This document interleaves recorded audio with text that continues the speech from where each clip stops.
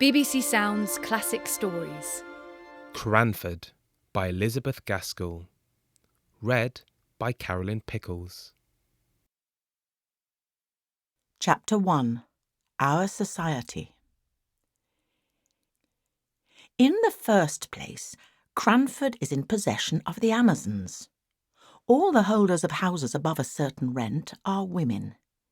If a married couple come to settle in the town, somehow the gentleman disappears. He is either fairly frightened to death by being the only man in the Cranford evening parties, or he is accounted for by being with his regiment, his ship, or closely engaged in business all the week in the great neighbouring commercial town of Drumble, distant only 20 miles on a railroad. In short, whatever does become of the gentlemen, they are not at Cranford. What could they do if they were there? The surgeon has his round of 30 miles and sleeps at Cranford, but every man cannot be a surgeon. For keeping the trim gardens full of choice flowers without a weed to speck them, for frightening away little boys who look wistfully at the said flowers through the railings, for rushing out at the geese that occasionally venture into the gardens if the gates are left open, for deciding all questions of literature and politics without troubling themselves with unnecessary reasons or arguments, for obtaining clear and correct knowledge of everybody's affairs in the parish, for keeping their neat maidservants in admirable order, for kindness, somewhat dictatorial, to the poor, and real tender good officers to each other whenever they are in distress, the ladies of Cranford are quite sufficient. A man, as one of them observed to me once, is so in the way in the house. Although the ladies of Cranford know all each other's proceedings, they are exceedingly indifferent to each other's opinions. Indeed, as each has her own individuality, not to say eccentricity, pretty strongly developed, nothing is so easy as verbal retaliation. But somehow goodwill reigns among them to a considerable degree. The Cranford ladies have only an occasional little quarrel, spirited out in a few peppery words and angry jerks of the head, just enough to prevent the even tenor of their lives from becoming too flat. Their dress is very independent of fashion, as they observe, "What does it signify how we dress here at Cranford, where everybody knows us?" And if they go from home, their reason is equally cogent.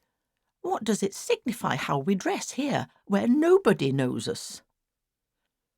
The materials of their clothes are, in general, good and plain, and most of them are nearly as scrupulous as Miss Tyler, of cleanly memory.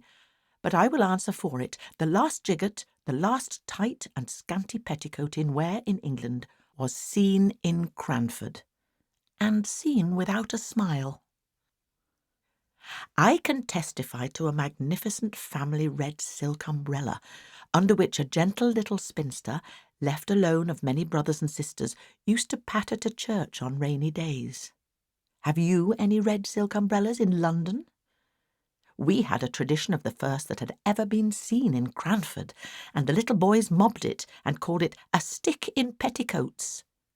It might have been the very red silk one I have described, held by a strong father over a troop of little ones. The poor little lady, the survivor of all, could scarcely carry it. Then there were rules and regulations for visiting and calls, and they were announced to any young people who might be staying in the town, with all the solemnity with which the old Manx laws were read once a year on the Tinwald Mount. "Our friends have sent to inquire how you are after your journey tonight, my dear. 15 miles in a gentleman's carriage. They will give you some rest tomorrow, but the next day I have no doubt they will call. So be at liberty after 12. From 12 to 3 are our calling hours." Then, after they had called, "It is the third day. I dare say your mamma has told you, my dear, never to let more than 3 days elapse between receiving a call and returning it, and also that you are never to stay longer than a quarter of an hour." But am I to look at my watch?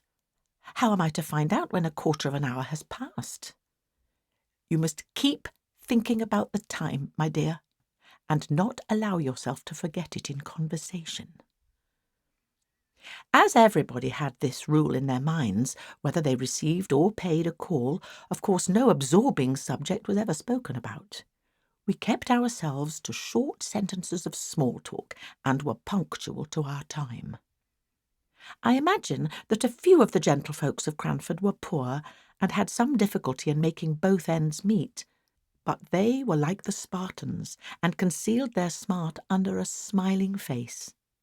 We none of us spoke of money, because that subject savoured of commerce and trade, and though some might be poor, we were all aristocratic.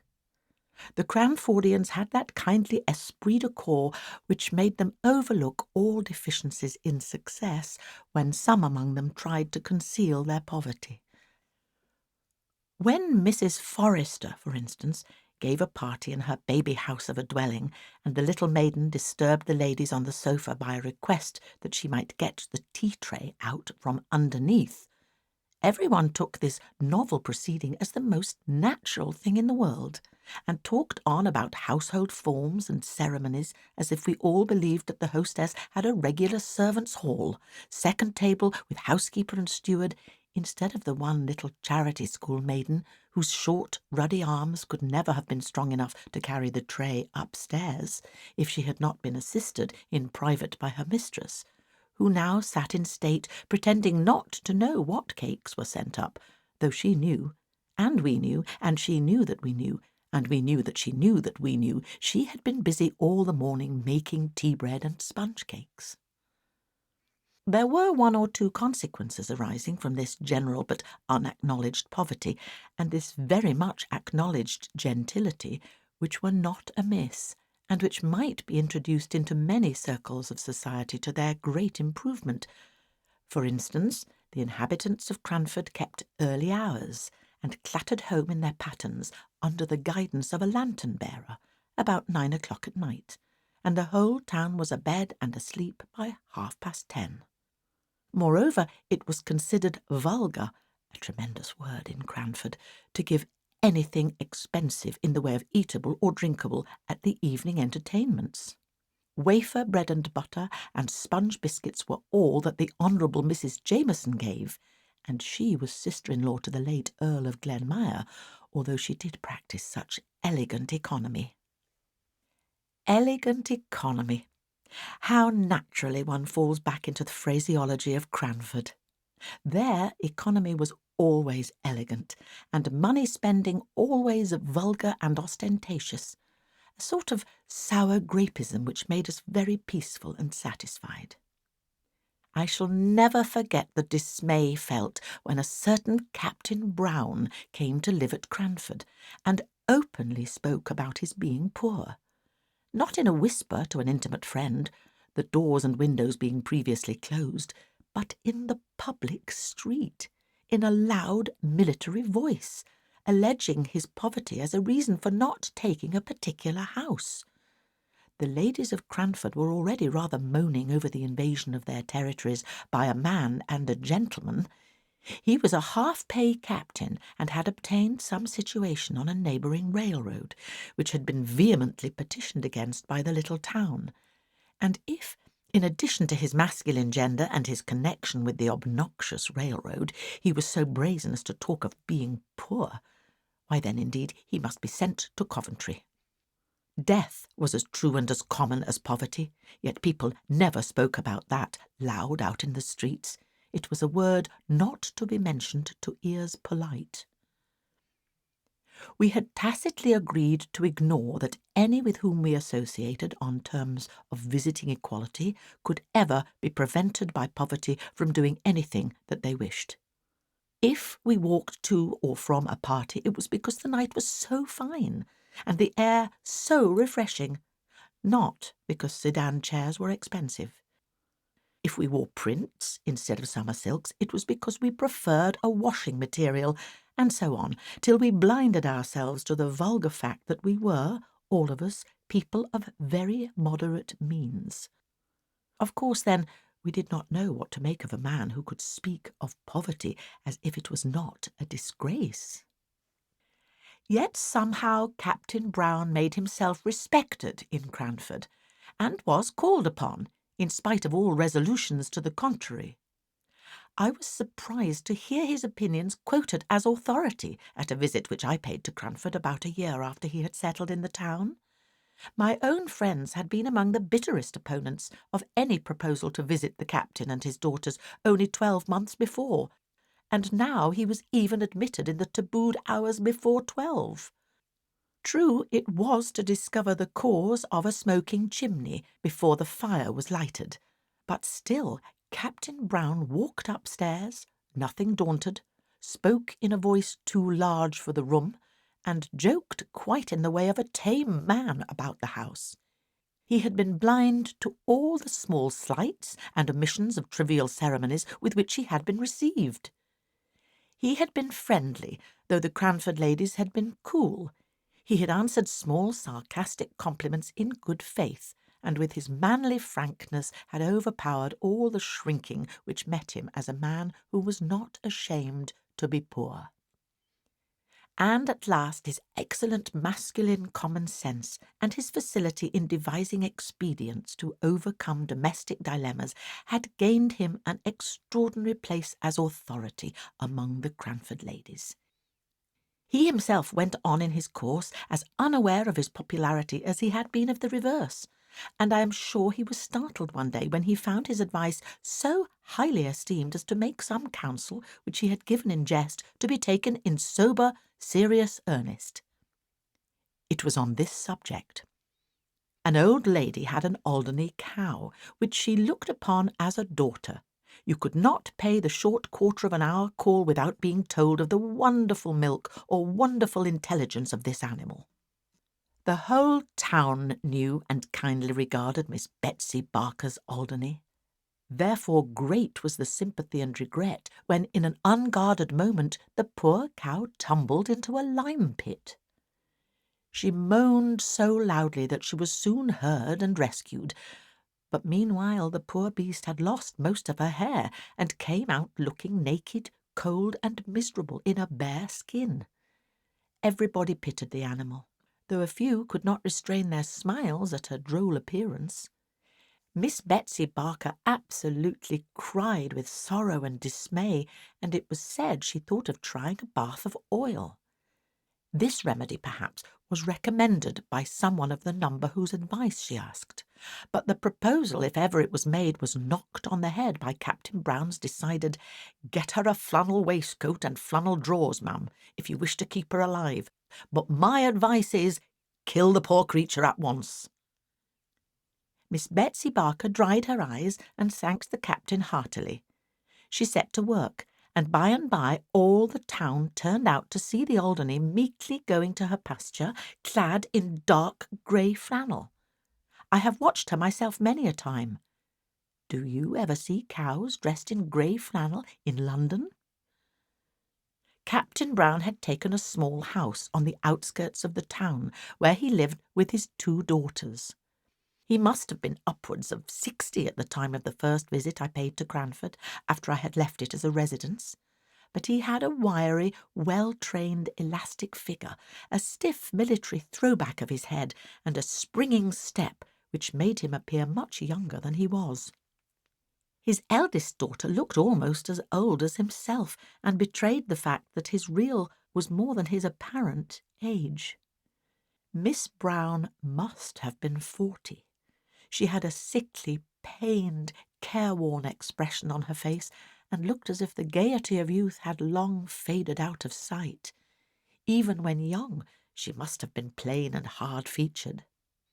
Miss Jessie Brown was 10 years younger than her sister, and 20 shades prettier.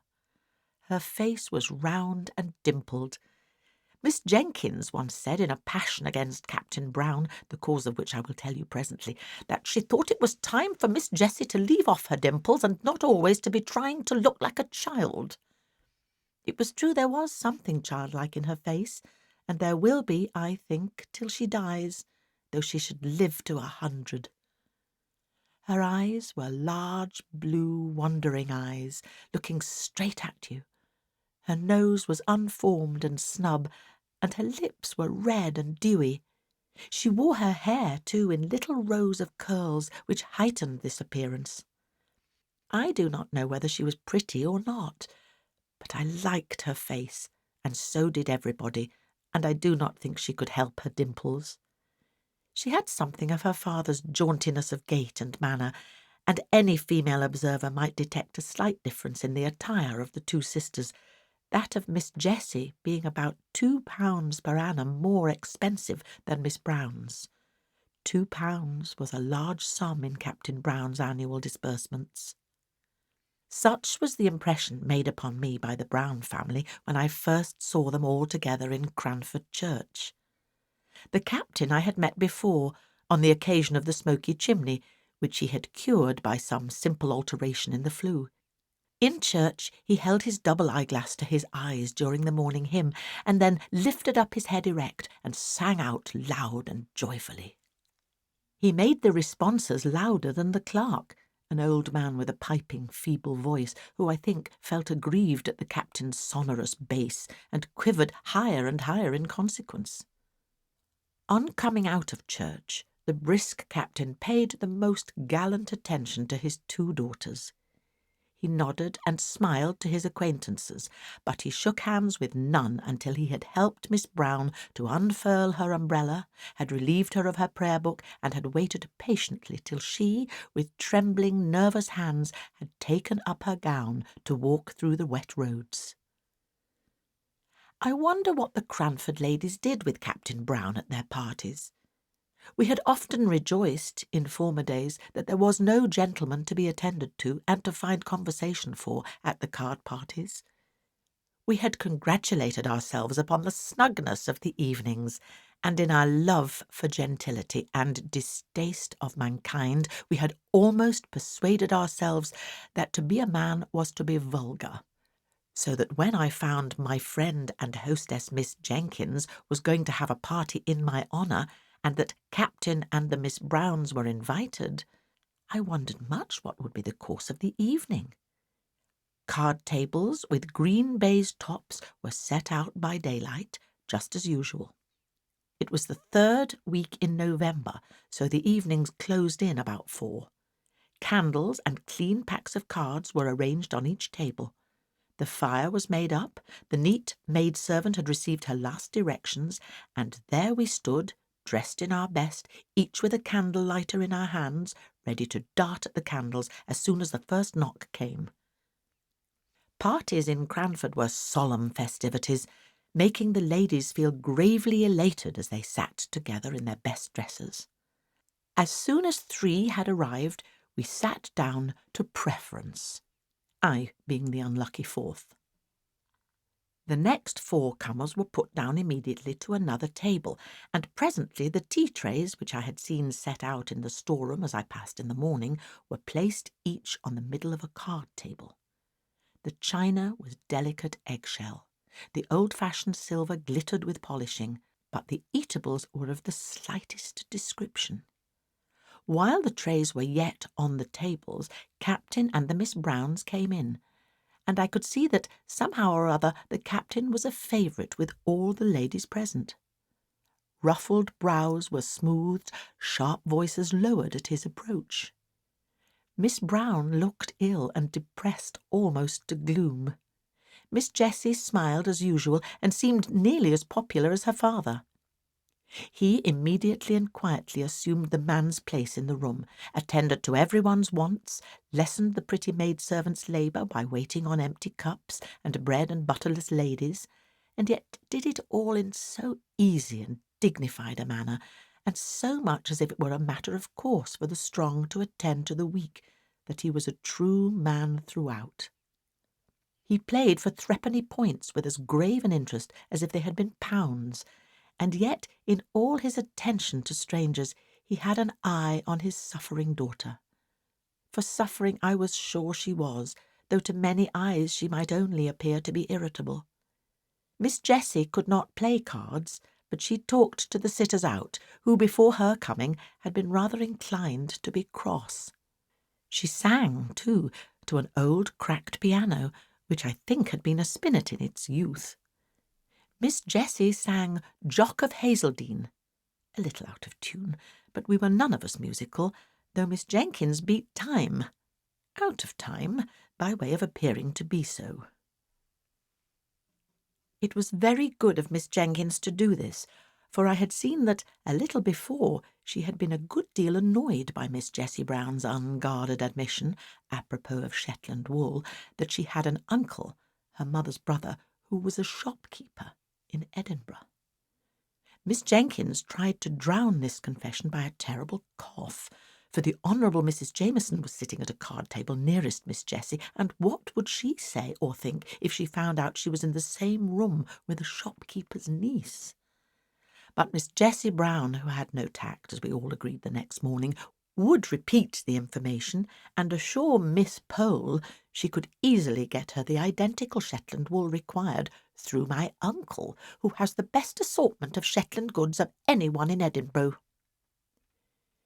It was to take the taste of this out of our mouths and the sound of this out of our ears that Miss Jenkins proposed music. So I say again, it was very good of her to beat time to the song. When the trays reappeared with biscuits and wine, punctually at 9:15, there was conversation, comparing of cards, and talking over tricks. But by and by Captain Brown sported a bit of literature. "Have you seen any numbers of the Pickwick papers?" said he. They were then publishing in parts. "Capital thing." Now Miss Jenkins was daughter of a deceased rector of Cranford, and on the strength of a number of manuscript sermons and a pretty good library of divinity, considered herself literary, and looked upon any conversation about books as a challenge to her. So she answered and said, yes, she had seen them. Indeed, she might say she had read them. "And what do you think of 'em?" exclaimed Captain Brown.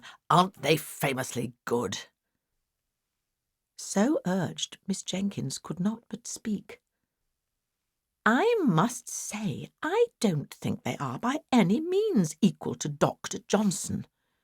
Still, perhaps the author is young. Let him persevere, and who knows what he may become if he will take the great doctor for his model." This was evidently too much for Captain Brown to take placidly, and I saw the words on the tip of his tongue before Miss Jenkins had finished her sentence. "It is quite a different sort of thing, my dear madam," he began. "I am quite aware of that," returned she, "and I make allowances, Captain Brown." "Just allow me to read you a scene out of this month's number," pleaded he. "I had it only this morning, and I don't think the company can have read it yet." "As you please," said she, settling herself with an air of resignation. He read the account of the soirée which Sam Weller gave at Bath. Some of us laughed heartily. I did not dare, because I was staying in the house. Miss Jenkins sat in patient gravity. When it was ended, she turned to me and said with mild dignity, "Fetch me Rasselas, my dear, out of the book-room." When I had brought it to her, she turned to Captain Brown. "Now allow me to read you a scene, and then the present company can judge between your favourite Mr. Boz and Dr. Johnson." She read one of the conversations between Rasselas and Imlac in a high-pitched, majestic voice, and when she had ended, she said, "I imagine I am now justified in my preference of Dr. Johnson as a writer of fiction." The captain screwed his lips up and drummed on the table, but he did not speak. She thought she would give him a finishing blow or two. "I consider it vulgar and below the dignity of literature to publish in numbers." "How was the Rambler published, ma'am?" asked Captain Brown in a low voice, which I think Miss Jenkins could not have heard. "Dr. Johnson's style is a model for young beginners. My father recommended it to me when I began to write letters. I have formed my own style upon it. I recommended it to your favourite." "I should be very sorry for him to exchange his style for any such pompous writing," said Captain Brown. Miss Jenkins felt this as a personal affront. in a way of which the captain had not dreamed. Epistolary writing she and her friends considered as her forte. Many a copy of many a letter have I seen written and corrected on the slate before she seized the half-hour just previous to post-time to assure her friends of this or of that, and Dr. Johnson was, as she said, her model in these compositions. She drew herself up with dignity and only replied to Captain Brown's last remark by saying with marked emphasis on every syllable, "I prefer Dr. Johnson to Mr. Boz." It is said, I won't vouch for the fact, that Captain Brown was heard to say sotto voce, "Damn Dr. Johnson." If he did, he was penitent afterwards, as he showed by going to stand near Miss Jenkins's armchair and endeavouring to beguile her into conversation on some more pleasing subject. But she was inexorable. The next day she made the remark I have mentioned about Miss Jessie's dimples. Chapter 2. The Captain. It was impossible to live a month at Cranford and not know the daily habits of each resident, and long before my visit was ended I knew much concerning the whole Brown trio. There was nothing new to be discovered respecting their poverty, for they had spoken simply and openly about that from the very first. They made no mystery of the necessity for their being economical. All that remained to be discovered was the captain's infinite kindness of heart, and the various modes in which, unconsciously to himself, he manifested it. Some little anecdotes were talked about for some time after they occurred. As we did not read much, and as all the ladies were pretty well suited with servants, there was a dearth of subjects for conversation. We therefore discussed the circumstance of the captain taking a poor old woman's dinner out of her hands one very slippery Sunday. He had met her returning from the bakehouse as he came from church, and noticed her precarious footing, and with the grave dignity with which he did everything, he relieved her of her burden and steered along the street by her side, carrying her baked mutton and potatoes safely home. This was thought very eccentric, and it was rather expected that he would pay a round of calls on the Monday morning to explain and apologise to the Cranford sense of propriety. But he did no such thing, and then it was decided that he was ashamed and was keeping out of sight. In a kindly pity for him, we began to say, after all, the Sunday morning's occurrence showed great goodness of heart, and it was resolved that he should be comforted on his next appearance amongst us. But lo, he came down upon us untouched by any sense of shame, speaking loud and bass as ever, his head thrown back, his wig as jaunty and well curled as usual, and we were obliged to conclude he had forgotten all about Sunday. Miss Pole and Miss Jessie Brown had set up a kind of intimacy on the strength of the Shetland wool and the new knitting stitches, so it happened that when I went to visit Miss Pole, I saw more of the Browns than I had done while staying with Miss Jenkins, who had never got over what she called Captain Brown's disparaging remarks upon Dr. Johnson as a writer of light and agreeable fiction. I found that Miss Brown was seriously ill of some lingering incurable complaint, the pain occasioned by which gave the uneasy expression to her face that I had taken for unmitigated crossness. Cross, too, she was at times, when the nervous irritability occasioned by her disease became past endurance. Miss Jessie bore with her at these times even more patiently than she did with the bitter self-upbraidings by which they were invariably succeeded.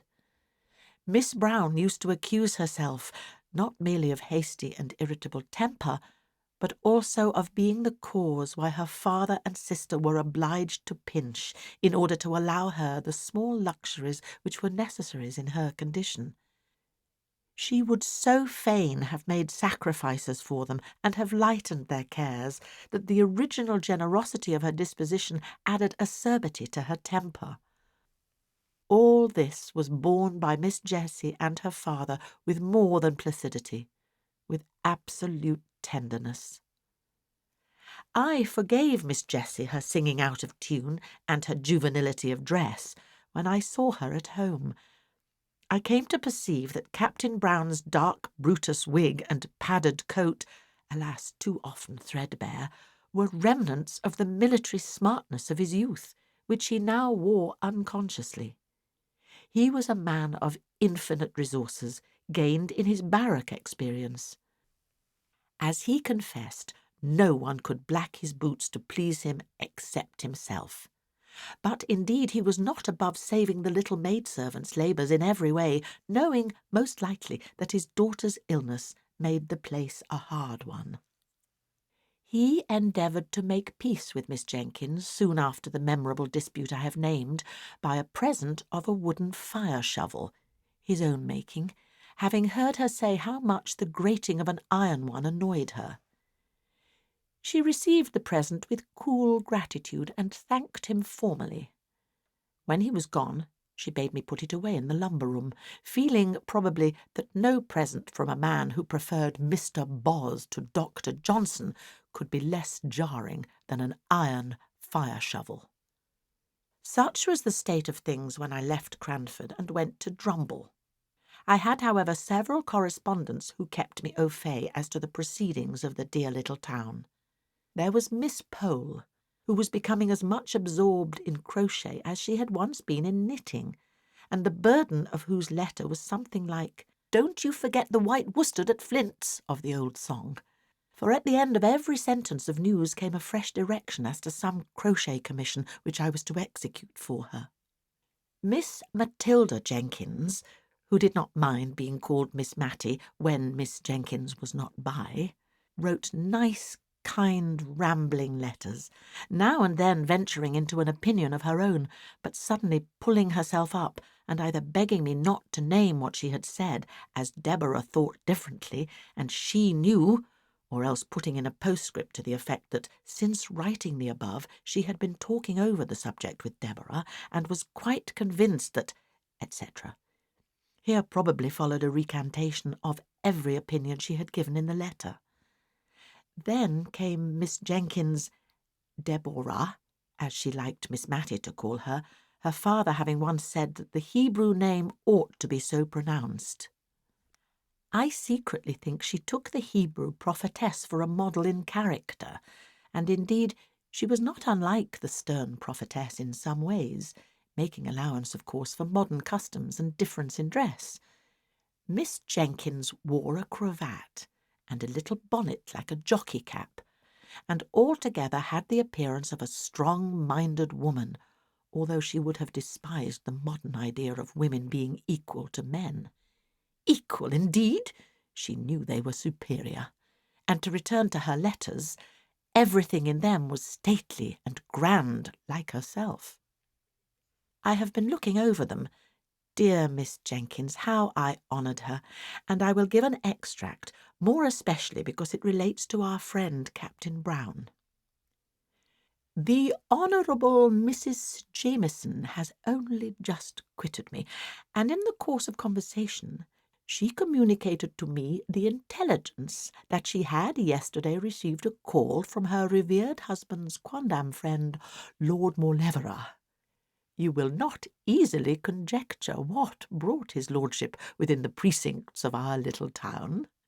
It was to see Captain Brown, with whom it appears his lordship was acquainted in the plumed wars, and who had the privilege of averting destruction from his lordship's head when some great peril was impending over it, off the misnomed Cape of Good Hope.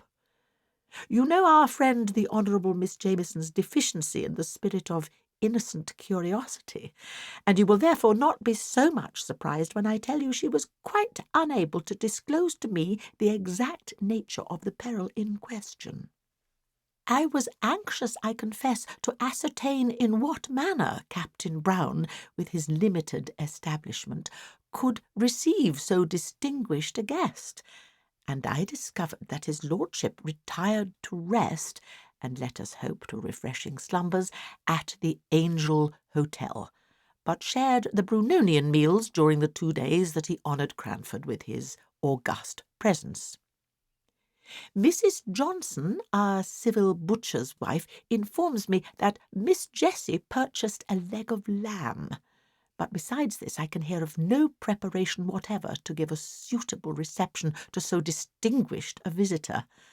Perhaps they entertained him with the feast of reason and the flow of soul, and to us, who are acquainted with Captain Brown's sad want of relish for the pure wells of English undefiled, it may be matter for congratulation that he has had the opportunity of improving his taste by holding converse with an elegant and refined member of the British aristocracy. But from some mundane failings, who is altogether free? Miss Pole and Miss Matty wrote to me by the same post. Such a piece of news as Lord Mauleverer's visit was not to be lost on the Cranford letter-writers. They made the most of it. Miss Matty humbly apologised for writing at the same time as her sister, who was so much more capable than she to describe the honour done to Cranford. But in spite of a little bad spelling, Miss Matty's account gave me the best idea of the commotion occasioned by his lordship's visit after it had occurred. For, except the people at the Angel, the Browns, Mrs. Jameson, and a little lad his lordship had sworn at for driving a dirty hoop against the aristocratic legs, I could not hear of anyone with whom his lordship had held conversation. My next visit to Cranford was in the summer. There had been neither births, deaths, nor marriages since I was last there. Everybody lived in the same house and wore pretty nearly the same well-preserved old-fashioned clothes. The greatest event was that Miss Jenkins had purchased a new carpet for the drawing-room. Oh, the busy work Miss Matty and I had in chasing the sunbeams as they fell in an afternoon right down on this carpet through the blindless window. We spread newspapers over the places and sat down to our book or our work, and lo, in a quarter of an hour the sun had moved and was blazing away on a fresh spot, and down again we went on our knees to alter the position of the newspapers. We were very busy too one whole morning before Miss Jenkins gave her party, in following her directions and in cutting out and stitching together pieces of newspaper so as to form little paths to every chair set for the expected visitors, lest their shoes might dirty or defile the purity of the carpet. Do you make paper paths for every guest to walk upon in London? Captain Brown and Miss Jenkins were not very cordial to each other. The literary dispute of which I had seen the beginning was a roar, the slightest touch on which made them wince. It was the only difference of opinion they had ever had, but that difference was enough. Miss Jenkins could not refrain from talking at Captain Brown, and though he did not reply, he drummed with his fingers, which action she felt and resented as very disparaging to Dr. Johnson.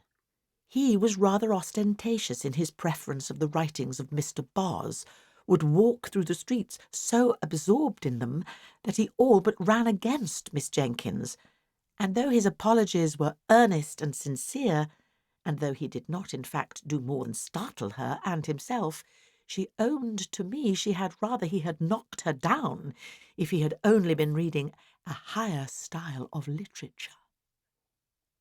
The poor, brave captain. He looked older and more worn, and his clothes were very threadbare, but he seemed as bright and cheerful as ever, unless he was asked about his daughter's health. She suffers a great deal, and she must suffer more. We do what we can to alleviate her pain. God's will be done. He took off his hat at these last words. I found from Miss Matty that everything had been done, in fact. A medical man of high repute in that country neighbourhood had been sent for, and every injunction he had given was attended to, regardless of expense.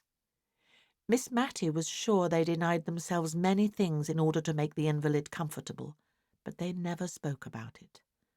And as for Miss Jessie, "I really think she's an angel," said poor Miss Matty, quite overcome. "To see her way of bearing with Miss Brown's crossness, and the bright face she puts on after she's been sitting up a whole night and scolded above half of it, is quite beautiful.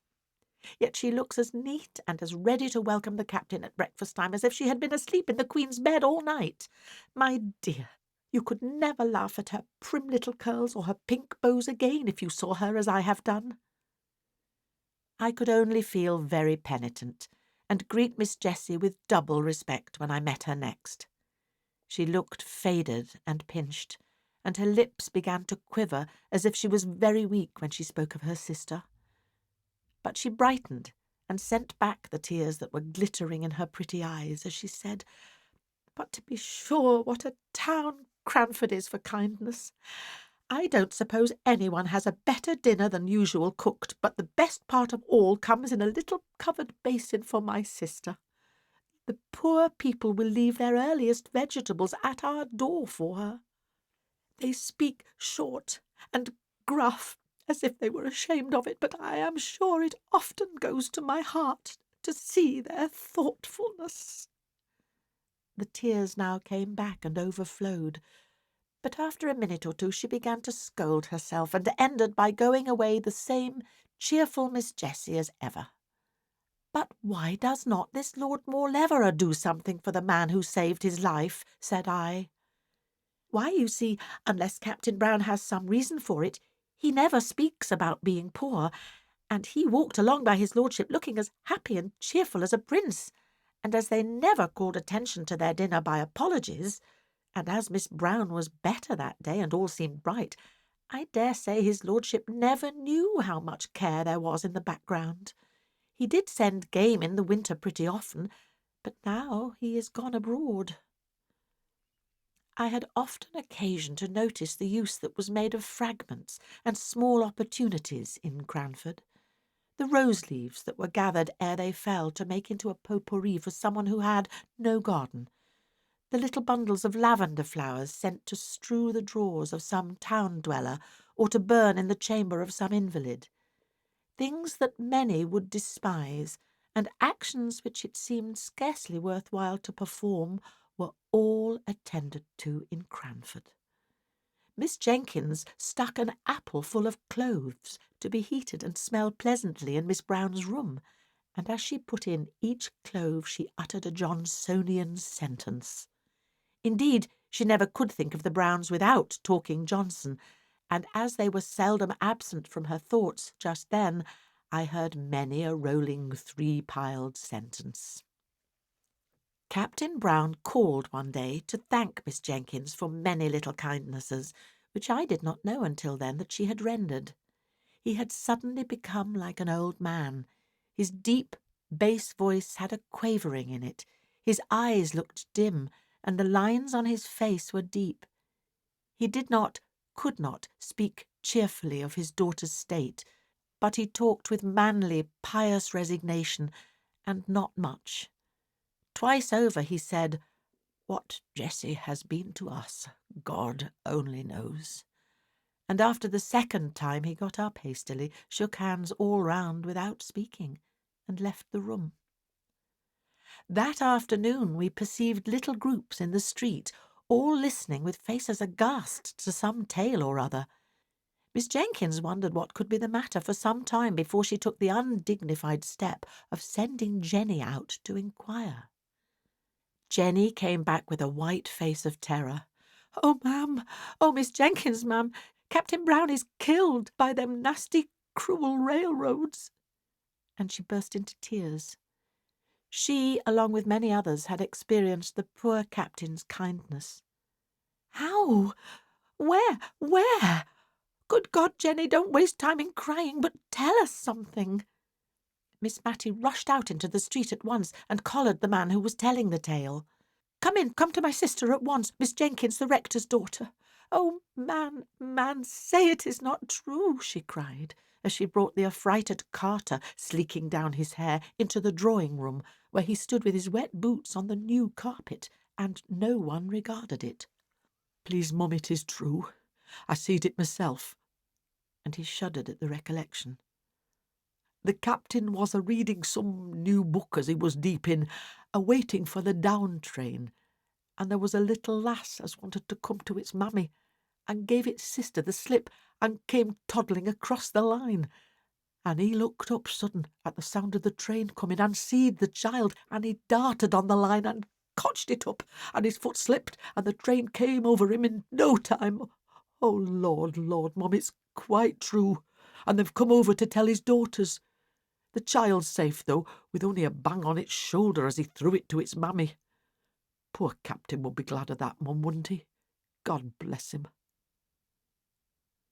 The great, rough Carter puckered up his manly face and turned away to hide his tears. I turned to Miss Jenkins. She looked very ill, as if she were going to faint, and signed to me to open the window. "Matilda, bring me my bonnet. I must go to those girls. God pardon me if ever I have spoken contemptuously to the captain." Miss Jenkins arrayed herself to go out, telling Miss Matilda to give the man a glass of wine. While she was away, Miss Matty and I huddled over the fire, talking in a low and awestruck voice. I know we cried quietly all the time. Miss Jenkins came home in a silent mood, and we durst not ask her many questions. She told us that Miss Jessie had fainted, and that she and Miss Pole had had some difficulty in bringing her round, but that as soon as she recovered, she begged one of them to go and sit with her sister. "Mr. Hoggins says she cannot live many days, and she shall be spared this shock," said Miss Jessie, shivering with feelings to which she dared not give way. "But how can you manage, my dear?" asked Miss Jenkins. "You cannot bear up. She must see your tears." "God will help me. I will not give way. She was asleep when the news came. She may be asleep yet. She would be so utterly miserable, not merely at my father's death, but to think of what would become of me. She is so good to me." She looked up earnestly in their faces with her soft, true eyes, and Miss Pole told Miss Jenkins afterwards she could hardly bear it, knowing, as she did, how Miss Brown treated her sister. However, it was settled according to Miss Jessie's wish. Miss Brown was to be told her father had been summoned to take a short journey on railway business. They had managed it in some way. Miss Jenkins could not exactly say how. Miss Pole was to stop with Miss Jessie. Mrs. Jameson had sent to inquire, and this was all we heard that night, and a sorrowful night it was. The next day a full account of the fatal accident was in the county paper, which Miss Jenkins took in. Her eyes were very weak, she said, and she asked me to read it. When I came to "the gallant gentleman was deeply engaged in the perusal of a number of Pickwick," which he had just received, Miss Jenkins shook her head long and solemnly, and then sighed out, "Poor, dear, infatuated man." The corpse was to be taken from the station to the parish church, there to be interred. Miss Jessie had set her heart on following it to the grave, and no dissuasives could alter her resolve. Her restraint upon herself made her almost obstinate. She resisted all Miss Pole's entreaties and Miss Jenkins' advice. At last Miss Jenkins gave up the point, and after a silence which I feared portended some deep displeasure against Miss Jessie, Miss Jenkins said she should accompany the latter to the funeral. "It is not fit for you to go alone. It would be against both propriety and humanity were I to allow it." Miss Jessie seemed as if she did not half like this arrangement, but her obstinacy, if she had any, had been exhausted in her determination to go to the interment. She longed, poor thing, I have no doubt, to cry alone over the grave of the dear father to whom she had been all in all, and to give way for one little half-hour, uninterrupted by sympathy and unobserved by friendship. But it was not to be. That afternoon Miss Jenkins sent out for a yard of black crape, and employed herself busily in trimming the little black silk bonnet I have spoken about. When it was finished, she put it on, and looked at us for approbation. Admiration she despised. I was full of sorrow, but by one of those whimsical thoughts which come unbidden into our heads in times of deepest grief, I no sooner saw the bonnet than I was reminded of a helmet, and in that hybrid bonnet, half helmet, half jockey cap, did Miss Jenkins attend Captain Brown's funeral, and I believe supported Miss Jessie with a tender, indulgent firmness which was invaluable, allowing her to weep her passionate fill before they left.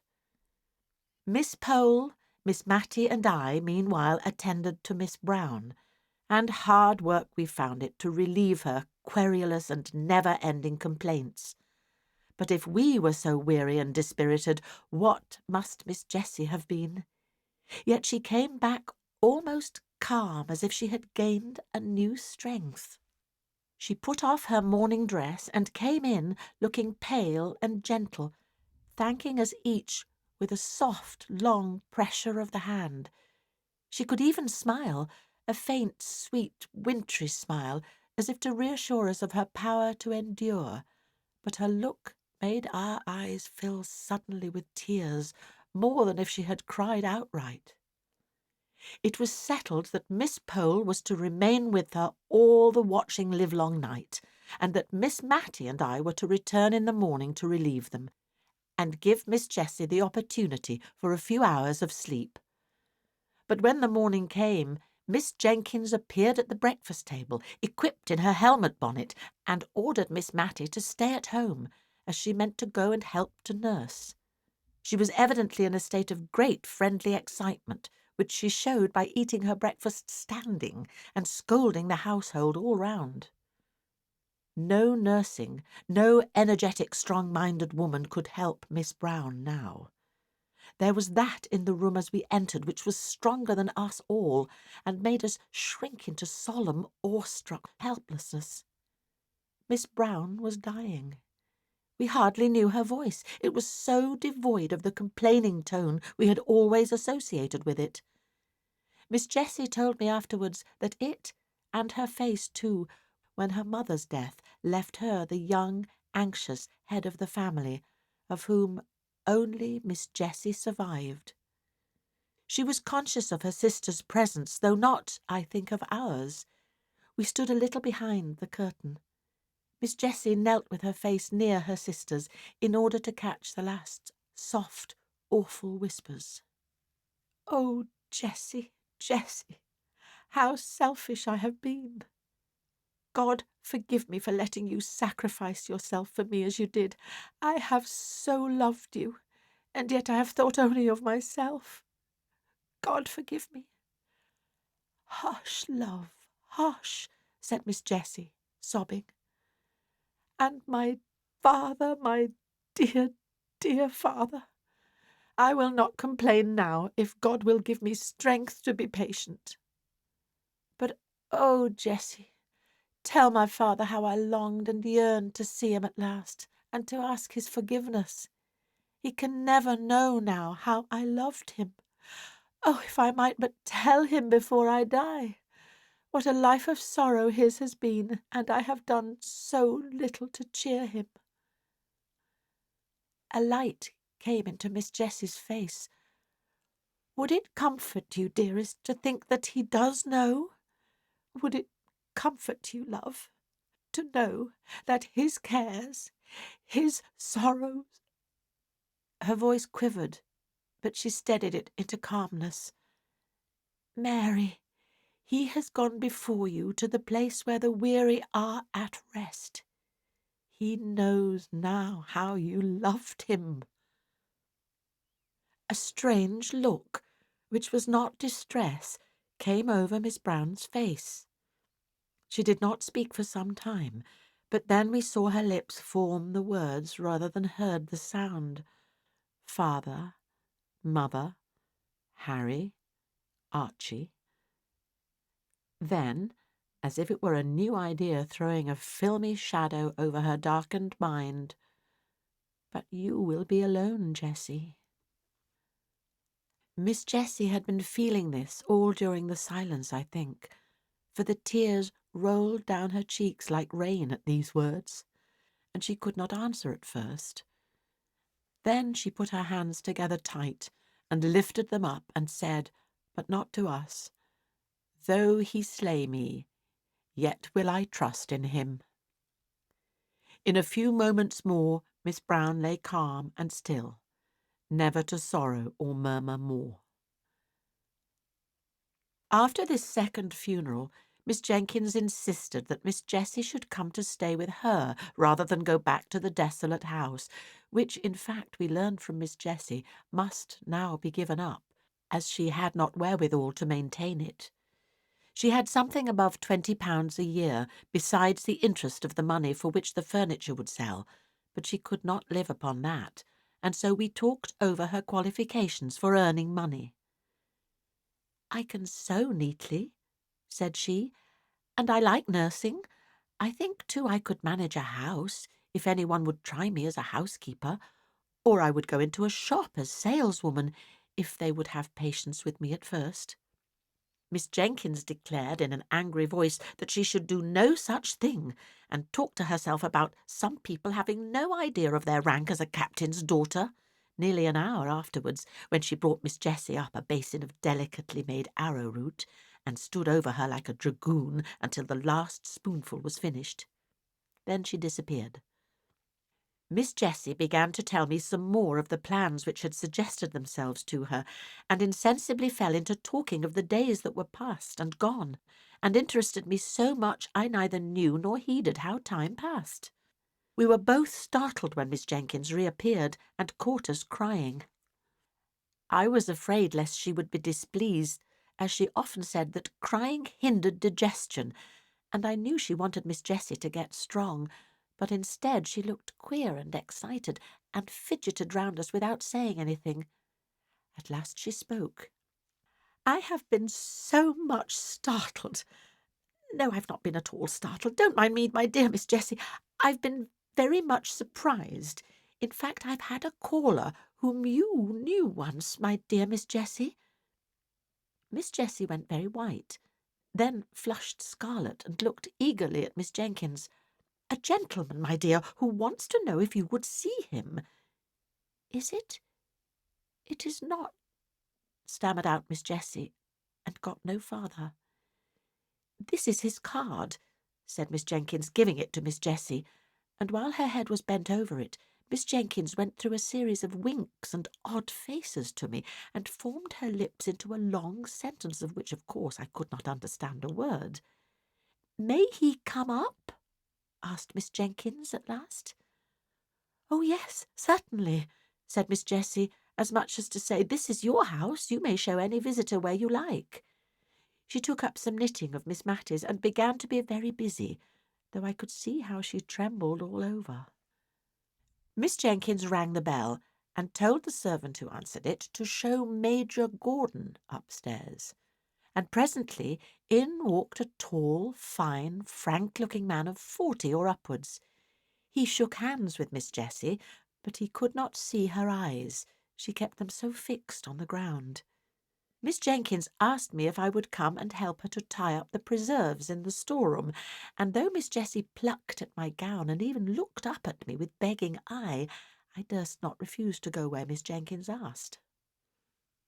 Instead of tying up preserves in the storeroom, however, we went to talk in the dining-room, and there Miss Jenkins told me what Major Gordon had told her, how he had served in the same regiment with Captain Brown, and had become acquainted with Miss Jessie, then a sweet-looking, blooming girl of 18, how the acquaintance had grown into love on his part, though it had been some years before he had spoken, how, on becoming possessed, through the will of an uncle, of a good estate in Scotland, he had offered and been refused, though with so much agitation and evident distress that he was sure she was not indifferent to him, and how he had discovered that the obstacle was the fell disease which was, even then, too surely threatening her sister. She had mentioned that the surgeons foretold intense suffering, and there was no one but herself to nurse her poor Mary, or cheer and comfort her father during the time of illness. They had had long discussions, and on her refusal to pledge herself to him as his wife when all should be over, he had grown angry and broken off entirely and gone abroad, believing that she was a cold-hearted person whom he would do well to forget.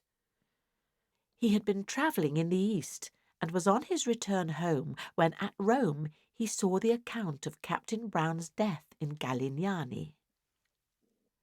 Just then Miss Matty, who had been out all the morning and had only lately returned to the house, burst in with a face of dismay and outraged propriety. "Oh, goodness me," she said. "Deborah, there's a gentleman sitting in the drawing-room with his arm round Miss Jessie's waist." Miss Matty's eyes looked large with terror.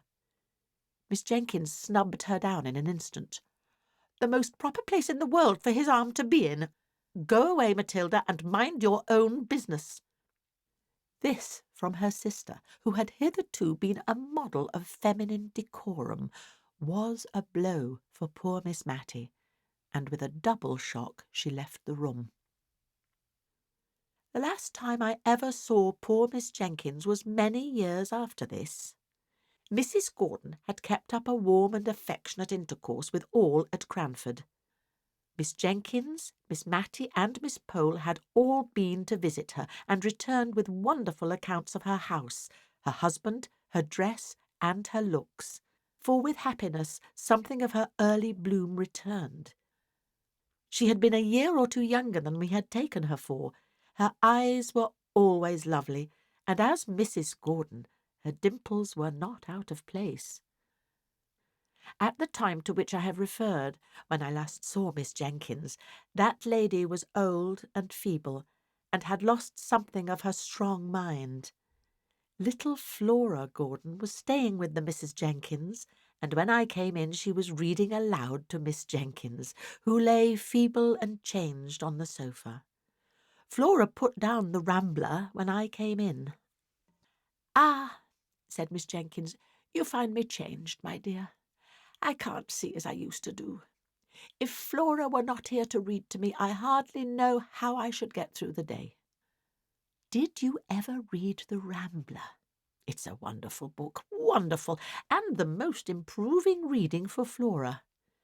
Which I dare say it would have been if she could have read half the words without spelling, and could have understood the meaning of a third. Better than that strange old book with the queer name poor Captain Brown was killed for reading. That book by Mr. Boz, you know, Old Poz. When I was a girl, but that's a long time ago. She babbled on long enough for Flora to get a good long spell at the Christmas Carol, which Miss Matty had left on the table. Chapter 3. A Love Affair of Long Ago. I thought that probably my connection with Cranford would cease after Miss Jenkins' death, at least that it would have to be kept up by correspondence, which bears much the same relation to personal intercourse that the books of dried plants I sometimes see, hortus siccus, I think they call the thing, do to living and fresh flowers in the lines and meadows. I was pleasantly surprised, therefore, by receiving a letter from Miss Pole, who would always come in for a supplementary week after my annual visit to Miss Jenkins, proposing that I should go and stay with her. And then, in a couple of days after my acceptance, came a note from Miss Matty, in which, in a rather circuitous and very humble manner, she told me how much pleasure I should confer if I could spend a week or two with her, either before or after I had been at Miss Pole's. "For," she said, "since my dear sister's death, I am well aware I have no attractions to offer. It is only to the kindness of my friends that I can owe their company." Of course I promised to come to dear Miss Matty as soon as I had ended my visit to Miss Pole, and the day after my arrival at Cranford I went to see her, much wondering what the house would be like without Miss Jenkins, and rather dreading the changed aspect of things. Miss Matty began to cry as soon as she saw me. She was evidently nervous from having anticipated my call. I comforted her as well as I could, and I found the best consolation I could give was the honest praise that came from my heart as I spoke of the deceased. Miss Matty slowly shook her head over each virtue as it was named and attributed to her sister, and at last she could not restrain the tears which had long been silently flowing, but hid her face behind her handkerchief and sobbed aloud. "Dear Miss Matty," said I, taking her hand, for indeed I did not know in what way to tell her how sorry I was for her, left deserted in the world. She put down her handkerchief and said, "My dear, I'd rather you did not call me Matty. She did not like it, but I did many a thing she did not like, I'm afraid, and now she's gone. If you please, my love, will you call me Matilda?" I promised faithfully, and began to practise the new name with Miss Pole that very day, and by degrees Miss Matilda's feeling on the subject was known through Cranford, and we all tried to drop the more familiar name, but with so little success that by and by we gave up the attempt. My visit to Miss Pole was very quiet. Miss Jenkins had so long taken the lead in Cranford that now she was gone they hardly knew how to give a party. The Honourable Mrs. Jameson, to whom Miss Jenkins herself had always yielded the post of honour, was fat and inert, and very much at the mercy of her old servants. If they chose that she should give a party, they reminded her of the necessity for so doing. If not, she let it alone. There was all the more time for me to hear old-world stories from Miss Pole while she sat knitting, and I making my father's shirts. I always took a quantity of plain sewing to Cranford, for as we did not read much or walk much, I found it a capital time to get through my work. One of Miss Pole's stories related to a shadow of a love affair that was dimly perceived or suspected long years before. Presently the time arrived when I was to remove to Miss Matilda's house. I found her timid and anxious about the arrangements for my comfort. Many a time while I was unpacking did she come backwards and forwards to stir the fire, which burned all the worse for being so frequently poked. "Have you drawers enough, dear?" asked she. "I don't know exactly how my sister used to arrange them. She had capital methods. I am sure she would have trained a servant in a week to make a better fire than this, and Fanny has been with me 4 months." The subject of servants was a standing grievance, and I could not wonder much at it, for if gentlemen were scarce and almost unheard of in the genteel society of Cranford, they or their counterparts, handsome young men, abounded in the lower classes. The pretty, neat servant-maids had their choice of desirable followers, and their mistresses, without having the sort of mysterious dread of men and matrimony that Miss Matilda had, might well feel a little anxious lest the heads of their comely maids should be turned by the joiner, or the butcher, or the gardener, who were obliged by their callings to come to the house, and who, as ill luck would have it, were generally handsome and unmarried. Fanny's lovers, if she had any, and Miss Matilda suspected her of so many flirtations that if she had not been very pretty I should have doubted her having one, were a constant anxiety to her mistress. She was forbidden by the articles of her engagement to have followers, and though she had answered innocently enough, doubling up the hem of her apron as she spoke, "Please, ma'am, I never had more than one at a time," Miss Matty prohibited that one. But a vision of a man seemed to haunt the kitchen. Fanny assured me that it was all fancy, or else I should have said myself that I had seen a man's coat-tails whisk into the scullery once, when I went on an errand into the storeroom at night, and another evening when, our watches having stopped, I went to look at the clock. There was a very odd appearance, singularly like a young man squeezed up between the clock and the back of the open kitchen door, and I thought Fanny snatched up the candle very hastily so as to throw the shadow on the clock face, while she very positively told me the time half an hour too early, as we found out afterwards by the church clock. But I did not add to Miss Matty's anxieties by naming my suspicions, especially as Fanny said to me the next day that it was such a queer kitchen for having odd shadows about it. She really was almost afraid to stay. "For you know, miss," she added, "I don't see a creature from 6 o'clock tea till Mrs. rings the bell for prayers at 10. However, it so fell out that Fanny had to leave, and Miss Matilda begged me to stay and settle her with the new maid, to which I consented, after I had heard from my father that he did not want me at home. The new servant was a rough, honest-looking country girl, who had only lived in a farm place before, but I liked her looks when she came to be hired, and I promised Miss Matilda to put her in the ways of the house. The said ways were religiously such as Miss Matilda thought her sister would approve.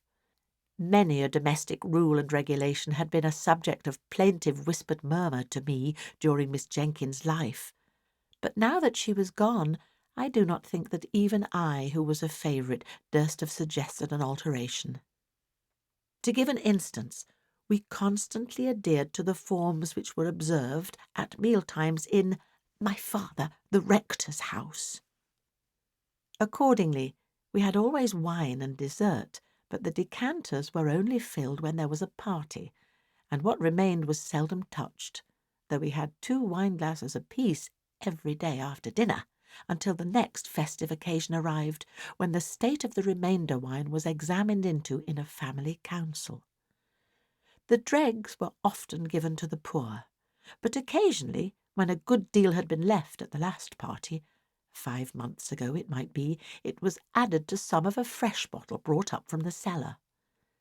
I fancy poor Captain Brown did not much like wine, for I noticed he never finished his first glass, and most military men take several. Then, as to our dessert, Miss Jenkins used to gather currants and gooseberries for it herself, which I sometimes thought would have tasted better fresh from the trees. But then, as Miss Jenkins observed, there would have been nothing for dessert in summer-time. As it was, we felt very genteel with our 2 glasses apiece, and a dish of gooseberries at the top, of currants and biscuits at the sides, and 2 decanters at the bottom. When oranges came in, a curious proceeding was gone through. Miss Jenkins did not like to cut the fruit, for, as she observed, the juice all ran out nobody knew where. Sucking, only I think she used some more recondite word, was in fact the only way of enjoying oranges. But then there was the unpleasant association with a ceremony frequently gone through by little babies, and so, after dessert, in orange season, Miss Jenkins and Miss Matty used to rise up, possess themselves each of an orange in silence, and withdraw to the privacy of their own rooms to indulge in sucking oranges. I had once or twice tried on such occasions to prevail on Miss Matty to stay, and had succeeded in her sister's lifetime. I held up a screen and did not look, and as she said, she tried not to make the noise very offensive, but now that she was left alone, she seemed quite horrified when I begged her to remain with me in the warm dining parlour and enjoy her orange as she liked best. And so it was in everything. Miss Jenkins's rules were made more stringent than ever, because the framer of them was gone where there could be no appeal. In all things else, Miss Matilda was meek and undecided to a fault.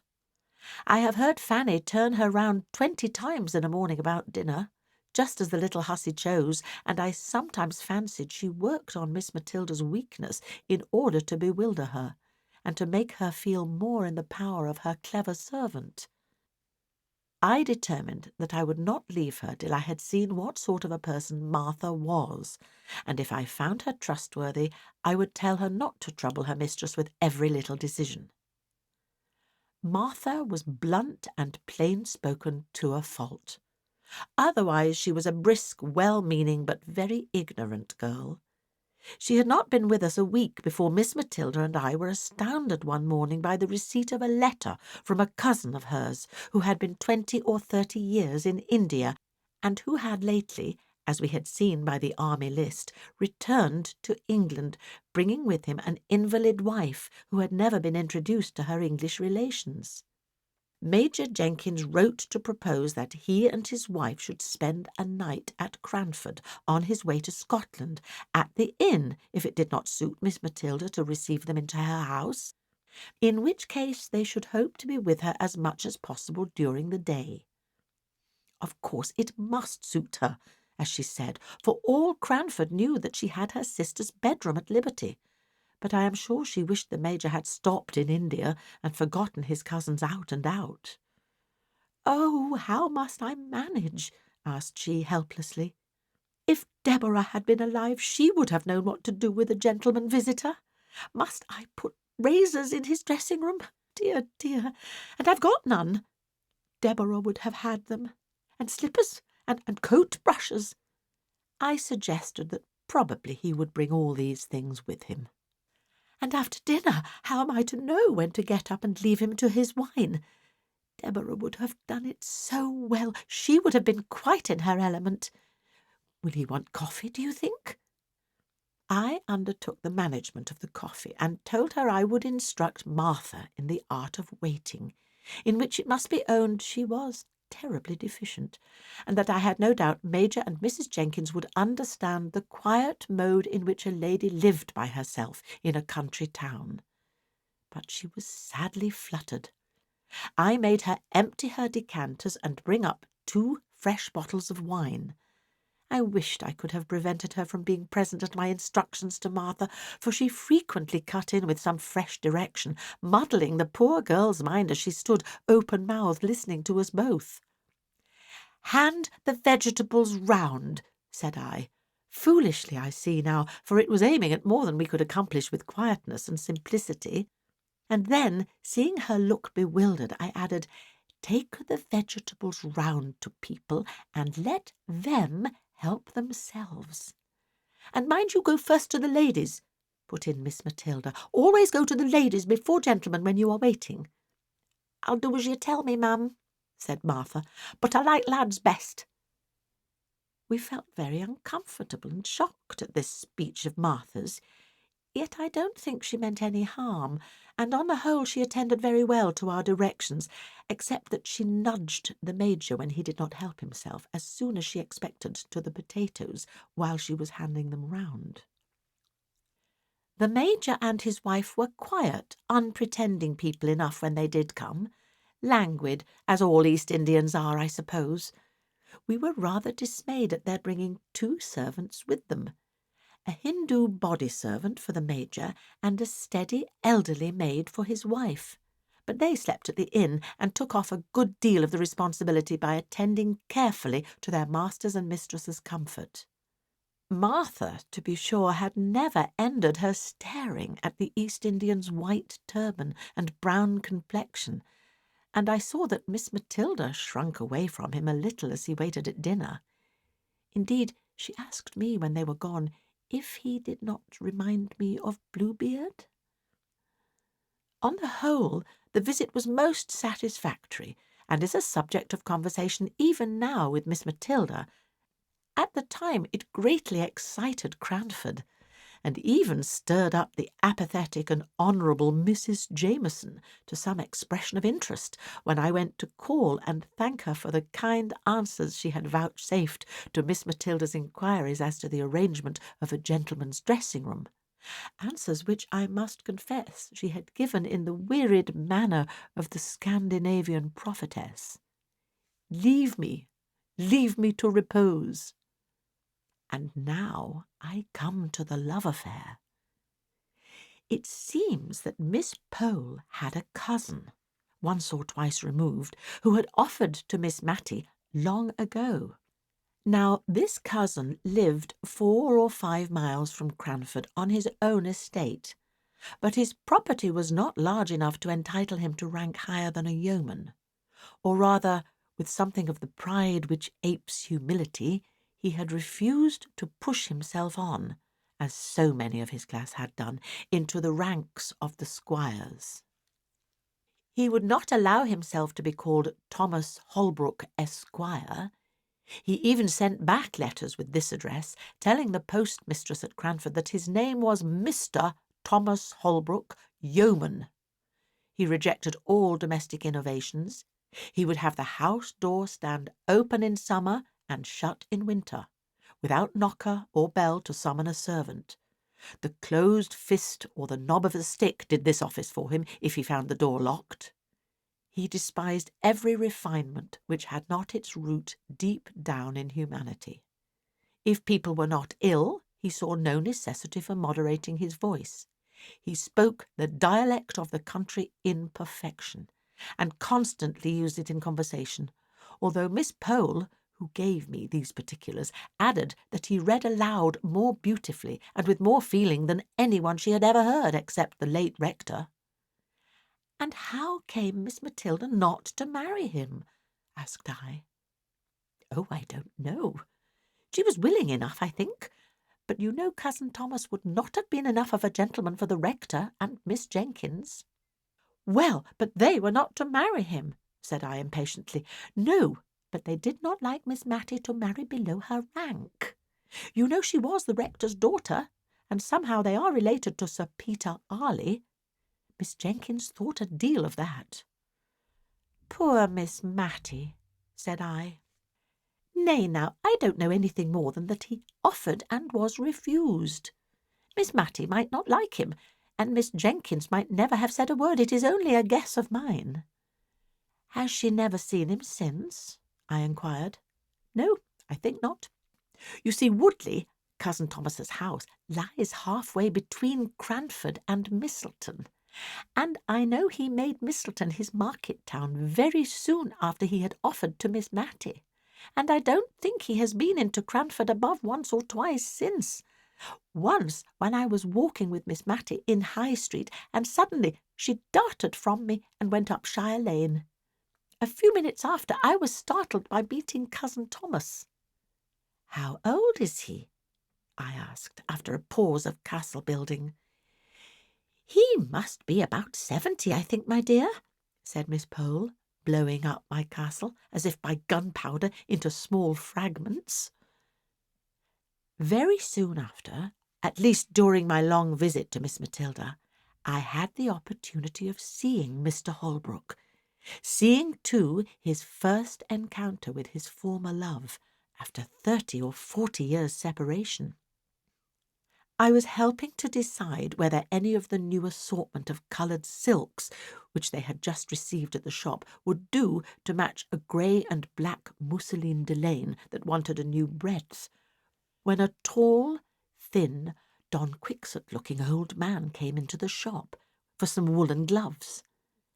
I had never seen the person, who was rather striking, before, and I watched him rather attentively while Miss Matty listened to the shopman.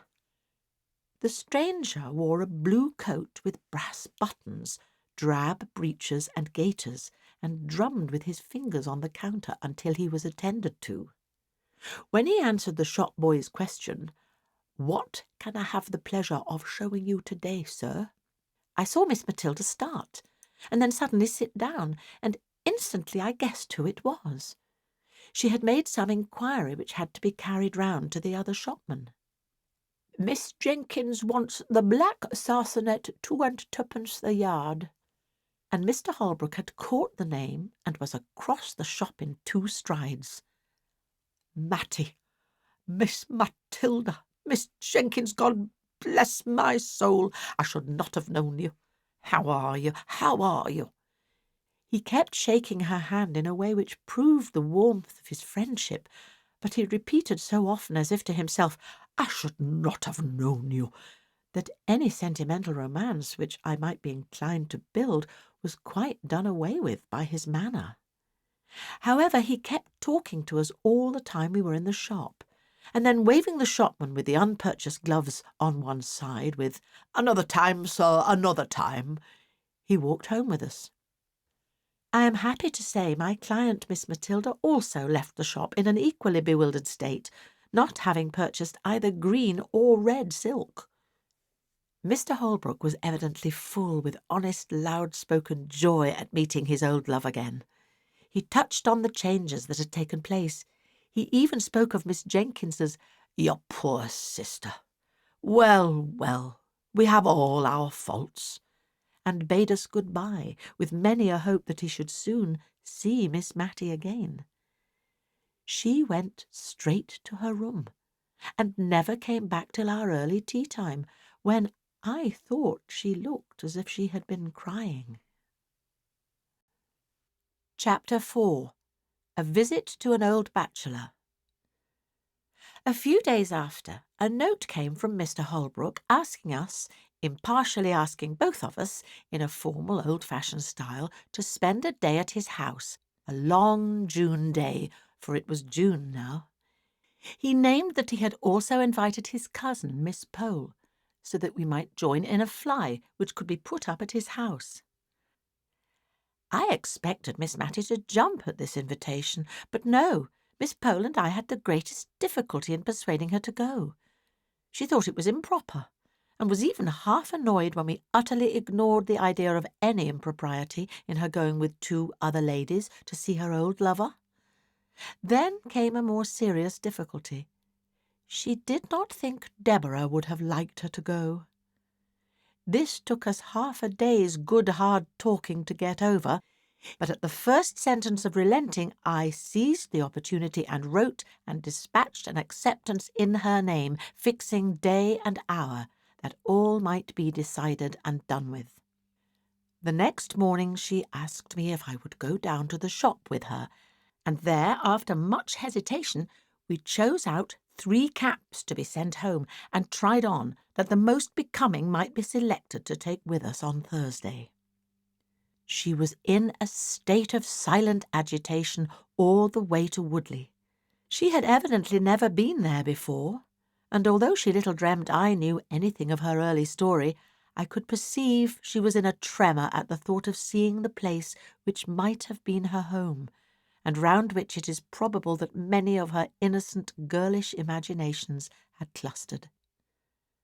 It was a long drive there through paved, jolting lanes. Miss Matilda sat bolt upright and looked wistfully out of the windows as we drew near the end of our journey. The aspect of the country was quiet and pastoral. Woodley stood among fields, and there was an old-fashioned garden where roses and currant bushes touched each other, and where the feathery asparagus formed a pretty background to the pinks and gillyflowers. There was no drive up to the door. We got out at a little gate and walked up a straight box-edged path. "My cousin might make a drive, I think," said Miss Pole, who was afraid of earache and had only her cap on. "I think it is very pretty," said Miss Matty, with a soft plaintiveness in her voice, and almost in a whisper, for just then Mr. Holbrook appeared at the door, rubbing his hands in very effervescence of hospitality. He looked more like my idea of Don Quixote than ever, and yet the likeness was only external. His respectable housekeeper stood modestly at the door to bid us welcome, and while she led the elder ladies upstairs to a bedroom, I begged to look about the garden. My request evidently pleased the old gentleman, who took me all round the place and showed me his 26 cows, named after the different letters of the alphabet. As we went along, he surprised me occasionally by repeating apt and beautiful quotations from the poets, ranging easily from Shakespeare and George Herbert to those of our own day. He did this as naturally as if he were thinking aloud, and their true and beautiful words were the best expression he could find for what he was thinking or feeling. To be sure, he called Byron "my Lord Byron," and pronounced the name of Goethe strictly in accordance with the English sound of the letters, as Goethe says, "ye ever verdant palaces." Altogether, I never met with a man before or since who had spent so long a life in a secluded and not impressive country, with ever-increasing delight in the daily and yearly change of season and beauty. When he and I went in, we found that dinner was nearly ready in the kitchen. for so I suppose the room ought to be called, as there were oak dressers and cupboards all round, all over by the side of the fireplace, and only a small Turkey carpet in the middle of the flag floor.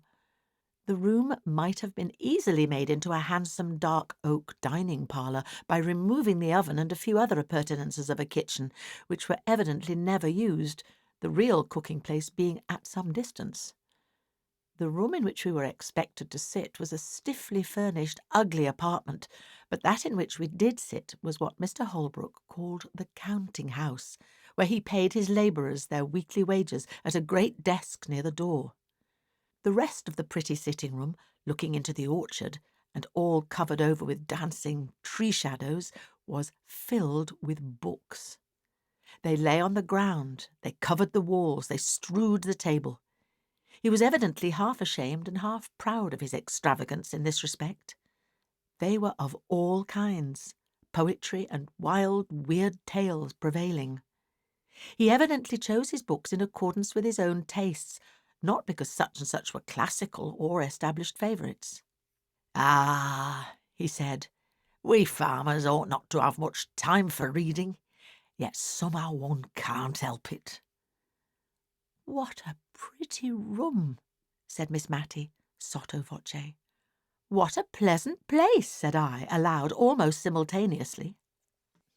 "Nay, if you like it," replied he.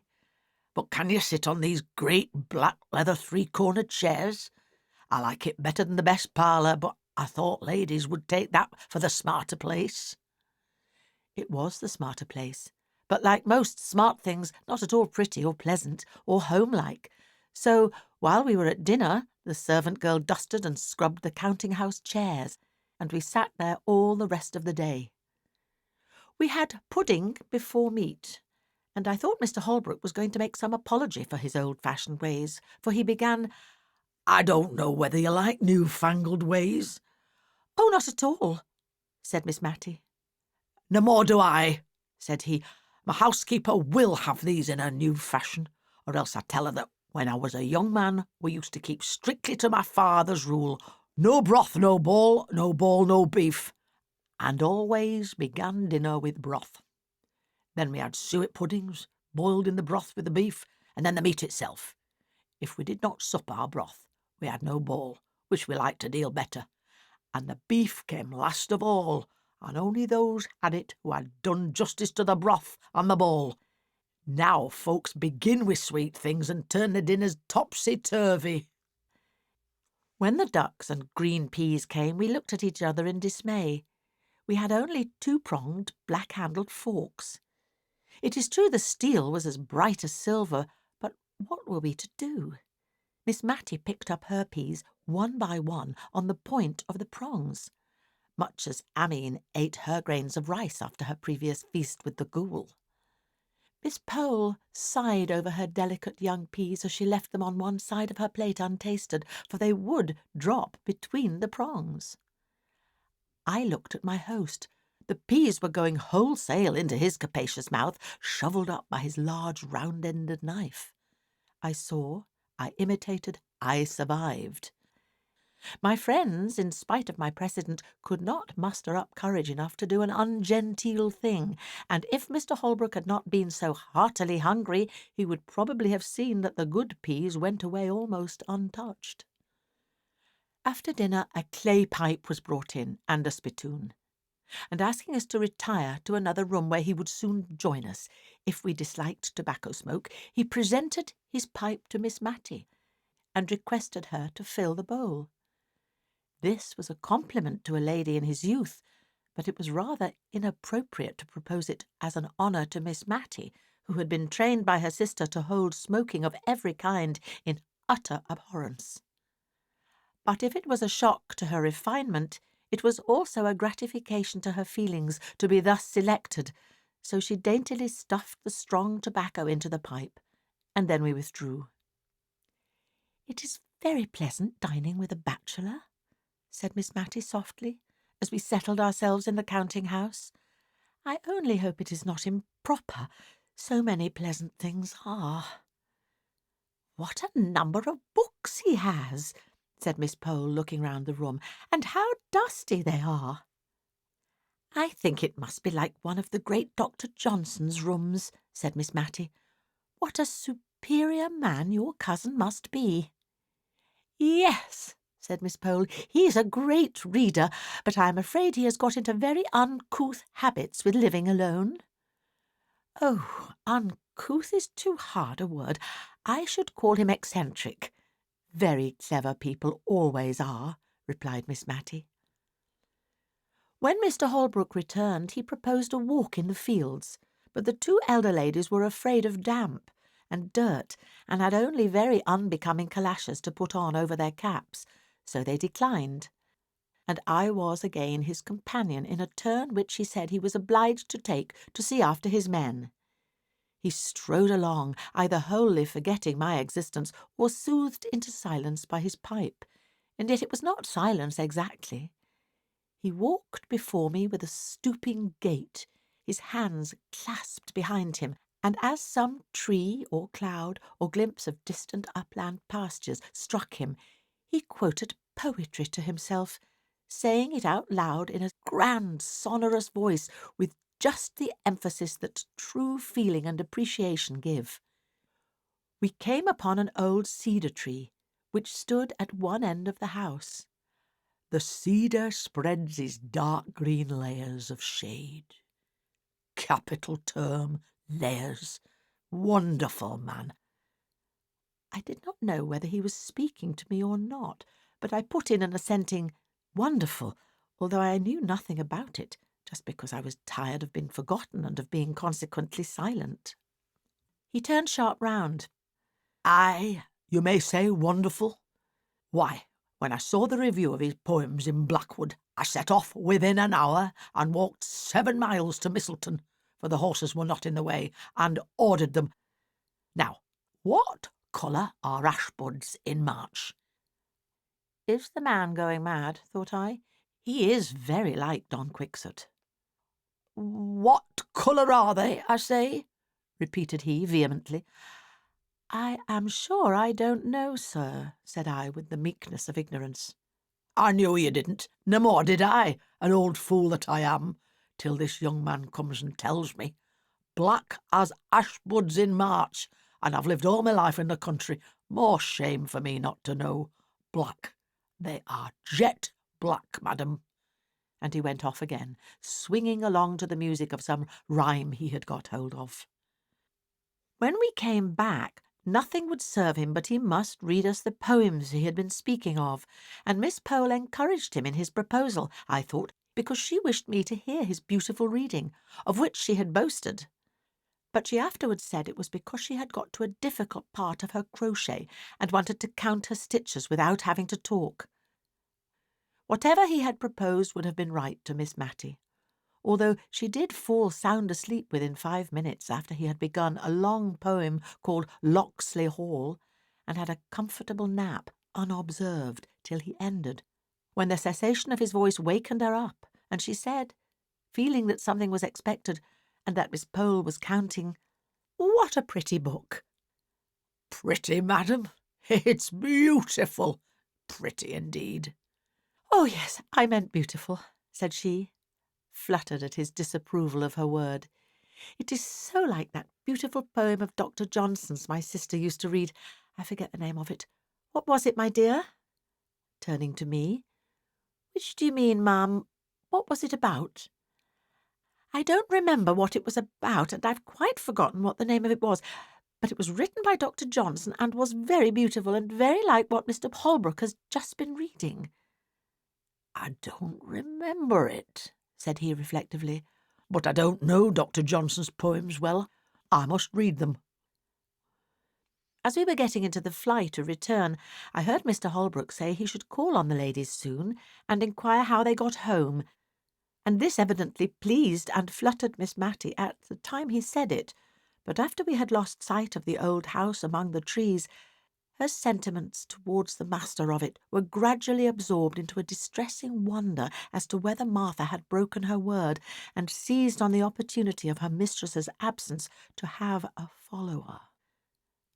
Martha looked good and steady and composed enough as she came to help us out. She was always careful of Miss Matty, and tonight she made use of this unlucky speech. "Eh, dear ma'am, to think of you going out in an evening in such a thin shawl. It's no better than muslin. At your age, ma'am, you should be careful." "My age?" said Miss Matty, almost speaking crossly for her, for she was usually gentle. "My age? Why, how old do you think I am that you talk about my age?"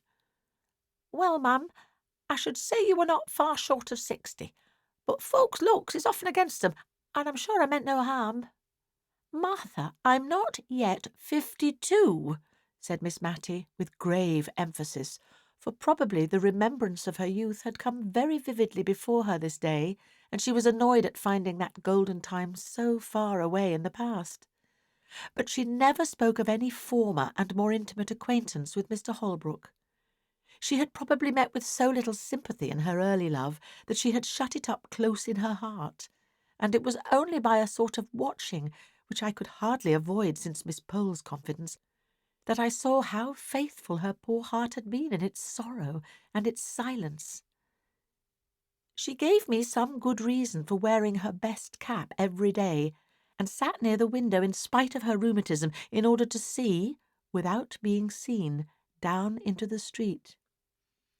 He came. He put his open palms upon his knees, which were far apart, as he sat with his head bent down, whistling, after we had replied to his enquiries about our safe return. Suddenly he jumped up. "Well, madam, have you any commands for Paris? I am going there in a week or two." "To Paris?" we both exclaimed. "Yes, madam. I've never been there and always had a wish to go, and I think if I don't go soon, I may not go at all. So as soon as the hay's got in, I shall go before harvest time." We were so much astonished that we had no commissions. Just as he was going out of the room, he turned back with his favourite exclamation. "God bless my soul, madam, but I nearly forgot half my errand. Here are the poems for you you admired so much the other evening at my house." He tugged away at a parcel in his coat pocket. "Good-bye, miss," said he. "Good-bye, Matty. Take care of yourself." And he was gone.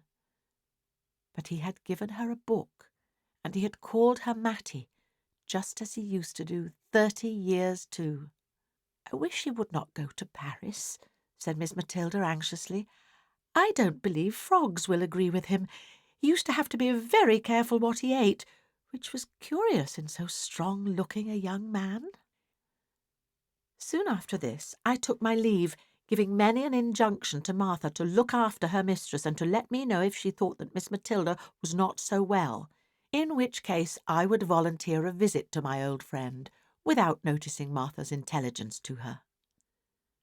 Accordingly, I received a line or two from Martha every now and then, and about November I had a note to say her mistress was very low and sadly off her food, and the account made me so uneasy that although Martha did not decidedly summon me, I packed up my things and went. I received a warm welcome in spite of the little flurry produced by my impromptu visit, for I had only been able to give a day's notice. Miss Matilda looked miserably ill, and I prepared to comfort and cosset her. I went down to have a private talk with Martha. "How long has your mistress been so poorly?" I asked as I stood by the kitchen fire. "Well, I think it's better than a fortnight. It is, I know, it was one Tuesday after Miss Pole had been that she went into this moping way. I thought she was tired, and it would go off with a night's rest, but no, she has gone on and on ever since, till I thought it my duty to write to you, ma'am." "You did quite right, Martha. It is a comfort to think she has so faithful a servant about her, and I hope you find your place comfortable." "Well, ma'am, missus is very kind, and there's plenty to eat and drink, and no more work but what I can do easily. But—" Martha hesitated. "But what, Martha?" "Why, it seems so hard of missus not to let me have any followers. There's such lots of young fellows in the town, and many a one has as much as offered to keep company with me. And I may never be in such a likely place again, and it's like wasting an opportunity. Many a girl as I know would have 'em unbeknownst to missus, but I've given my word and I'll stick to it. Or else this is just the house for missus never to be the wiser if they did come, and it's such a capable kitchen. There's such dark corners in it. I'd be bound to hide anyone. I counted up last Sunday night, for I'll not deny I was crying because I had to shut the door in Jem Hearn's face, and he's a steady young man, fit for any girl. Only I'd given missus my word. Martha was all but crying again, and I had little comfort to give her, for I knew from old experience of the horror with which both the Miss Jenkinses looked upon followers, and in Miss Matty's present nervous state this dread was not likely to be lessened. I went to see Miss Pole the next day, and took her completely by surprise, for she had not been to see Miss Matilda for 2 days. And now I must go back with you, my dear, for I promised to let her know how Thomas Holbrook went on, and I'm sorry to say his housekeeper has sent me word today that he hasn't long to live. Poor Thomas! That journey to Paris was quite too much for him. His housekeeper says he has hardly ever been round his fields since, but just sits with his hands on his knees in the counting-house, not reading or anything, but only saying what a wonderful city Paris was. Paris has much to answer for if it's killed my cousin Thomas, for a better man never lived.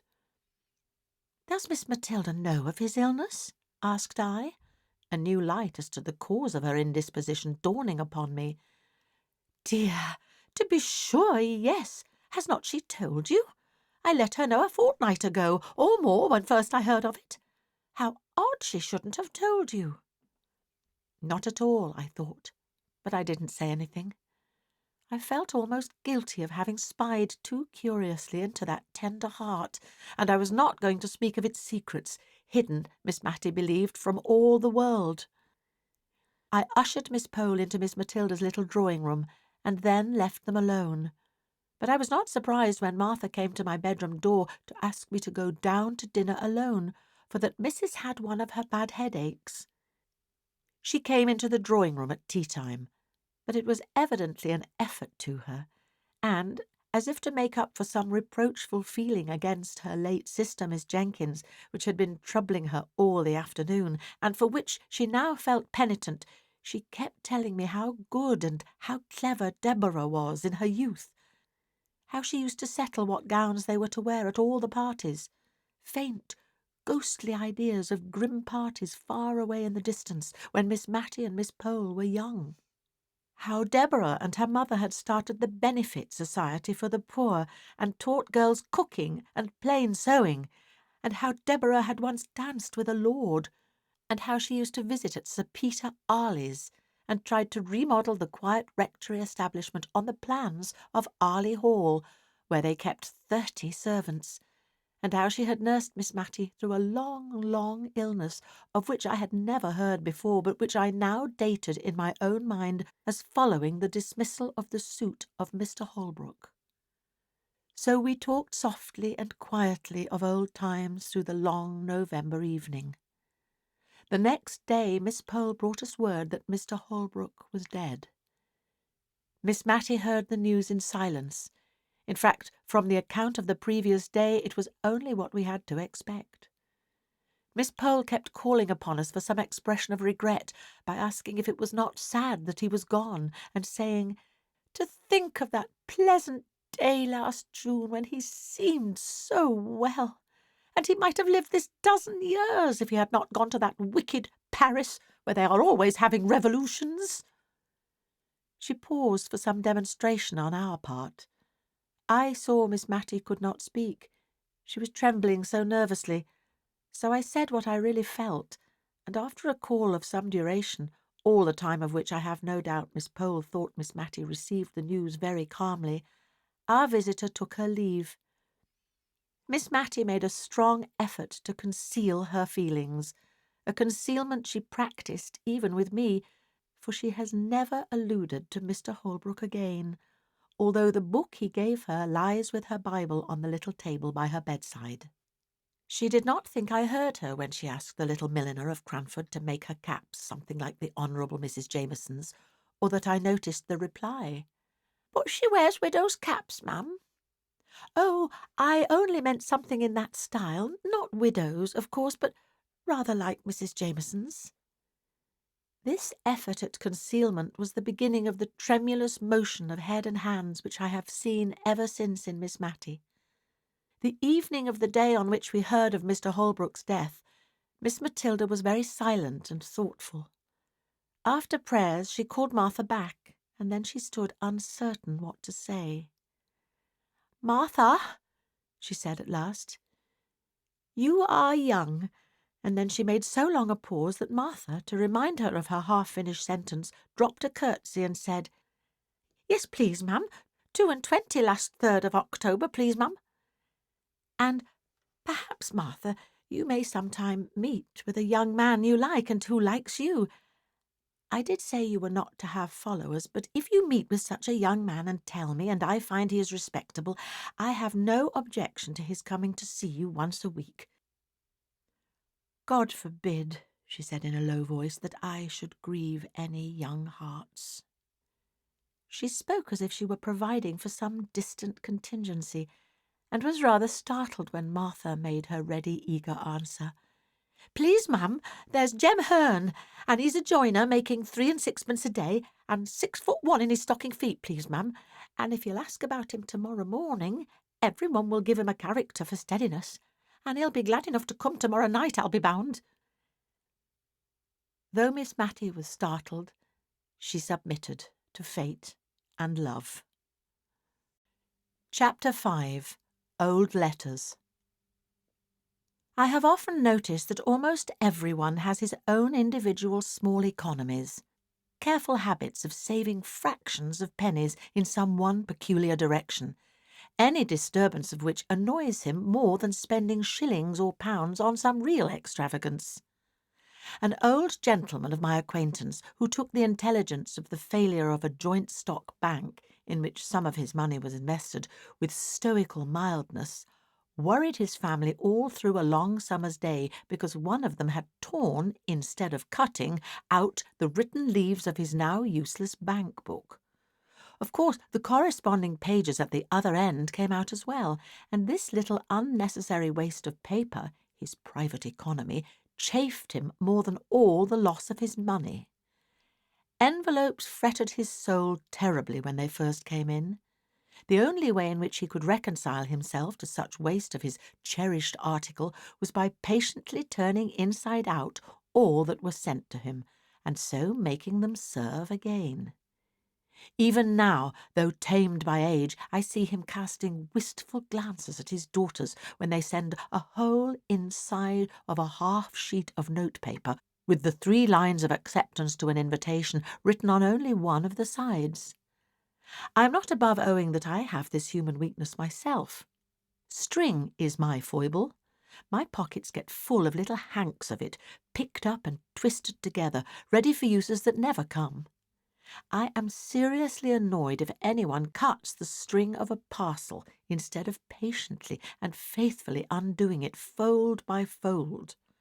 How people can bring themselves to use india-rubber rings, which are a sort of deification of string, as lightly as they do, I cannot imagine. To me, an india-rubber ring is a precious treasure. I have one which is not new, one that I picked up off the floor nearly 6 years ago. I have really tried to use it, but my heart failed me, and I could not commit the extravagance. Small pieces of butter grieve others. They cannot attend to conversation because of the annoyance occasioned by the habit which some people have of invariably taking more butter than they want. Have you not seen the anxious look, almost mesmeric, which such persons fix on the article? They would feel it a relief if they might bury it out of their sight by popping it into their own mouths and swallowing it down, and they are really made happy if the person on whose plate it lies unused suddenly breaks off a piece of toast, which he does not want at all, and eats up his butter. They think that this is not a waste. Now Miss Matty Jenkins was chary of candles. We had many devices to use as few as possible. In the winter afternoons she would sit knitting for 2 or 3 hours. She could do this in the dark or by firelight, And when I asked if I might not ring for candles to finish stitching my wristbands, she told me to keep blind man's holiday. They were usually brought in with tea, but we only burnt one at a time. As we lived in constant preparation for a friend who might come in any evening, but who never did, it required some contrivance to keep our 2 candles of the same length ready to be lighted and to look as if we burnt 2 always. The candles took it in turns, and whatever we might be talking about or doing, Miss Matty's eyes were habitually fixed upon the candle, ready to jump up and extinguish it and to light the other before they had become too uneven in length to be restored to equality in the course of the evening. One night, I remember this candle economy particularly annoyed me. I had been very much tired of my compulsory blind man's holiday, especially as Miss Matty had fallen asleep, and I did not like to stir the fire and run the risk of awakening her. So I could not even sit on the rug and scorch myself with sewing by firelight, according to my usual custom. I fancied Miss Matty must be dreaming of her early life, for she spoke 1 or 2 words in her uneasy sleep, bearing reference to persons who were dead long before. When Martha brought in the lighted candle and tea, Miss Matty started into wakefulness with a strange, bewildered look around, as if we were not the people she expected to see about her. There was a little sad expression that shadowed her face as she recognised me, but immediately afterwards she tried to give me her usual smile. All through tea-time her talk ran upon the days of her childhood and youth. Perhaps this reminded her of the desirableness of looking over all the old family letters and destroying such as ought not to be allowed to fall into the hands of strangers, for she had often spoken of the necessity of this task, but had always shrunk from it, with a timid dread of something painful. Tonight, however, she rose up after tea and went for them, in the dark, for she piqued herself on the precise neatness of all her chamber arrangements, and used to look uneasily at me when I lighted a bed candle to go to another room for anything. When she returned, there was a faint, pleasant smell of Tonquin beans in the room. I had always noticed this scent about any of the things which had belonged to her mother, and many of the letters were addressed to her. Yellow bundles of love letters, 60 or 70 years old. Miss Matty undid the packet with a sigh, but she stifled it directly, as if it were hardly right to regret the flight of time, or of life either. We agreed to look them over separately, each taking a different letter out of the same bundle and describing its contents to the other before destroying it. I never knew what sad work the reading of old letters was before that evening, though I could hardly tell why. The letters were as happy as letters could be, at least those early letters were. There was in them a vivid and intense sense of the present time, which seemed so strong and full, as if it could never pass away, and as if the warm, living hearts that so expressed themselves could never die and be as nothing to the sunny earth. I should have been less melancholy, I believe, if the letters had been more so. I saw the tears stealing down the well-worn furrows of Miss Matty's cheeks, and her spectacles often wanted wiping. I trusted at last that she would light the other candle, for my own eyes were rather dim, and I wanted more light to see the pale, faded ink. But no, even through her tears she saw and remembered her little economical ways. The earliest set of letters were 2 bundles tied together and ticketed, in Miss Jenkins's handwriting, letters interchanged between my ever-honoured father and my dearly beloved mother prior to their marriage in July 1774.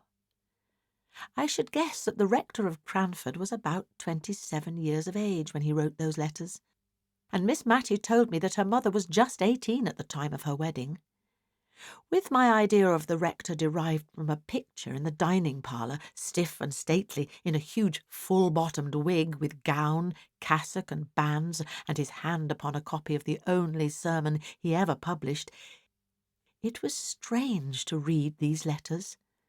They were full of eager, passionate ardour, short, homely sentences, right fresh from the heart, very different from the grand Latinised Johnsonian style of the printed sermon preached before some judge at assize time.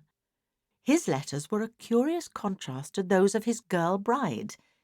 She was evidently rather annoyed at his demands upon her for expressions of love, and could not quite understand what he meant by repeating the same thing over in so many different ways. But what she was quite clear about was a longing for a white paduasoy, whatever that might be, and 6 or 7 letters were principally occupied in asking her lover to use his influence with her parents, who evidently kept her in good order, to obtain this or that article of dress, more especially the white paduasoy. He cared nothing how she was dressed. She was always lovely enough for him, as he took pains to assure her when she begged him to express in his answers a predilection for particular pieces of finery, in order that she might show what he said to her parents. But at length he seemed to find out that she would not be married till she had a trousseau to her mind, and then he sent her a letter which had evidently accompanied a whole box full of finery, and in which he requested that she might be dressed in everything her heart desired. This was the first letter, ticketed in a frail, delicate hand, "From my dearest John." Shortly afterwards they were married, I suppose, from the intermission in their correspondence. "We must burn them, I think," said Miss Matty, looking doubtfully at me. "No one will care for them when I am gone." And one by one she dropped them into the middle of the fire, watching each blaze up, die out, and rise away in faint, white, ghostly semblance up the chimney before she gave another to the same fate. The room was light enough now, but I, like her, was fascinated into watching the destruction of those letters into which the honest warmth of a manly heart had been poured forth. The next letter, likewise docketed by Miss Jenkins, was endorsed, "Letter of pious congratulation and exhortation from my venerable grandfather to my beloved mother, on occasion of my own birth. Also some practical remarks on the desirability of keeping warm the extremities of infants, from my excellent grandmother." The first part was indeed a severe and forcible picture of the responsibilities of mothers, and a warning against the evils that were in the world and lying in ghastly wait for the little baby of 2 days old. His wife did not write, said the old gentleman, because he had forbidden it, she being indisposed with a sprained ankle, which, he said, quite incapacitated her from holding a pen. However, at the foot of the page was a small T.O., and on turning it over, sure enough, there was a letter to "my dearest Molly," begging her, when she left her room, whatever she did, to go upstairs before going down, and telling her to wrap her baby's feet up in flannel and keep it warm by the fire, although it was summer, for babies were so tender. It was pretty to see from the letters, which were evidently exchanged with some frequency between the young mother and the grandmother, how the girlish vanity was being weeded out of her heart by love for her baby. The white paduasoy figured again in the letters with almost as much vigour as before. In one, it was being made into a christening cloak for the baby. It decked it when it went with its parents to spend a day or 2 at Arley Hall. It added to its charms when it was the prettiest little baby that ever was seen. Dear mother, I wish you could see her. Without any partiality, I do think she will grow up a regular beauty.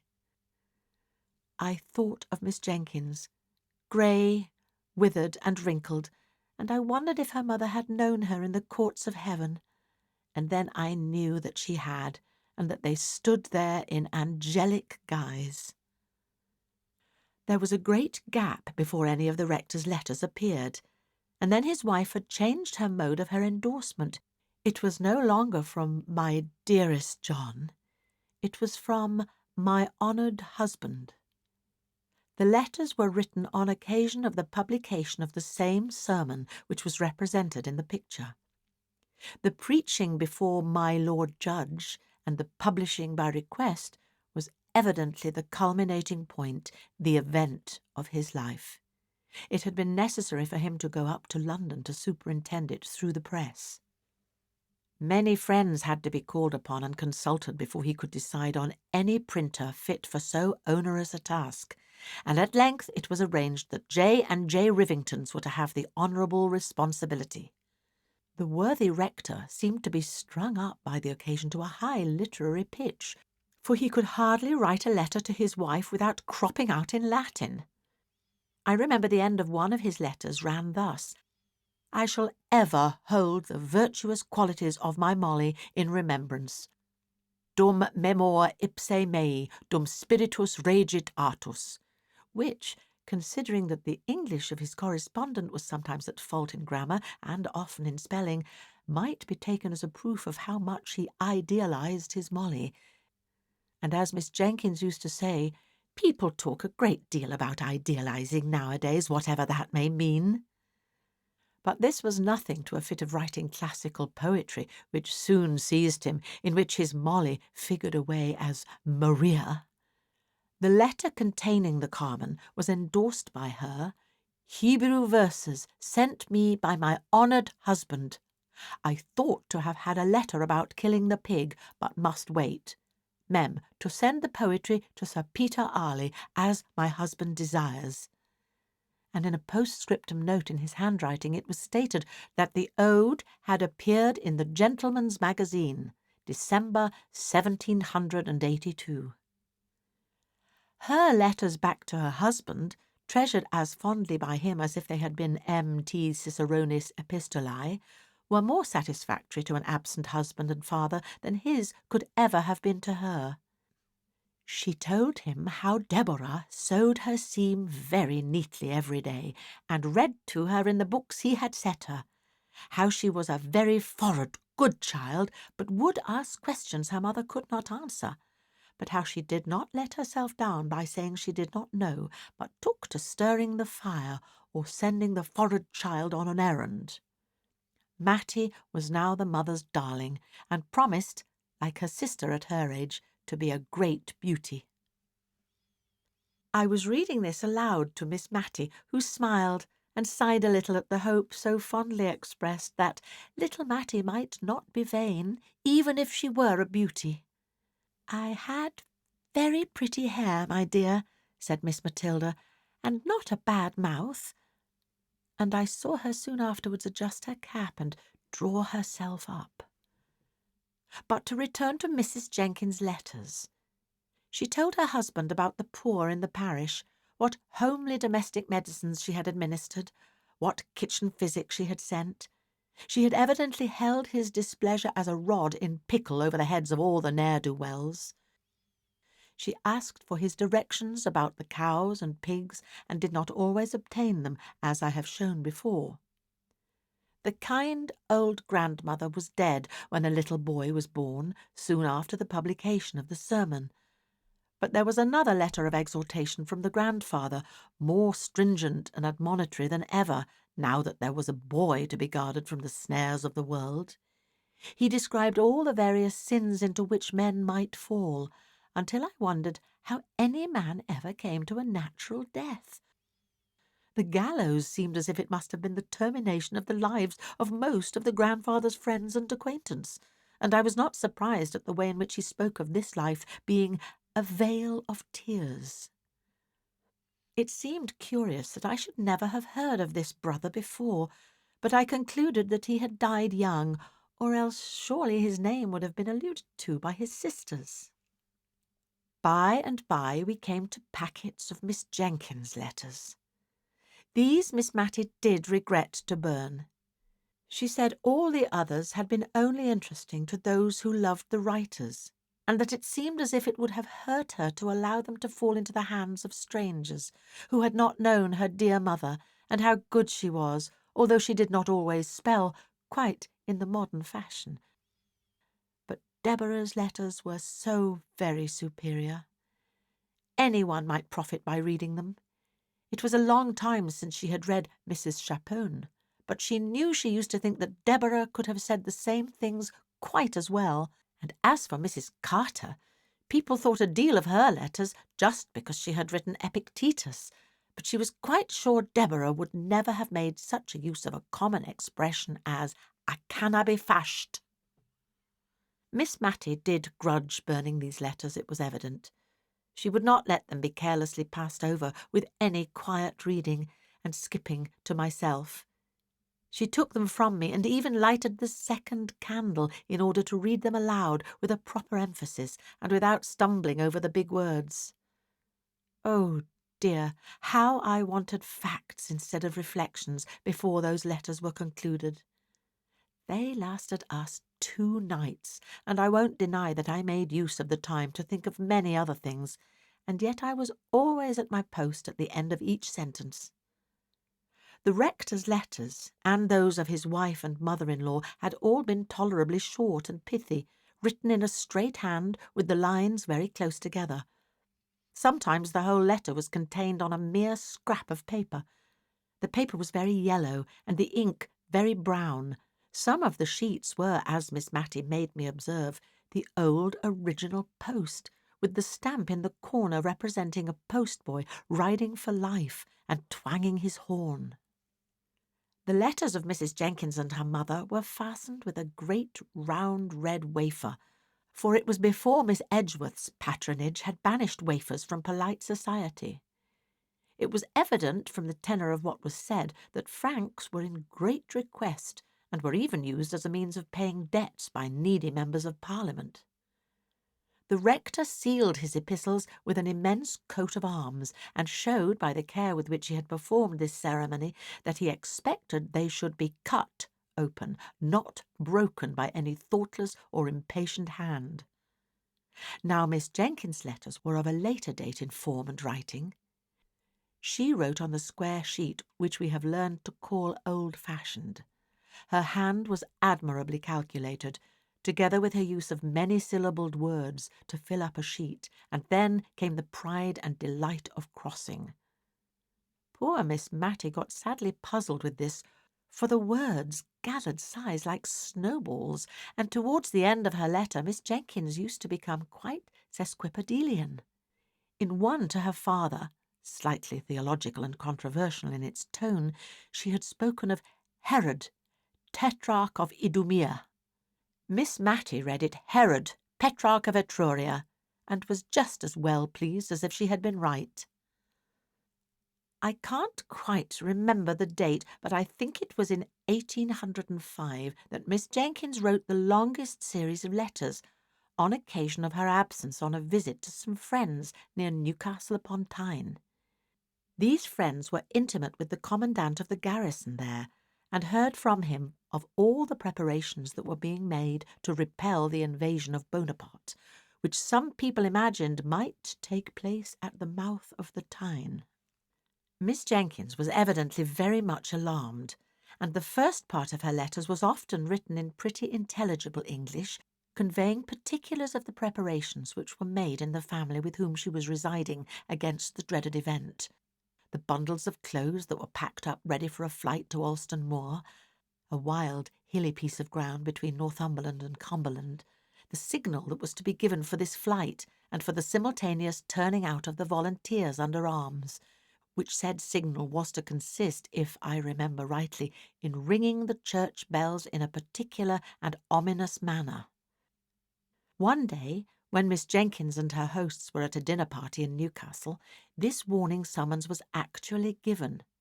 Not a very wise proceeding, if there be any truth in the moral attached to the fable of the boy and the wolf, but so it was.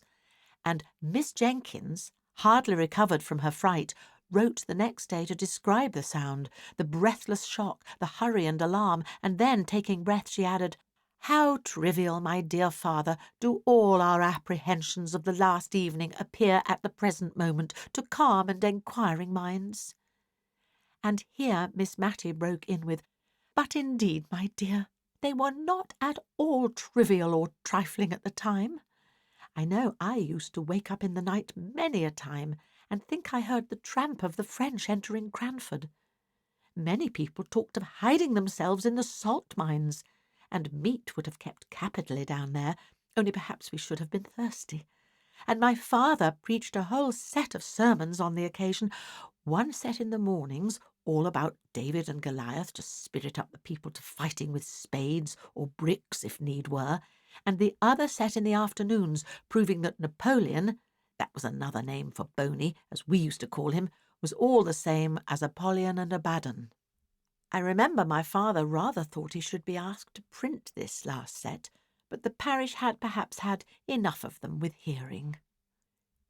Peter Marmaduke Arley Jenkins, poor Peter, as Miss Matty began to call him, was at school at Shrewsbury by this time. The rector took up his pen and rubbed up his Latin once more to correspond with his boy. It was very clear that the lads were what are called show letters. They were of a highly mental description, giving an account of his studies and his intellectual hopes of various kinds, with an occasional quotation from the classics. But now and then the animal nature broke out in such a little sentence as this, evidently written in a trembling hurry after the letter had been inspected. "Mother, dear, do send me a cake and put plenty of citron in." The "mother, dear" probably answered her boy in the form of cakes and goody, for there were none of her letters among this set, but a whole collection of the rector's, to whom the Latin in his boy's letters was like a trumpet to the old war-horse. I do not know much about Latin, certainly, and it is perhaps an ornamental language, but not very useful, I think, at least to judge from the bits I remember out of the rector's letters. One was, "You have not got that town in your map of Ireland, but bonus Bernardus non videt omnia, as the proverbia say." Presently it became very evident that poor Peter got himself into many scrapes. There were letters of stilted penitence to his father for some wrongdoing, and among them all was a badly written, badly sealed, badly directed, blotted note. "My dear, dear, dear, dearest mother, I will be a better boy. I will indeed, but don't please be ill for me. I am not worth it, but I will be good, darling mother." Miss Matty could not speak for crying after she had read this note. She gave it to me in silence, and then got up and took it to her sacred recesses in her own room, for fear, by any chance, it might get burnt. "Poor Peter," she said. "He was always in scrapes. He was too easy. They led him wrong, and then left him in the lurch. But he was too fond of mischief. He could never resist a joke. Poor Peter." Chapter 6. Poor Peter. Poor Peter's career lay before him rather pleasantly mapped out by kind friends, but bonus Bernardus non videt omnia in this map too. He was to win honours at the Shrewsbury School and carry them thick to Cambridge, and after that a living awaited him, the gift of his godfather, Sir Peter Arley. Poor Peter. His lot in life was very different to what his friends had hoped and planned. Miss Matty told me all about it, and I think it was a relief when she had done so. He was the darling of his mother, who seemed to dote on all her children, though she was perhaps a little afraid of Deborah's superior acquirements. Deborah was the favourite of her father, and when Peter disappointed him, she became his pride. The sole honour Peter brought away from Shrewsbury was the reputation of being the best good fellow that ever was, and of being the captain of the school in the art of practical joking. His father was disappointed, but set about remedying the matter in a manly way. He could not afford to send Peter to read with any tutor, but he could read with him himself, and Miss Matty told me much of the awful preparations in the way of dictionaries and lexicons that were made in her father's study the morning Peter began. "My poor mother," said she. "I remember how she used to stand in the hall, just near enough the study door to catch the tone of my father's voice. I could tell in a moment if all was going right by her face, and it did go right for a long time." "What went wrong at last?" said I. "That tiresome Latin, I dare say." "No, It was not the Latin. Peter was in high favour with my father, for he worked up well for him. But he seemed to think that the Cranford people might be joked about and made fun of, and they did not like it. Nobody does. He was always hoaxing them. Hoaxing is not a pretty word, my dear, and I hope you won't tell your father I used it, for I should not like him to think that I was not choice in my language after living with such a woman as Deborah. And be sure you never use it yourself. I don't know how it slipped out of my mouth, except it was that I was thinking of poor Peter, and it was always his expression. But he was a very gentlemanly boy in many things. He was like dear Captain Brown in always being ready to help any old person or a child. Still, he did like joking and making fun, and he seemed to think the old ladies in Cranford would believe anything. There were many old ladies living here then. We are principally ladies now, I know, but we are not so old as the ladies used to be when I was a girl. I could laugh to think of some of Peter's jokes. No, my dear, I won't tell you of them because they might not shock you as they ought to do, and they were very shocking. He even took in my father once by dressing himself up as a lady that was passing through the town and wished to see the rector of Cranford, who had published that admirable assize sermon. Peter said he was awfully frightened himself when he saw how my father took it all in, and even offered to copy out all his Napoleon Bonaparte sermons for her. Her, for Peter was a lady then. He told me he was more terrified than he ever was before, all the time my father was speaking. He did not think my father would have believed him, and yet if he had not, it would have been a sad thing for Peter. As it was, he was none so glad of it, for my father kept him hard at work copying out all those 12 Bonaparte sermons for the lady. That was for Peter himself, you know. He was the lady. And once, when he wanted to go fishing, Peter said, "Confound the woman!" Very bad language, my dear, but Peter was not always so guarded as he should have been. My father was so angry with him, it nearly frightened me out of my wits, and yet I could hardly keep laughing at the little curtsies Peter kept making, quite slyly, whenever my father spoke of the lady's excellent taste and sound discrimination. "Did Miss Jenkins know of these tricks?" said I. "Oh, no. Deborah would have been much too shocked. No one knew but me. I wish I had always known of Peter's plans, but sometimes he did not tell me. He used to say the old ladies in the town wanted something to talk about, but I don't think they did. They had the St. James Chronicle 3 times a week, just as we have now, and we have plenty to say. And I remember the clacking noise there always was when some of the ladies got together, but probably schoolboys talk more than ladies. At last there was a terrible, sad thing happened. Miss Matty got up, went to the door and opened it. No one was there. She rang the bell for Martha, and when Martha came, her mistress told her to go for eggs to a farm at the other end of the town. "I will lock the door after you, Martha. You are not afraid to go, are you?" "No, ma'am, not at all. Jem Hearn will be only too proud to go with me." Miss Matty drew herself up, and as soon as we were alone she wished that Martha had more maidenly reserve. "We'll put out the candle, my dear. We can talk just as well by firelight, you know. There. Well, you see, Deborah had gone from home for a fortnight or so. It was a very still, quiet day, I remember, overhead, and the lilacs were all in flower, so I suppose it was spring. My father had gone out to see some sick people in the parish. I recollect seeing him leave the house with his wig and shovel hat and cane. What possessed our poor Peter, I don't know. He had the sweetest temper, and yet he always seemed to like to plague Deborah. She never laughed at his jokes, and thought him ungenteel and not careful enough about improving his mind, and that vexed him. Well, he went to her room, it seems, and dressed himself in her old gown and shawl and bonnet, just the things she used to wear in Cranford and was known by everywhere, and he made the pillow into a little— You are sure you locked the door, my dear? for I should not like anyone to hear, into a little baby with white long clothes. It was only, as he told me afterwards, to make something to talk about in the town. He never thought of it as affecting Deborah.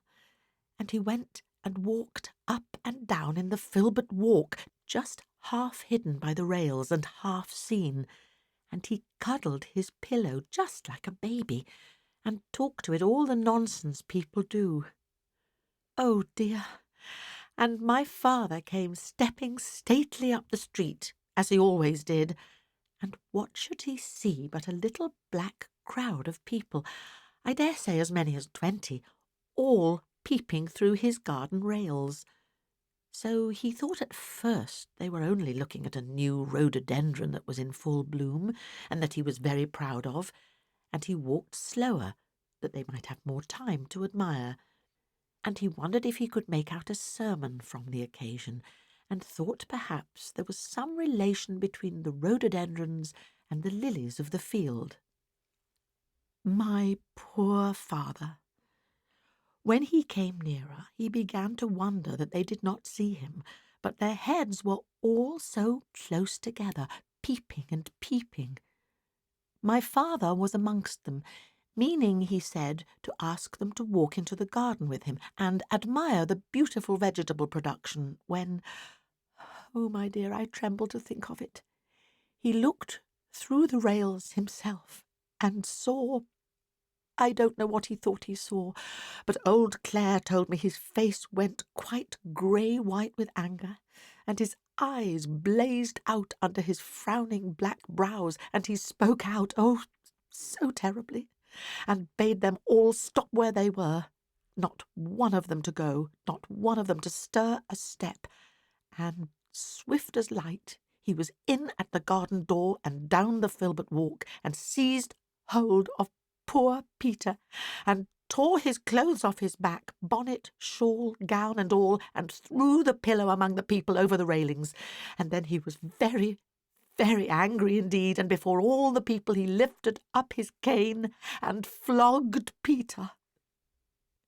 My dear, that boy's trick on that sunny day, when all seemed going straight and well, broke my mother's heart and changed my father for life. It did indeed. Old Clare said Peter looked as white as my father, and stood as still as a statue to be flogged, and my father struck hard. When my father stopped to take breath, Peter said, "Have you done enough, sir?" quite hoarsely, and still standing quite quiet. I don't know what my father said, or if he said anything, but old Clare said Peter turned to where the people outside the railing were and made them a low bow, as grand and as grave as any gentleman, and then walked slowly into the house. I was in the storeroom helping my mother to make cowslip wine. I cannot abide the wine now, nor the scent of the flowers. They turned me sick and faint as they did that day when Peter came in, looking as haughty as any man. Indeed, looking like a man, not like a boy. "Mother," he said, "I am come to say, God bless you forever." I saw his lips quiver as he spoke, and I think he durst not say anything more loving for the purpose that was in his heart. She looked at him rather frightened and wondering, and asked him what was to do. He did not smile or speak, but put his arms round her and kissed her as if he did not know how to leave off, and before she could speak again, he was gone. We talked it over and could not understand it, and she bade me go and seek my father and ask what it was all about. I found him walking up and down, looking very highly displeased. "Tell your mother I have flogged Peter, and that he richly deserved it." I durst not ask any more questions. When I told my mother, she sat down, quite faint for a minute. I remember a few days after I saw the poor withered cowslip flowers thrown out to the leaf-heap to decay and die there. there was no making of cowslip wine that year at the rectory, nor indeed ever after. Presently my mother went to my father. I know I thought of Queen Esther and King Ahasuerus, for my mother was very pretty and delicate-looking, and my father looked as terrible as King Ahasuerus. Some time after they came out together, and then my mother told me what had happened, and that she was going up to Peter's room at my father's desire, though she was not to tell Peter this, to talk the matter over with him. But no Peter was there. We looked over the house. No Peter was there. Even my father, who had not liked to join in the search at first, helped us before long. The rectory was a very old house, steps up into a room, steps down into a room, all through. At first, my mother went calling low and soft, as if to reassure the poor boy. "Peter, Peter, dear, it's only me." But by and by, as the servants came back from the errands my father had sent them in different directions to find where Peter was, as we found he was not in the garden, nor the hayloft, nor anywhere about, my mother's cry grew louder and wilder. "Peter! Peter, my darling, where are you?" For then she felt and understood that that long kiss meant some sad kind of goodbye. The afternoon went on, my mother never resting, but seeking again and again in every possible place that had been looked into 20 times before, nay, that she had looked into over and over again herself. My father sat with his head in his hands, not speaking except when his messengers came in, bringing no tidings. Then he lifted up his face, so strong and sad, and told them to go again in some new direction. My mother kept passing from room to room, in and out of the house, moving noiselessly but never ceasing. Neither she nor my father durst leave the house, which was the meeting place for all the messengers. At last, and it was nearly dark, my father rose up. He took hold of my mother's arm as she came with wild, sad pace through one door and quickly towards another. She started at the touch of his hand, for she had forgotten all in the world but Peter. "Molly," said he, "I did not think all this would happen." He looked into her face for comfort, her poor face all wild and white, for neither she nor my father had dared to acknowledge, much less act upon, the terror that was in their hearts lest Peter should have made away with himself.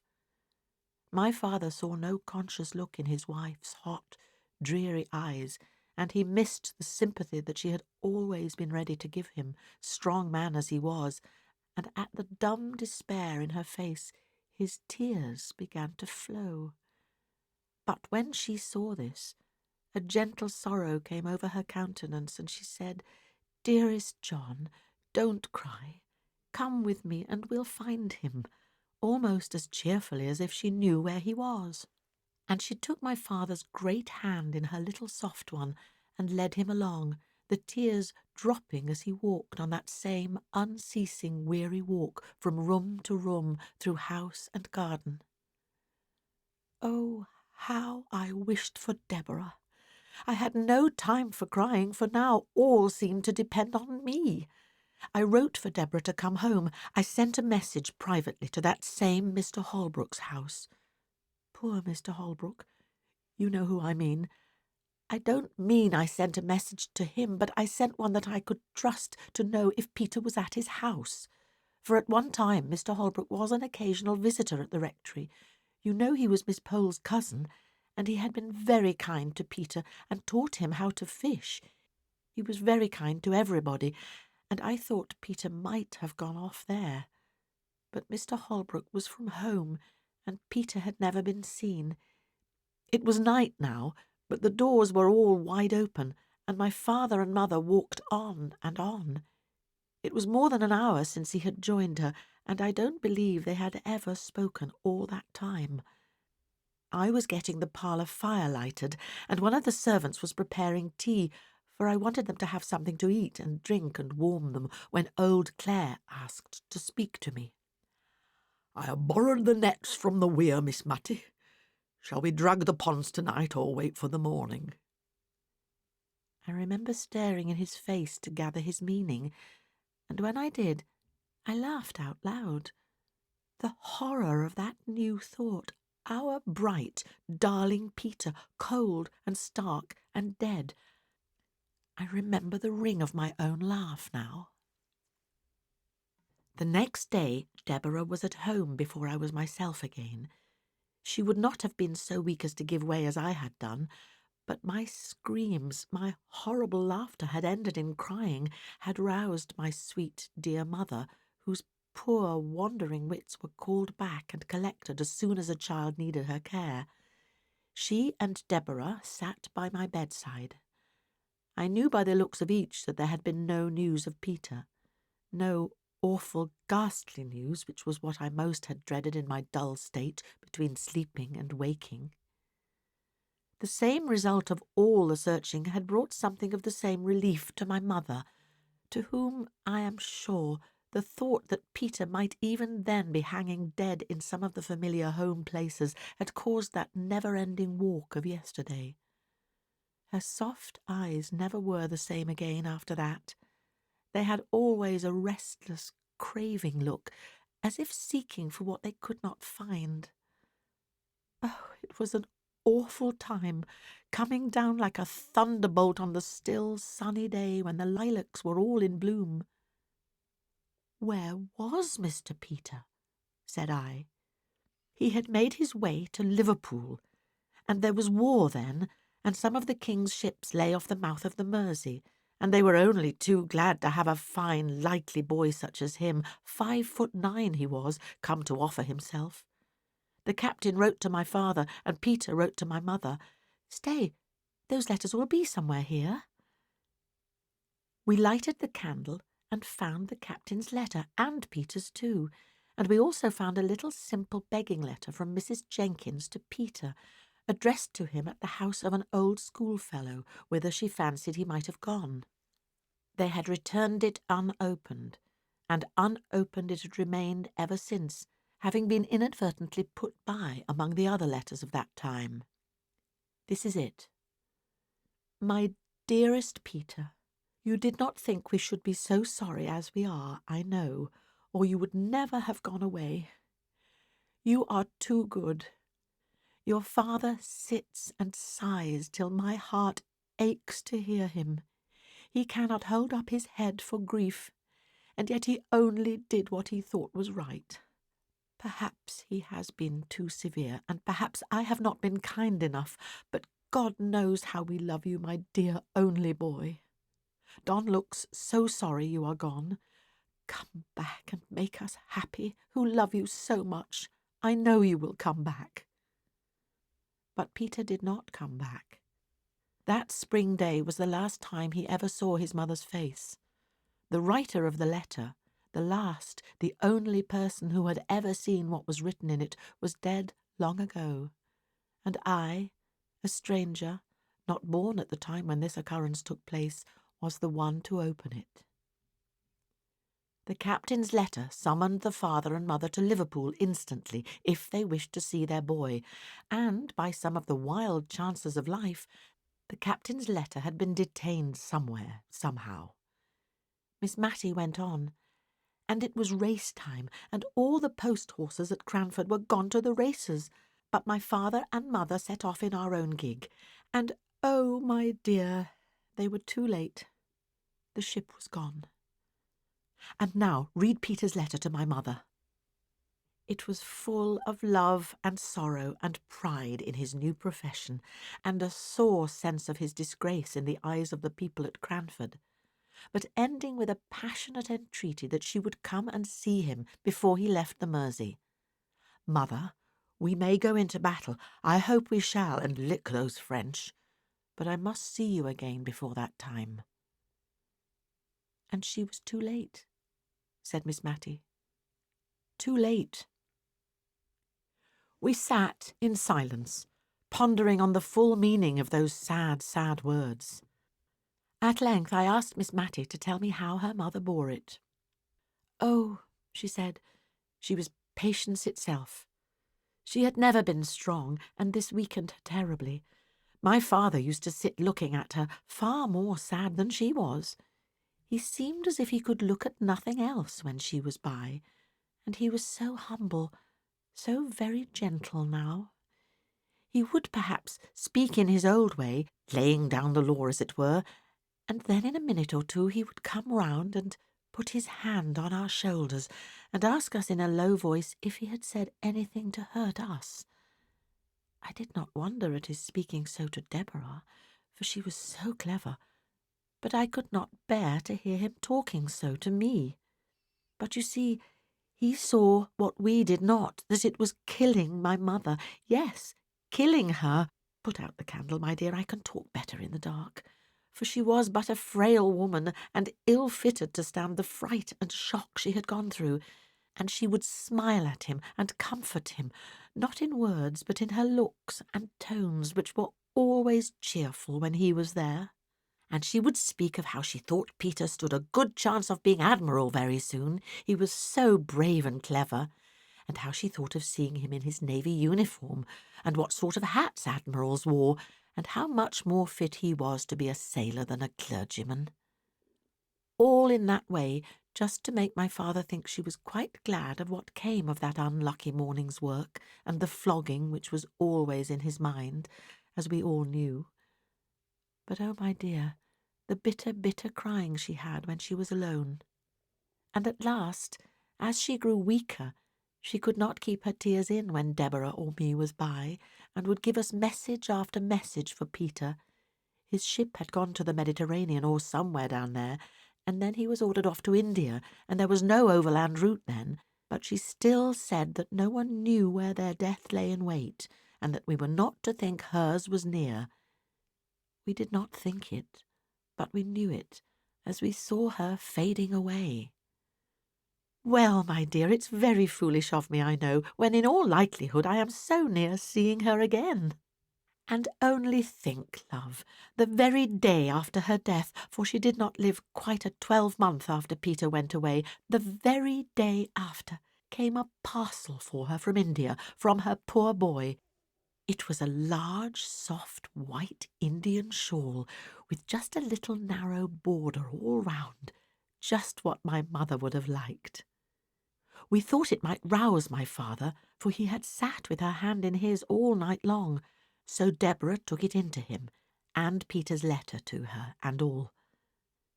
At first he took no notice, and we tried to make a kind of light, careless talk about the shawl, opening it out and admiring it.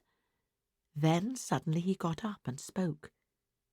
"She shall be buried in it," he said. "Peter shall have that comfort," and she would have liked it. Well, perhaps it was not reasonable, but what could we do or say? One gives people in grief their own way.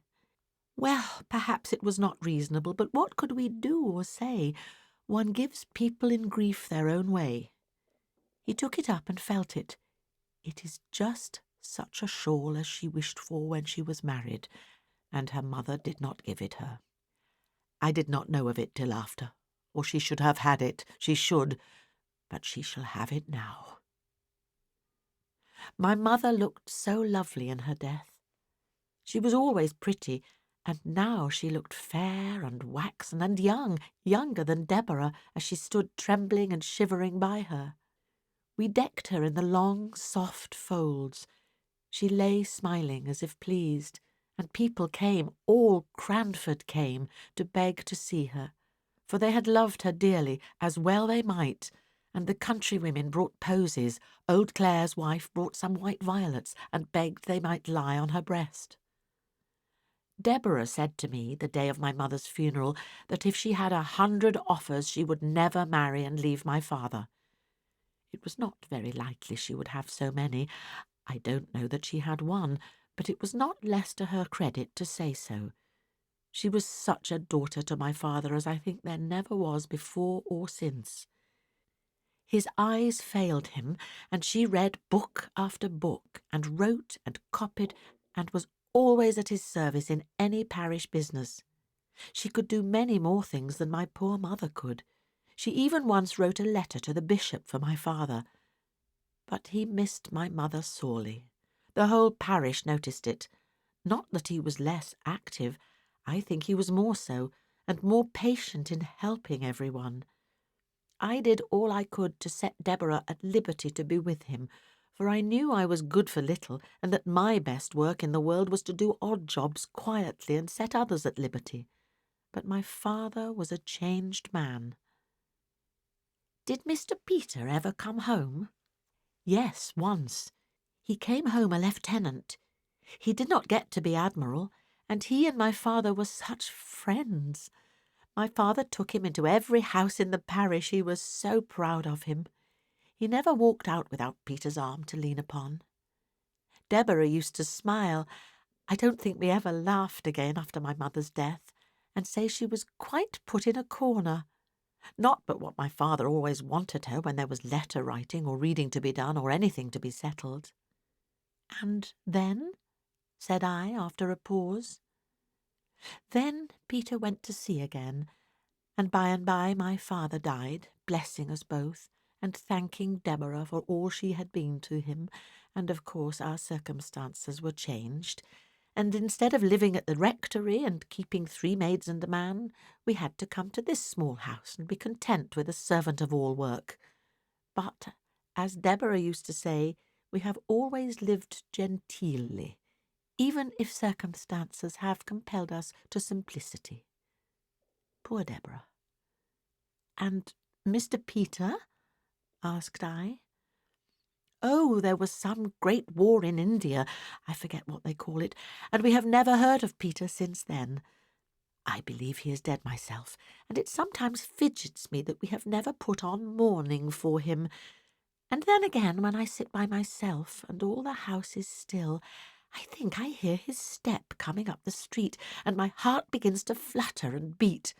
But the sound always goes past, and Peter never comes. That's Martha back? No, I'll go, my dear. I can always find my way in the dark, you know. And a blow of fresh air at the door will do my head good, and it's rather got a trick of aching. So she pattered off. I had lighted the candle to give the room a cheerful appearance against her return. Was it Martha? Asked I. Yes, and I am rather uncomfortable, for I heard such a strange noise just as I was opening the door. Where? I asked, for her eyes were round with fright. In the street, just outside. It sounded like talking, I put in as she hesitated a little. No, kissing. Chapter 7. Visiting. One morning, as Miss Matty and I sat at our work, it was before 12 o'clock, and Miss Matty had not changed the cap with yellow ribbons that had been Miss Jenkins's best, and which Miss Matty was now wearing out in private, putting on the one made in imitation of Mrs. Jamieson's at all times when she expected to be seen. Martha came up and asked if Miss Betty Barker might speak to her mistress. Miss Matty assented, and quickly disappeared to change the yellow ribbons, while Miss Barker came upstairs, but as she had forgotten her spectacles, and was rather flurried by the unusual time of the visit, I was not surprised to see her return with one cap on the top of the other. She was quite unconscious of it herself, and looked at us with bland satisfaction. Nor do I think Miss Barker perceived it, for putting aside the little circumstance that she was not so young as she had been, she was very much absorbed in her errand, which she delivered herself of with an oppressive modesty that found vent in endless apologies. Miss Betty Barker was the daughter of the old clerk at Cranford who had officiated in Mr. Jenkins's time. She and her sister had had pretty good situations as ladies' maids, and had saved money enough to set up a milliner's shop, which had been patronised by the ladies in the neighbourhood. Lady Arley, for instance, would occasionally give Miss Barker's the pattern of an old cap of hers, which they immediately copied and circulated among the elite of Cranford. I say the elite, for Miss Barkers had caught the trick of the place and piqued themselves upon their aristocratic connection. They would not sell their caps and ribbons to anyone without a pedigree. Many a farmer's wife or daughter turned away huffed from Miss Barker's select millinery and went rather to the universal shop, where the profits of brown soap and moist sugar enabled the proprietor to go straight to Paris, he said, until he found his customers too patriotic and John Bullish to wear what the Mounseers wore, London, where, as he often told his customers, Queen Adelaide had appeared, only the very week before, in a cap exactly like the one he showed them, trimmed with yellow and blue ribbons, and had been complimented by King William on the becoming nature of her headdress. Miss Barkers, who confined themselves to truth, and did not approve of miscellaneous customers, throve notwithstanding. They were self-denying, good people. Many a time have I seen the eldest of them, she that had been maid to Mrs. Jameson, carrying out some delicate mess to a poor person. They only aped their betters in having nothing to do with the class immediately below theirs. And when Miss Barker died, their profits and income were found to be such that Miss Betty was justified in shutting up shop and retiring from business. She also, as I think I have before said, set up her cow, a mark of respectability in Cranford almost as decided as setting up a gig is among some people. She dressed finer than any lady in Cranford, and we did not wonder at it, for it was understood that she was wearing out all the bonnets and caps and outrageous ribbons which had once formed her stock in trade. It was 5 or 6 years since she had given up shop, so in any other place than Cranford her dress might have been considered passé. And now Miss Betty Barker had called to invite Miss Matty to tea at her house on the following Tuesday. She gave me also an impromptu invitation, as I happened to be a visitor, though I could see she had a little fear lest, since my father had gone to live in Drumble, he might have engaged in that horrid cotton trade, and so dragged his family down out of aristocratic society. She prefaced this invitation with so many apologies that she quite excited my curiosity. Her presumption was to be excused. What had she been doing? She seemed so overpowered by it I could only think that she had been writing to Queen Adelaide to ask for a receipt for washing lace. But the act which she so characterised was only an invitation she had carried to her sister's former mistress, Mrs. Jameson. Her former occupation considered, could Miss Matty excuse the liberty? Ah, thought I, she has found out that double cap and is going to rectify Miss Matty's headdress. No, it was simply to extend her invitation to Miss Matty and to me. Miss Matty bowed acceptance, and I wondered that in that graceful action she did not feel the unusual weight and extraordinary height of her headdress.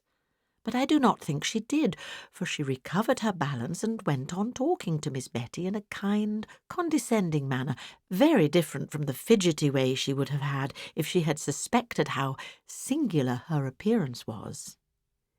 "Mrs. Jameson is coming, I think you said?" asked Miss Matty. "Yes, Mrs. Jameson most kindly and condescendingly said she would be happy to come. One little stipulation she made, that she should bring Carlo. I told her that if I had a weakness it was for dogs." "And Miss Pole?" questioned Miss Matty, who was thinking of her pool at preference, in which Carlo would not be available as a partner. "I am going to ask Miss Pole. Of course I could not think of asking her until I had asked you, madam, the rector's daughter, madam. Believe me, I do not forget the situation my father held under yours." "And Mrs. Forrester, of course?" "And Mrs. Forrester. I thought, in fact, of going to her before I went to Miss Pole. Although her circumstances are changed, madam, she was born at Tyrrell, and we can never forget her alliance to the Biggs of Biglow Hall." Miss Matty cared much more for the little circumstance of her being a very good card-player. "Mrs. Fitzadam, I suppose? No, madam, I must draw a line somewhere. Mrs. Jameson would not, I think, like to meet Mrs. Fitzadam.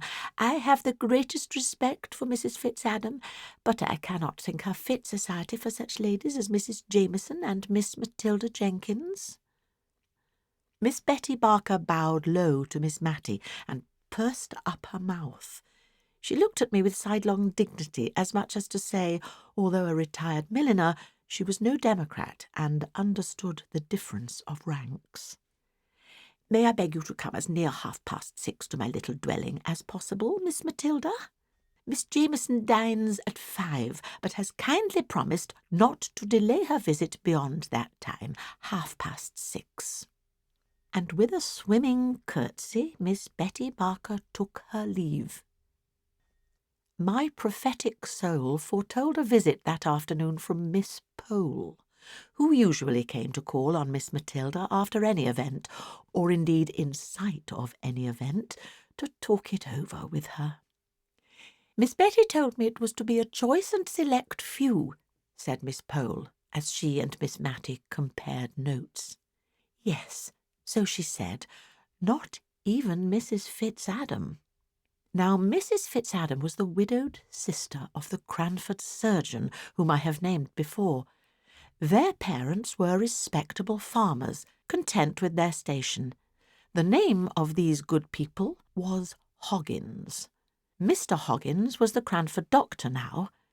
We disliked the name and considered it coarse, but as Miss Jenkins said, if he changed it to Piggins, it would not be much better. We had hoped to discover a relationship between him and that Marchioness of Exeter, whose name was Molly Hoggins. But the man, careless of his own interests, utterly ignored and denied any such relationship, although, as dear Miss Jenkins had said, he had a sister called Mary, and the same Christian names were very apt to run in families. Soon after Miss Mary Hoggins married Mr. Fitzadam, she disappeared from the neighbourhood for many years. She did not move in a sphere in Cranford society sufficiently high to make any of us care to know what Mr. Fitzadam was.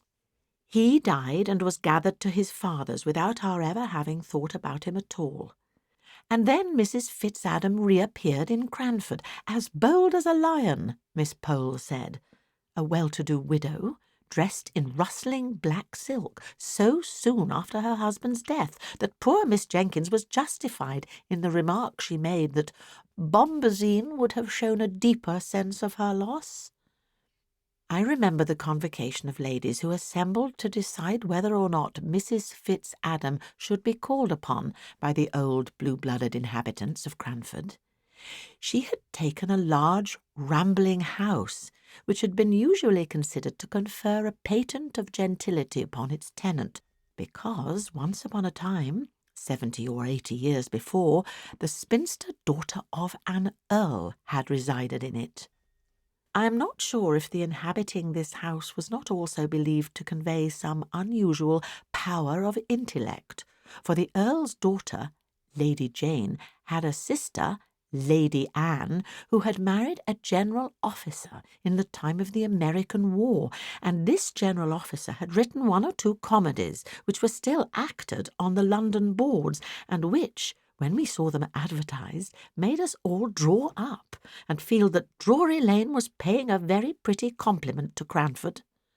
Still, it was not at all a settled thing that Mrs. Fitzadam was to be visited when dear Miss Jenkins died, and with her something of the clear knowledge of the strict code of gentility went out too. As Miss Pole observed, as most of the ladies of good family in Cranford were elderly spinsters or widows without children, if we did not relax a little and become less exclusive, by and by we should have no society at all. Mrs. Forrester continued on the same side. She had always understood that Fitz meant something aristocratic. There was Fitzroy, She thought that some of the king's children had been called Fitzroy, and there was Fitzclarence. Now they were the children of dear good King William the Fourth. Fitzadam. It was a pretty name, and she thought it very probably meant child of Adam. No one who had not some good blood in their veins would dare to be called Fitz. There was a deal in a name. She had had a cousin who spelt his name with 2 little f's, for Fuchs, and he always looked down upon capital letters and said they belonged to lately invented families. She had been afraid he would die a bachelor, he was so very choice. When he met with a Mrs. Faringdon at a watering place, he took to her immediately, and a very pretty genteel woman she was, a widow with a very good fortune. And my cousin, Mr. Fuchs, married her, and it was all owing to her 2 little f's. Mrs. Fitzadam did not stand a chance of meeting with a Mr. Fitz-anything in Cranford, so that could not have been her motive for settling there. Miss Matty thought it might have been the hope of being admitted into the society of the place, which would certainly be a very agreeable rise for ci-devant Miss Hoggins, and if this had been her hope, it would be cruel to disappoint her.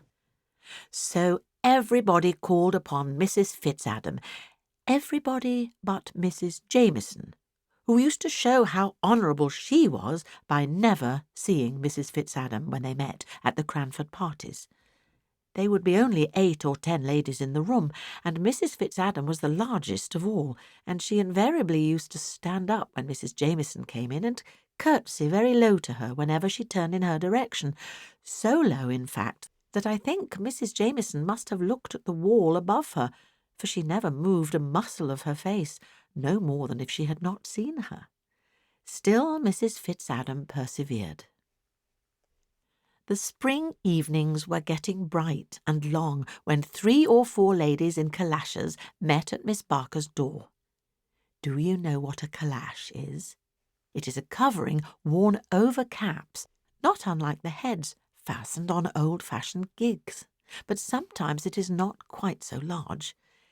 This kind of headgear always made an awful impression on the children in Cranford, and now 2 or 3 left off their play in the quiet sunny little street and gathered in wondering silence round Miss Pole, Miss Matty, and myself. We were silent too, so that we could hear loud, suppressed whispers inside Miss Barker's house.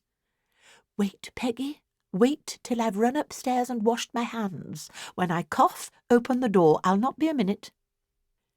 And true enough, it was not a minute before we heard a noise between a sneeze and a crow, on which the door flew open.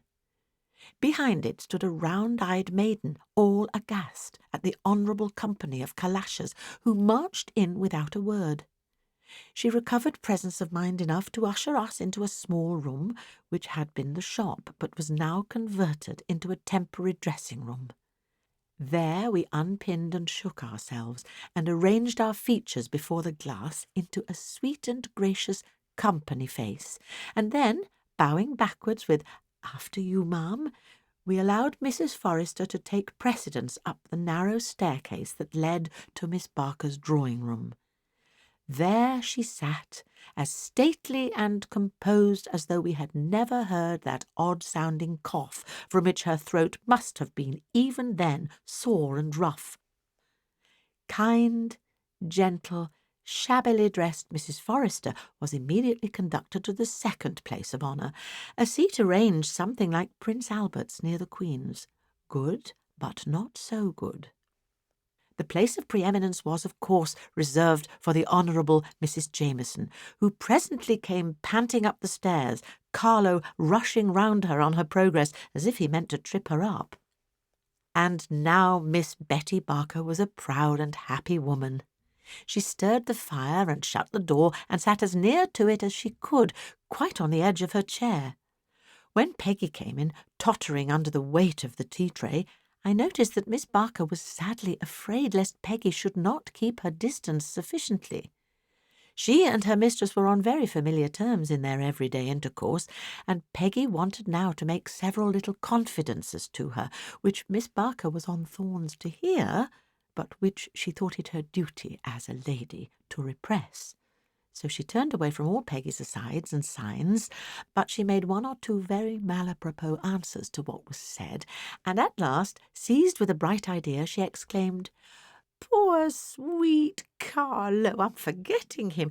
Come downstairs with me, poor itty doggy, and it shall have its tea, it shall."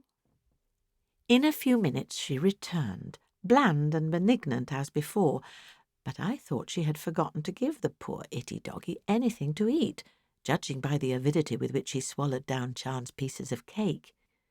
The tea-tray was abundantly loaded. I was pleased to see it, I was so hungry, but I was afraid the ladies present might think it vulgarly heaped up. I know they would have done at their own houses, but somehow the heaps disappeared here.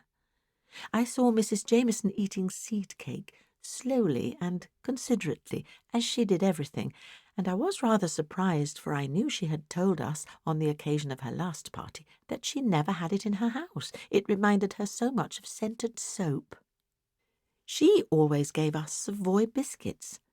However, Mrs. Jameson was kindly indulgent to Miss Barker's want of knowledge of the customs of high life, and, to spare her feelings, ate 3 large pieces of seed cake with a placid, ruminating expression of countenance, not unlike a cow's.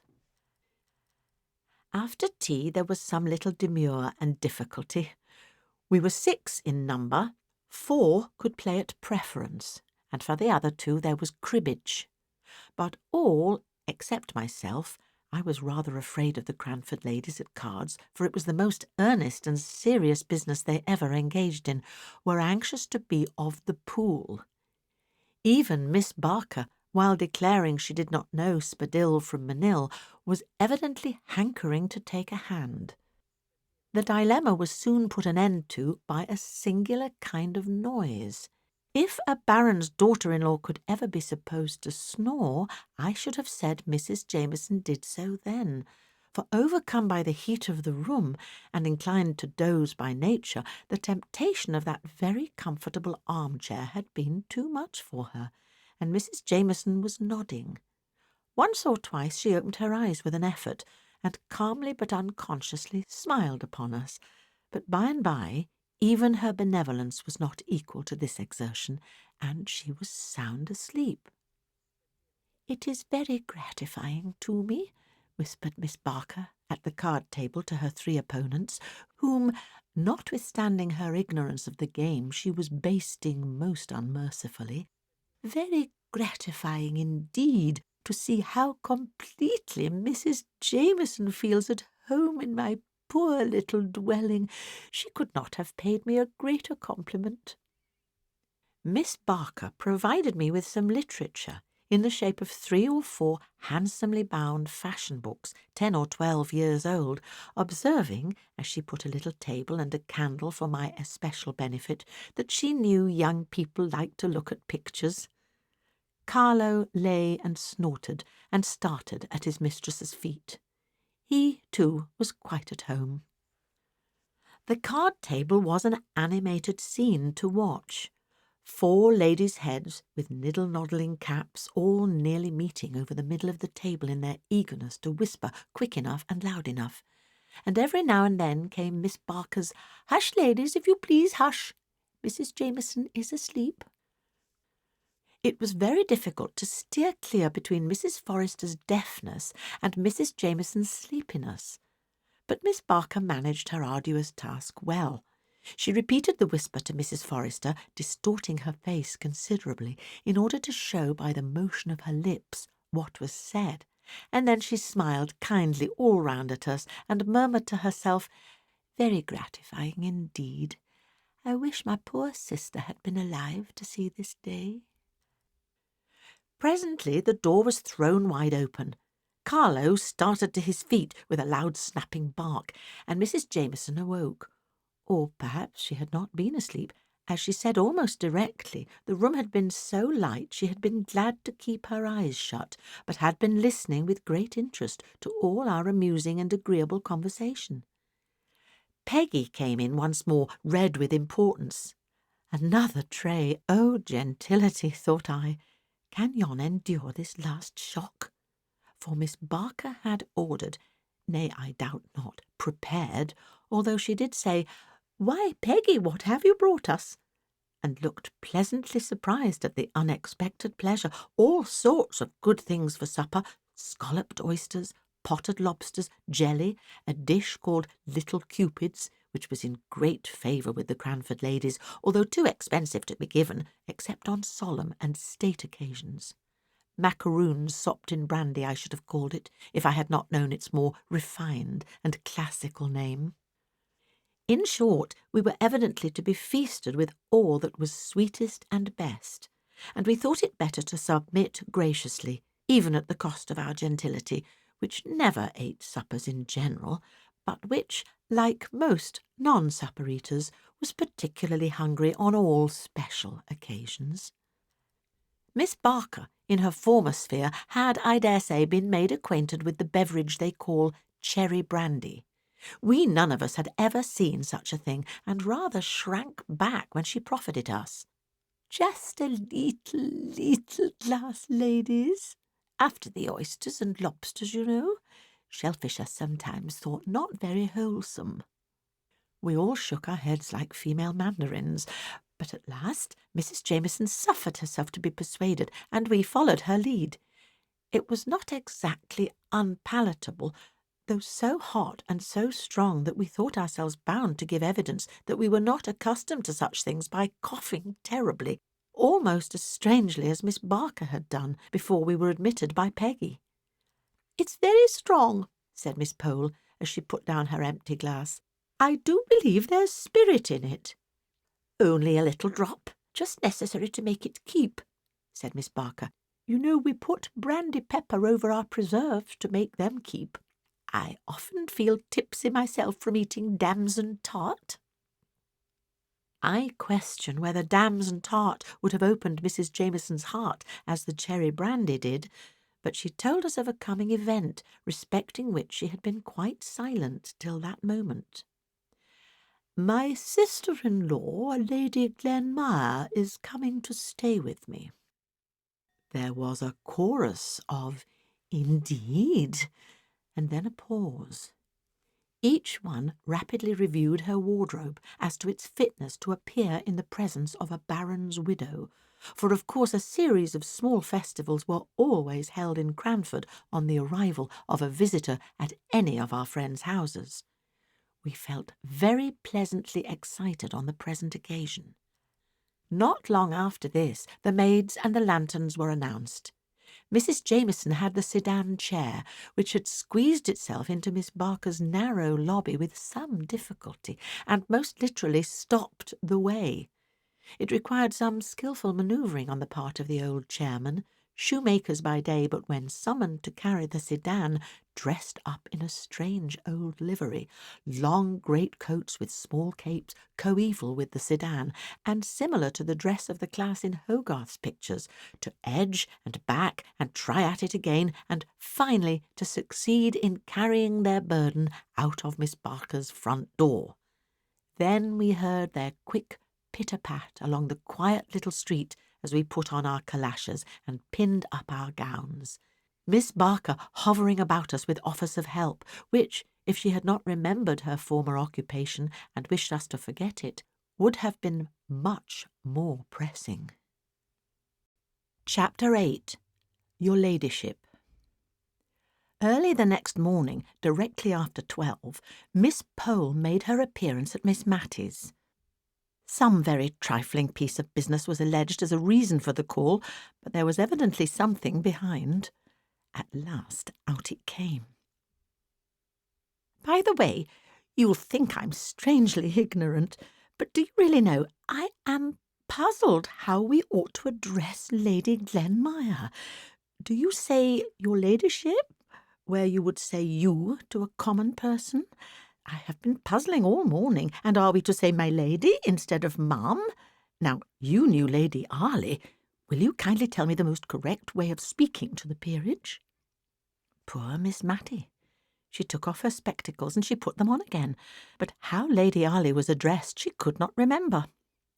"It is so long ago," she said. "Dear, dear, how stupid I am. I don't think I ever saw her more than twice. I know we used to call Sir Peter, but he came much oftener to see us than Lady Arley did.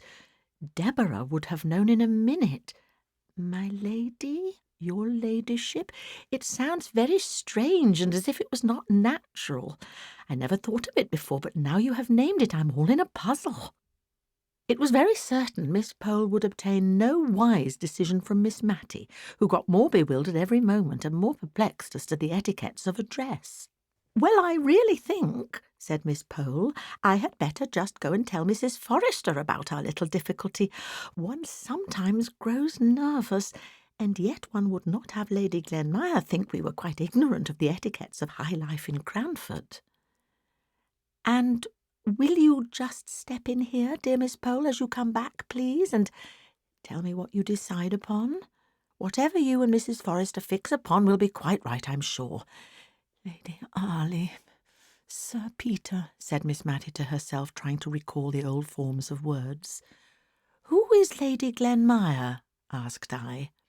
"Oh, she's the widow of Mr. Jameson. That's Mrs. Jameson's late husband, you know, widow of his eldest brother. Mrs. Jameson was a Miss Walker, daughter of Governor Walker, your ladyship.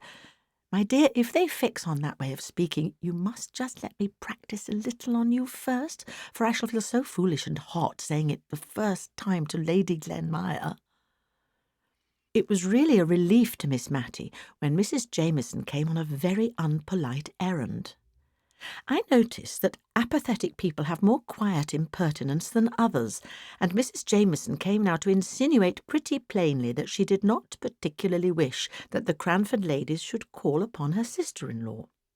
I can hardly say how she made this clear, for I grew very indignant and warm, while with slow deliberation she was explaining her wishes to Miss Matty, who, a true lady herself, could hardly understand the feeling which made Mrs. Jameson wish to appear to her noble sister-in-law as if she only visited county families.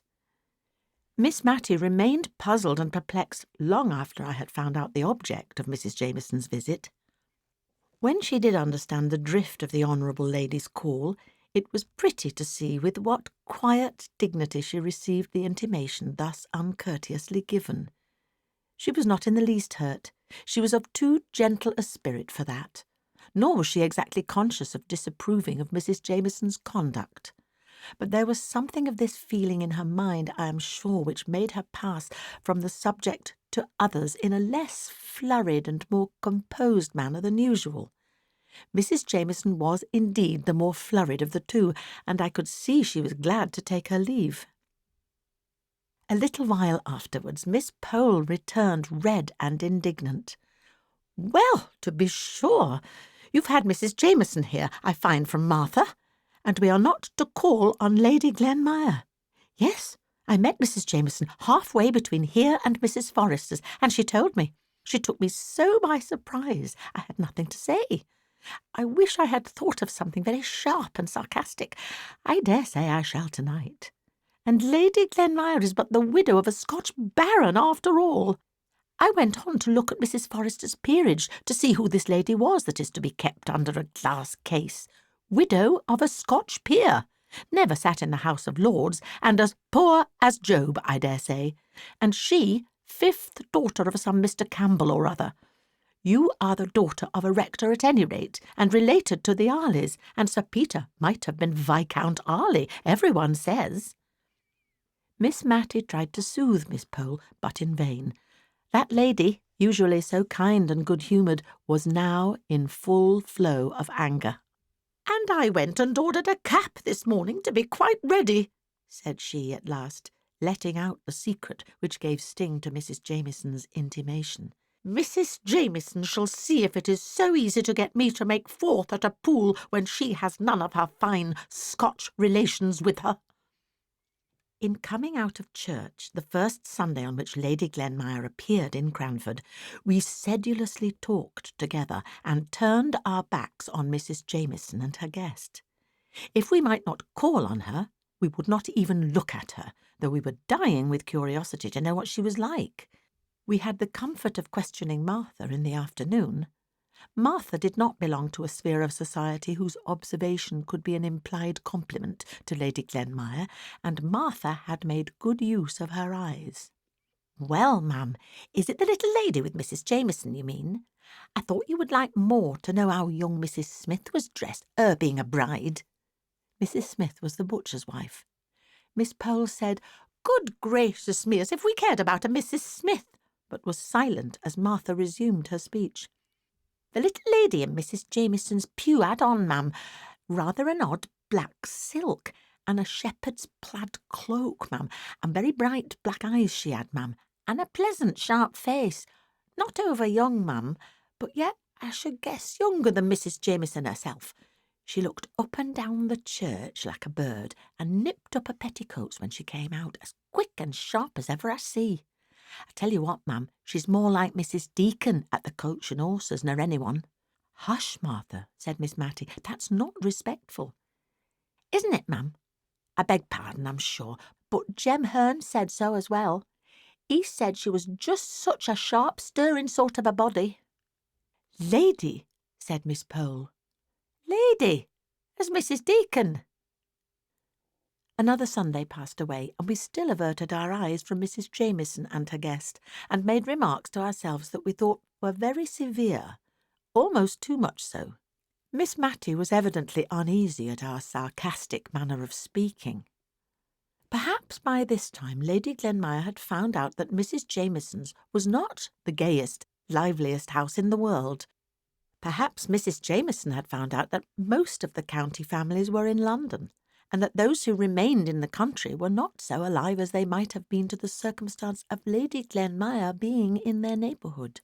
Great events spring out of small causes, so I will not pretend to say what induced Mrs. Jameson to alter her determination of excluding the Cranford ladies, and send notes of invitation all round for a small party on the following Tuesday. Mr. Mulliner himself brought them round. He would always ignore the fact of there being a back door to any house, and gave a louder rat-tat than his mistress, Mrs. Jameson. He had 3 little notes, which he carried in a large basket, in order to impress his mistress with an idea of their great weight, though they might easily have gone into his waistcoat pocket. Miss Matty and I quietly decided that we would have a previous engagement at home. It was the evening on which Miss Matty usually made candle-lighters of all the notes and letters of the week, for on Mondays her accounts were always made straight, not a penny owing from the week before, so, by a natural arrangement, making candle-lighters fell upon a Tuesday evening, and gave us a legitimate excuse for declining Mrs. Jameson's invitation. But before our answer was written, in came Miss Pole with an open note in her hand. "So," she said, "I see you have got your note too. Better late than never. I could have told my Lady Glenmire she would be glad enough of our society before a fortnight was over." "Yes," said Miss Matty, "we're asked for Tuesday evening, and perhaps you would just kindly bring your work across and drink tea with us that night. It is my usual regular time for looking over the last week's bills and notes and letters, and making candle-lighters of them. But that does not seem quite reason enough for saying I have a previous engagement at home, though I meant to make it do. Now, if you would come, my conscience would be quite at ease, and luckily the note is not written yet." I saw Miss Pole's countenance change while Miss Matty was speaking. "Don't you mean to go, then?" asked she. "Oh, no," said Miss Matty quietly. "You don't either, I suppose." "I don't know," replied Miss Pole. "Yes, I think I do," said she, rather briskly. And on seeing Miss Matty look surprised, she added, "You see, one would not like Mrs. Jameson to think that anything she could do or say was of consequence enough to give offence. It would be a kind of letting down of ourselves that I, for one, should not like. It would be too flattering to Mrs. Jameson if we allowed her to suppose that what she had said affected us a week, nay, 10 days afterwards. Well, I suppose it is wrong to be hurt and annoyed so long about anything, and perhaps after all she did not mean to vex us, but I must say I could not have brought myself to say the things Mrs. Jameson did about our not calling. I really don't think I shall go. Oh, come, Miss Matty, you must go. You know our friend Mrs. Jameson is much more phlegmatic than most people, and does not enter into the little delicacies of feeling which you possess in so remarkable a degree. I thought you possessed them too, that day Mrs. Jameson called to tell us not to go, said Miss Matty innocently. But Miss Pole, in addition to her delicacies of feeling, possessed a very smart cap, which she was anxious to show to an admiring world, and so she seemed to forget all her angry words uttered not a fortnight before, and to be ready to act on what she called the great Christian principle of forgive and forget. And she lectured dear Miss Matty so long on this head that she absolutely ended by assuring her it was her duty as a deceased rector's daughter to buy a new cap and go to the party at Mrs. Jameson's. So we were most happy to accept, instead of regretting that we were obliged to decline. The expenditure on dress in Cranford was principally in that one article referred to. If the heads were buried in smart new caps, the ladies were like ostriches, and cared not what became of their bodies.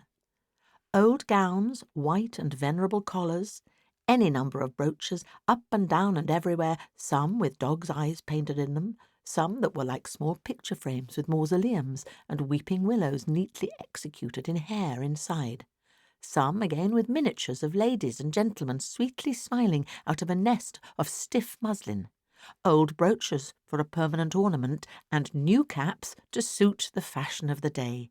The ladies of Cranford always dressed with chaste elegance and propriety, as Miss Barker once prettily expressed it.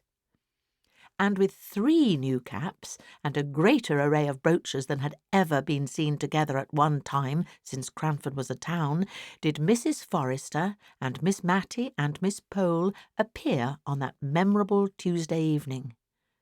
I counted 7 brooches myself on Miss Pole's dress. 2 were fixed negligently in her cap. One was a butterfly made of Scotch pebbles, which a vivid imagination might believe to be the real insect. One fastened her net neckerchief, one her collar. One ornamented the front of her gown, midway between her throat and waist, and another adorned the point of her stomacher. Where the 7th was I have forgotten, but it was somewhere about her, I'm sure. But I'm getting on too fast in describing the dresses of the company. I should first relate the gathering on the way to Mrs. Jameson's. That lady lived in a large house just outside the town. A road which had known what it was to be a street ran right before the house, which opened out upon it without any intervening garden or court. Whatever the sun was about, he never shone on the front of that house. To be sure, the living rooms were at the back, looking on to a pleasant garden. The front windows only belonged to kitchens and housekeepers' rooms and pantries, and in one of them Mr. Mulliner was reported to sit. Indeed, looking askance, we often saw the back of a head covered with hair powder, which also extended itself over his coat collar, down to his very waist. And this imposing back was always engaged in reading the St. James Chronicle, opened wide, which in some degree accounted for the length of time the said newspaper was in reaching us. Equal subscribers with Mrs. Jameson, though in right of her honourableness she always had the reading of it first. This very Tuesday the delay in forwarding the last number had been particularly aggravating. Just when Miss Pole and Miss Matty, the former more especially, had been wanting to see it, in order to coach up the court news ready for the evening's interview with aristocracy.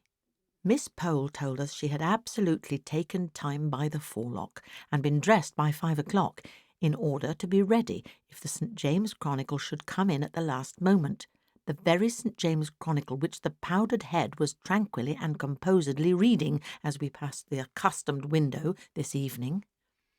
"The impudence of the man," said Miss Pole in a low, indignant whisper.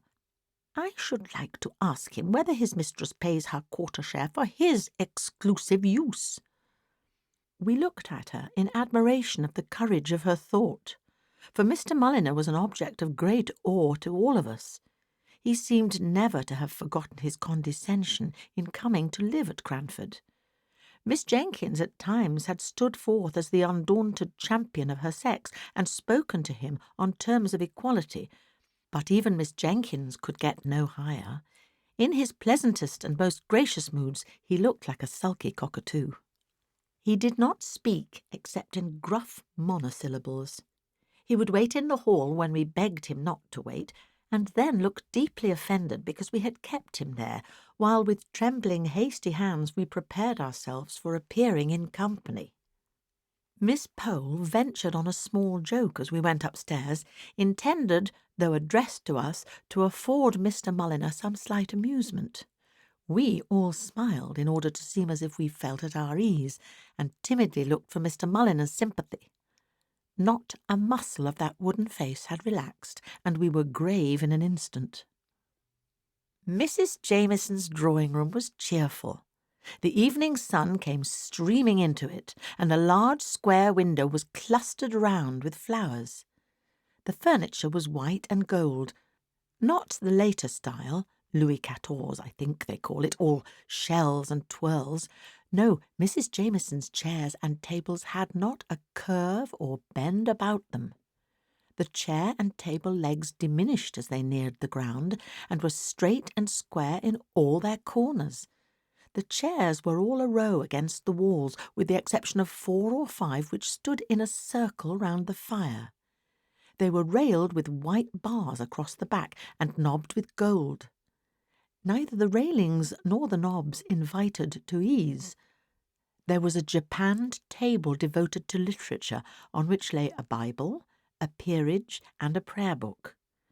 There was another square Pembroke table dedicated to the fine arts, on which were a kaleidoscope, conversation cards, puzzle cards, tied together to an interminable length with faded pink satin ribbon, and a box painted in fond imitation of the drawings which decorate tea-chests.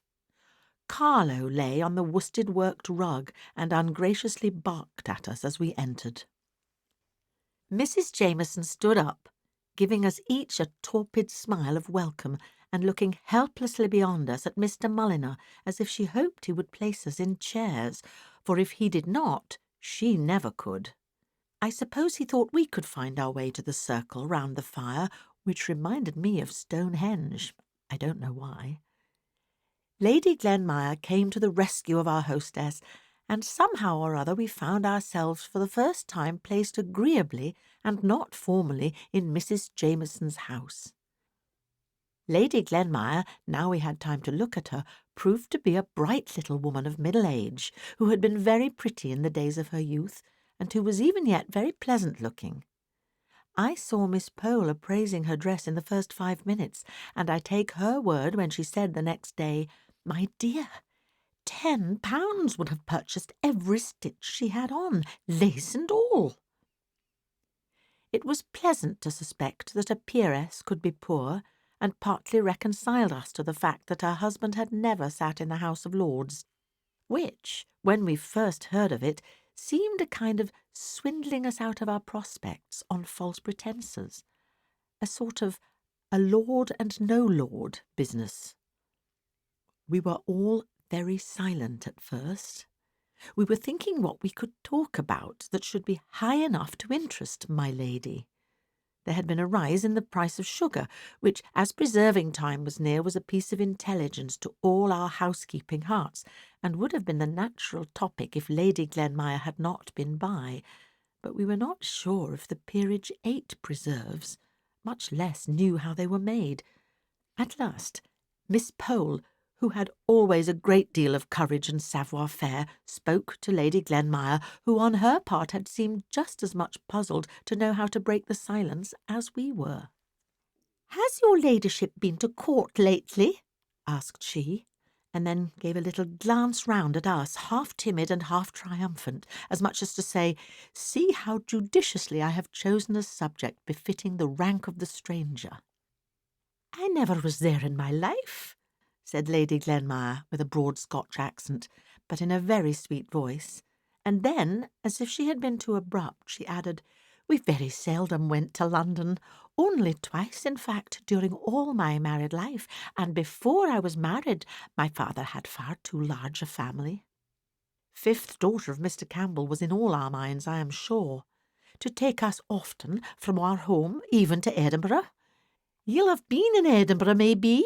said she, suddenly brightening up with the hope of a common interest. We had none of us been there, but Miss Pole had an uncle who once had passed a night there, which was very pleasant. Mrs. Jameson, meanwhile, was absorbed in wonder why Mr. Mulliner did not bring the tea, and at length the wonder oozed out of her mouth. "I had better ring the bell, my dear, had I not?" said Lady Glenmire briskly. "No, I think not. Mulliner does not like to be hurried." We should have liked our tea, for we dined at an earlier hour than Mrs. Jameson. I suspect Mr. Mulliner had to finish the St. James Chronicle before he chose to trouble himself about tea. His mistress fidgeted and kept saying, "I can't think why Mulliner does not bring tea. I can't think what he can be about." And Lady Glenmire at last grew quite impatient, but it was a pretty kind of impatience after all, and she rang the bell rather sharply on receiving a half permission from her sister-in-law to do so. Mr. Mulliner appeared in dignified surprise. "Oh," said Mrs. Jameson, "Lady Glenmire rang the bell. I believe it was for tea." In a few minutes tea was brought. Very delicate was the china, very old the plate, very thin the bread and butter, and very small the lumps of sugar. Sugar was evidently Mrs. Jameson's favourite economy. I question if the little filigree sugar tongs, made something like scissors, could have opened themselves wide enough to take up an honest, vulgar, good-sized piece, and when I tried to seize two little minikin pieces at once, so as not to be detected in too many returns to the sugar basin, they absolutely dropped one, with a little sharp clatter, quite in a malicious and unnatural manner. But before this happened we had had a slight disappointment. In the little silver jug was cream. In the larger one was milk. As soon as Mr. Mulliner came in, Carlo began to beg, which was a thing our manners forbade us to do, though I am sure we were just as hungry, and Mrs. Jameson said she was certain we would excuse her if she gave her poor dumb Carlo his tea first. She accordingly mixed a saucerful for him and put it down for him to lap, and then she told us how intelligent and sensible the dear little fellow was. He knew cream quite well, and constantly refused tea with only milk in it, so the milk was left for us. But we silently thought we were quite as intelligent and sensible as Carlo, and felt as if insult were added to injury when we were called upon to admire the gratitude evinced by his wagging his tail for the cream which should have been ours. After tea we thawed down into common life subjects. We were thankful to Lady Glenmire for having proposed some more bread and butter, and this mutual want made us better acquainted with her than we should ever have been with talking about the court, though Miss Pole did say she had hoped to know how the dear Queen was from someone who had seen her. Lady Glenmire played preference to admiration, and was a complete authority as to ombre and quadrille.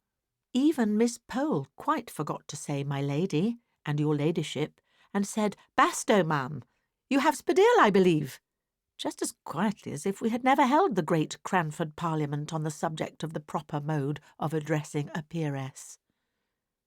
As a proof of how thoroughly we had forgotten that we were in the presence of one who might have sat down to tea with a coronet instead of a cap on her head, Mrs. Forrester related a curious little fact to Lady Glenmire, an anecdote known to the circle of her intimate friends, but of which even Mrs. Jameson was not aware. It related to some fine old lace, the sole relic of better days, which Lady Glenmire was admiring on Mrs. Forrester's collar. "Yes," said that lady, "such lace cannot be got now for either love or money, made by the nuns abroad, they tell me. They say that they can't make it now, even there, but perhaps they can. Now they've passed the Catholic Emancipation Bill, I should not wonder. But in the meantime I treasure up my lace very much. I daren't even trust the washing of it to my maid, the little charity schoolgirl I have named before, but who sounded well as my maid. I always wash it myself, and once it had a narrow escape. Of course your ladyship knows that such lace must never be starched or ironed. But I myself have a very good receipt for washing it in milk, which stiffens it enough and gives it a very good creamy colour. Well, ma'am, I had tacked it together, and the beauty of this fine lace is that when it is wet it goes into a very little space, and put it to soak in milk when unfortunately I left the room. On my return I found Pussy on the table, looking very like a thief, but gulping very uncomfortably, as if she was half choked with something she wanted to swallow and could not.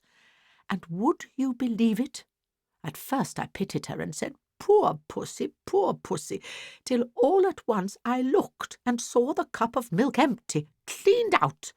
You naughty cat, said I, and I believe I was provoked enough to give her a slap, which did no good, but only helped the lace down, just as one slaps a choking child on the back. I could have cried, I was so vexed, but I determined I would not give the lace up without a struggle for it.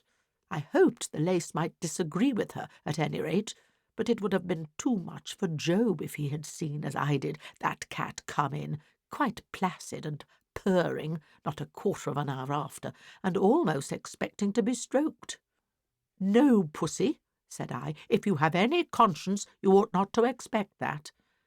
And then a sudden thought struck me, and I rang the bell for my maid, and sent her to Mr. Hoggins with my compliments, and would he be kind enough to lend me one of his top boots for an hour. I did not think there was anything odd in the message, but Jenny said the young men in the surgery laughed as if they would be ill at my wanting a top boot.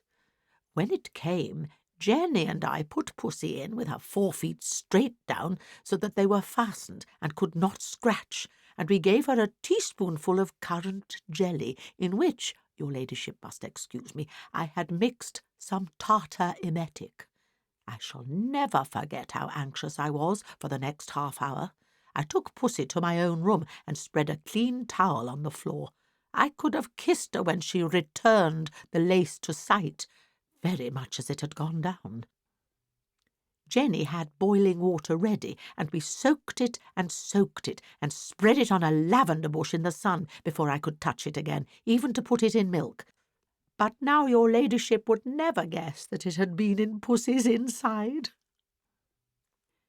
We found out in the course of the evening that Lady Glenmire was going to pay Mrs. Jameson a long visit, as she had given up her apartments in Edinburgh and had no ties to take her back there in a hurry.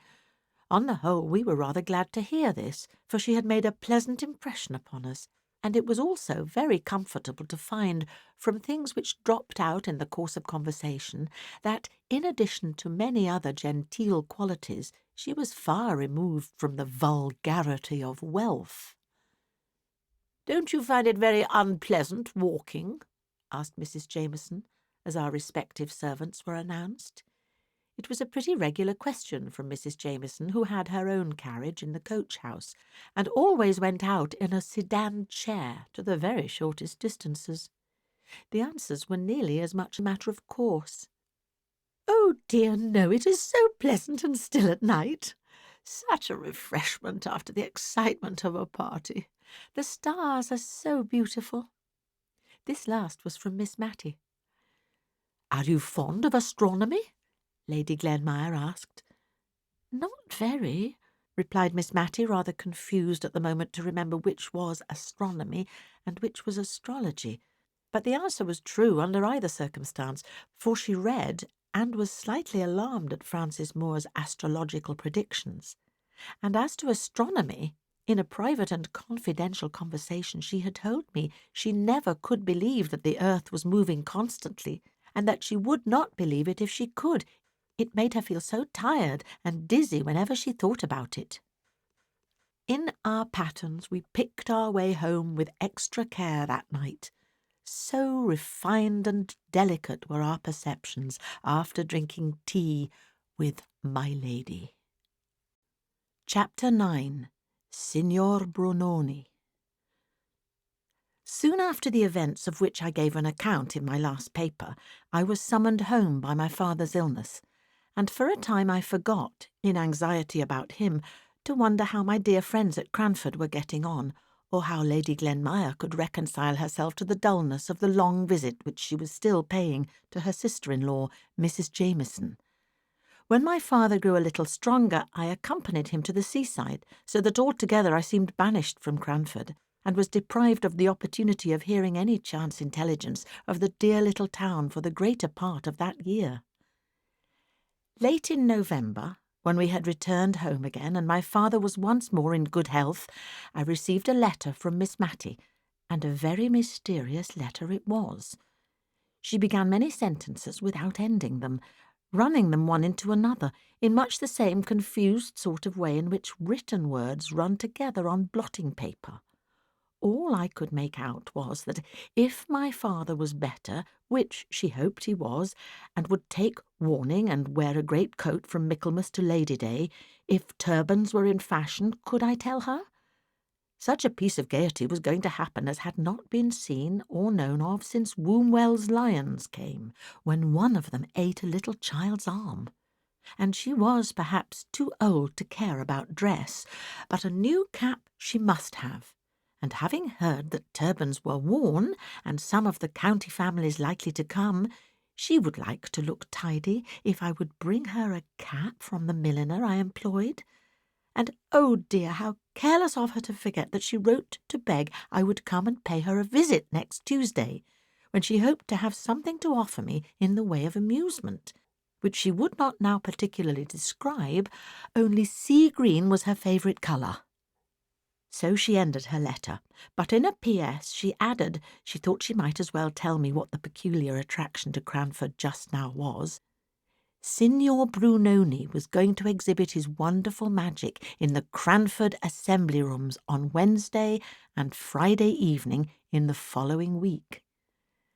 I was very glad to accept the invitation from my dear Miss Matty, independently of the conjurer, and most particularly anxious to prevent her from disfiguring her small, gentle, mousy face with a great Saracen's head turban, and accordingly I bought her a pretty, neat, middle-aged cap, which, however, was rather a disappointment to her when on my arrival she followed me into my bedroom, ostensibly to poke the fire, but in reality, I do believe, to see if the sea-green turban was not inside the cap-box with which I had travelled.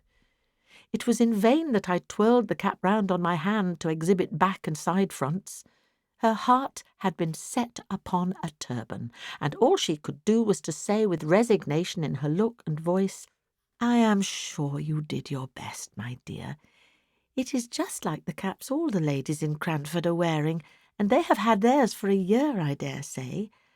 I should have liked something newer, I confess, something more like the turbans Miss Betty Barker tells me Queen Adelaide wears.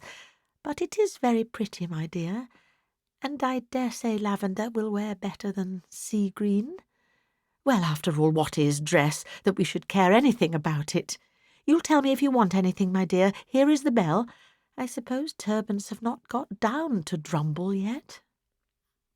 So saying, the dear old lady gently bemoaned herself out of the room, leaving me to dress for the evening, when, as she informed me, she expected Miss Pole and Mrs. Forrester, and she hoped I should not feel myself too much tired to join the party.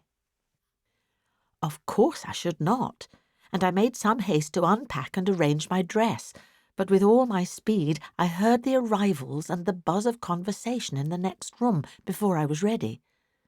Just as I opened the door, I caught the words, "I was foolish to expect anything very genteel out of the Drumble shops. Poor girl, she did her best, I've no doubt." But for all that, I had rather that she blamed Drumble and me than disfigured herself with a turban. Miss Pole was always the person, in the trio of Cranford ladies now assembled, to have had adventures. She was in the habit of spending the morning in rambling from shop to shop, not to purchase anything, except an occasional reel of cotton or a piece of tape, but to see the new articles and report upon them, and to collect all the stray pieces of intelligence in the town. She had a way, too, of demurely popping hither and thither into all sorts of places to gratify her curiosity on any point, a way which, if she had not looked so very genteel and prim, might have been considered impertinent. And now, by the expressive way in which she cleared her throat and waited for all minor subjects, such as caps and turbans, to be cleared off the course, we knew she had something very particular to relate. When the due pause came, and I defy any people possessed of common modesty to keep up a conversation long, where one among them sits up aloft in silence, looking down upon all the things they chance to say as trivial and contemptible compared to what they could disclose if properly entreated. Miss Pole began. As I was stepping out of Gordon's shop today, I chanced to go into the George.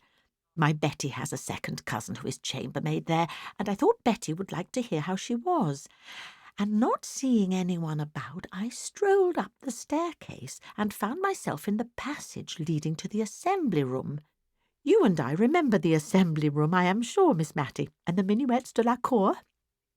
So I went on, not thinking of what I was about, when all at once I perceived that I was in the middle of the preparations for tomorrow night, the room being divided with great clothes-maids over which Crosby's men were tacking red flannel. Very dark and odd it seemed. It quite bewildered me, and I was going on behind the screens, in my absence of mind, when a gentleman, quite the gentleman I can assure you, stepped forwards and asked if I had any business he could arrange for me. He spoke such pretty, broken English I could not help thinking of Thaddeus of Warsaw and the Hungarian brothers and Santo Sebastiani, and while I was busy picturing his past life to myself, he had bowed me out of the room. But wait a minute, you have not heard half my story yet. I was going downstairs when who should I meet but Betty's second cousin? So, of course, I stopped to speak to her for Betty's sake, and she told me that I had really seen the conjurer. The gentleman who spoke broken English was Signor Brunoni himself. Just at this moment he passed us on the stairs, making such a graceful bow, in reply to which I dropped a curtsy. All foreigners have such polite manners, one catches something of it.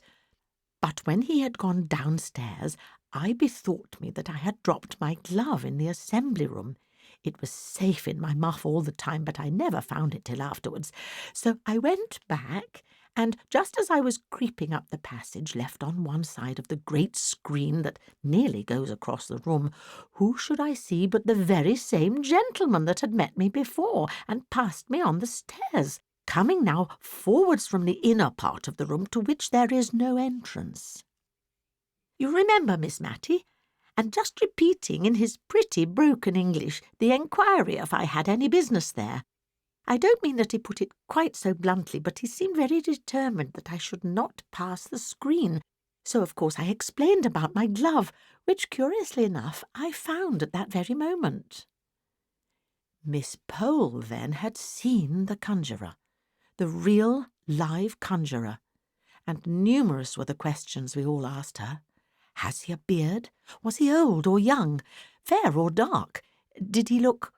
Unable to shape my question prudently, I put it in another form. How did he look? In short, Miss Pole was the heroine of the evening, owing to her morning's encounter. If she was not the rose, that is to say the conjurer, she had been near it. Conjurations, sleight of hand, magic, witchcraft were the subjects of the evening. Miss Pole was slightly sceptical and inclined to think there might be a scientific solution found for even the proceedings of the Witch of Endor. Mrs. Forrester believed everything, from ghosts to death-watchers. Miss Matty ranged between the two, always convinced by the last speaker. I think she was naturally more inclined to Mrs. Forrester's side, but a desire of proving herself a worthy sister to Miss Jenkins kept her equally balanced. Miss Jenkins, who would never allow a servant to call the little rolls of tallow that formed themselves around candles winding sheets, but insisted on their being spoken of as roly-polies. A sister of hers to be superstitious? It would never do. After tea, I was dispatched downstairs into the dining parlour for that volume of the old encyclopaedia which contained the nouns beginning with C, in order that Miss Pole might prime herself with scientific explanations for the tricks of the following evening. It spoilt the pool at Preference, which Miss Matty and Mrs. Forrester had been looking forward to, for Miss Pole became so much absorbed in her subject and the plates by which it was illustrated that we felt it would be cruel to disturb her otherwise than by one or two well-timed yawns, which I threw in now and then, for I was really touched by the meek way in which the two ladies were bearing their disappointment. But Miss Pole only read the more zealously, imparting to us no more information than this. "Ah, I see, I comprehend perfectly. A represents the ball. Put A between B and D. No, between C and F, and turn the second joint of the third finger of your left hand over the wrist of your right, H. Very clear indeed. My dear Mrs. Forrester, conjuring and witchcraft is a mere affair of the alphabet. Do let me read you this one passage." Mrs. Forrester implored Miss Pole to spare her, saying from a child upwards she could never understand being read aloud to, and I dropped the pack of cards which I had been shuffling very audibly, and by this discreet movement I obliged Miss Pole to perceive that Preference was to have been the order of the evening, and to propose, rather unwillingly, that the pool should commence. The pleasant brightness that stole over the other two ladies' faces on this. Miss Matty had one or two twinges of self-reproach for having interrupted Miss Pole in her studies, and did not remember her cards well, or give her full attention to the game, until she had soothed her conscience by offering to lend the volume of the encyclopaedia to Miss Pole, who accepted it thankfully, and said Betty should take it home when she came with the lantern.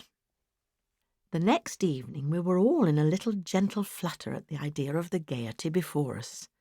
Miss Matty went up to dress betimes, and hurried me until I was ready, when we found we had an hour and a half to wait before the doors opened at 7 precisely, and we had only 20 yards to go. However, as Miss Matty said, it would not do to get too much absorbed in anything and forget the time, so she thought we had better sit quietly without lighting the candles till 5 minutes to 7. So Miss Matty dozed and I knitted. At length we set off, and at the door under the carriageway at the George we met Mrs. Forrester and Miss Pole. The latter was discussing the subject of the evening with more vehemence than ever, and throwing X's and B's at our heads like hailstones. She had even copied one or two of the receipts, as she called them, for the different tricks on backs of letters, ready to explain and to detect Signor Brunoni's arts. We went into the cloakroom adjoining the assembly room. Miss Matty gave a sigh or two to her departed youth and the remembrance of the last time she had been there, as she adjusted her pretty new cap before the strange, quaint old mirror in the cloakroom. The assembly room had been added to the inn about 100 years before by the different county families, who met together there once a month during the winter to dance and play at cards. Many a county beauty had first swung through the minuet that she afterwards danced before Queen Charlotte in this very room. It was said that one of the Gunnings had graced the apartment with her beauty. It was certain that a rich and beautiful widow, Lady Williams, had here been smitten with the noble figure of a young artist who was staying with some family in the neighbourhood for professional purposes, and accompanied his patrons to the Cranford assembly. And a pretty bargain poor Lady Williams had of her handsome husband, if all tales were true. Now no beauty blushed and dimpled along the sides of the Cranford assembly-room. No handsome artist won hearts by his bow, chapeau bras in hand. The old room was dingy. The salmon-coloured paint had faded into a drab. Great pieces of plaster had chipped off from the fine wreaths and festoons on its walls. But still a mouldy odour of aristocracy lingered about the place, and a dusty recollection of the days that were gone made Miss Matty and Mrs. Forrester bridle up as they entered, and walk mincingly up the room, as if there were a number of genteel observers, instead of two little boys with a stick of toffee between them with which to beguile the time. We stopped short at the second front row. I could hardly understand why until I heard Miss Pole ask a stray waiter if any of the county families were expected, and when he shook his head and believed not, Mrs. Forrester and Miss Matty moved forwards, and our party represented a conversational square. The front row was soon augmented and enriched by Lady Glenmire and Mrs. Jameson. We 6 occupied the 2 front rows, and our aristocratic seclusion was respected by the groups of shopkeepers who strayed in from time to time and huddled together on the back benches. At least I conjectured so from the noise they made and the sonorous bumps they gave in sitting down. But when, in weariness of the obstinate green curtain that would not draw up, but would stare at me with 2 odd eyes, seen through holes, as in the old tapestry story, I would fain have looked round at the merry chattering people behind me, Miss Pole clutched my arm and begged me not to turn, for it was not the thing. What the thing was, I never could find out, but it must have been something eminently dull and tiresome.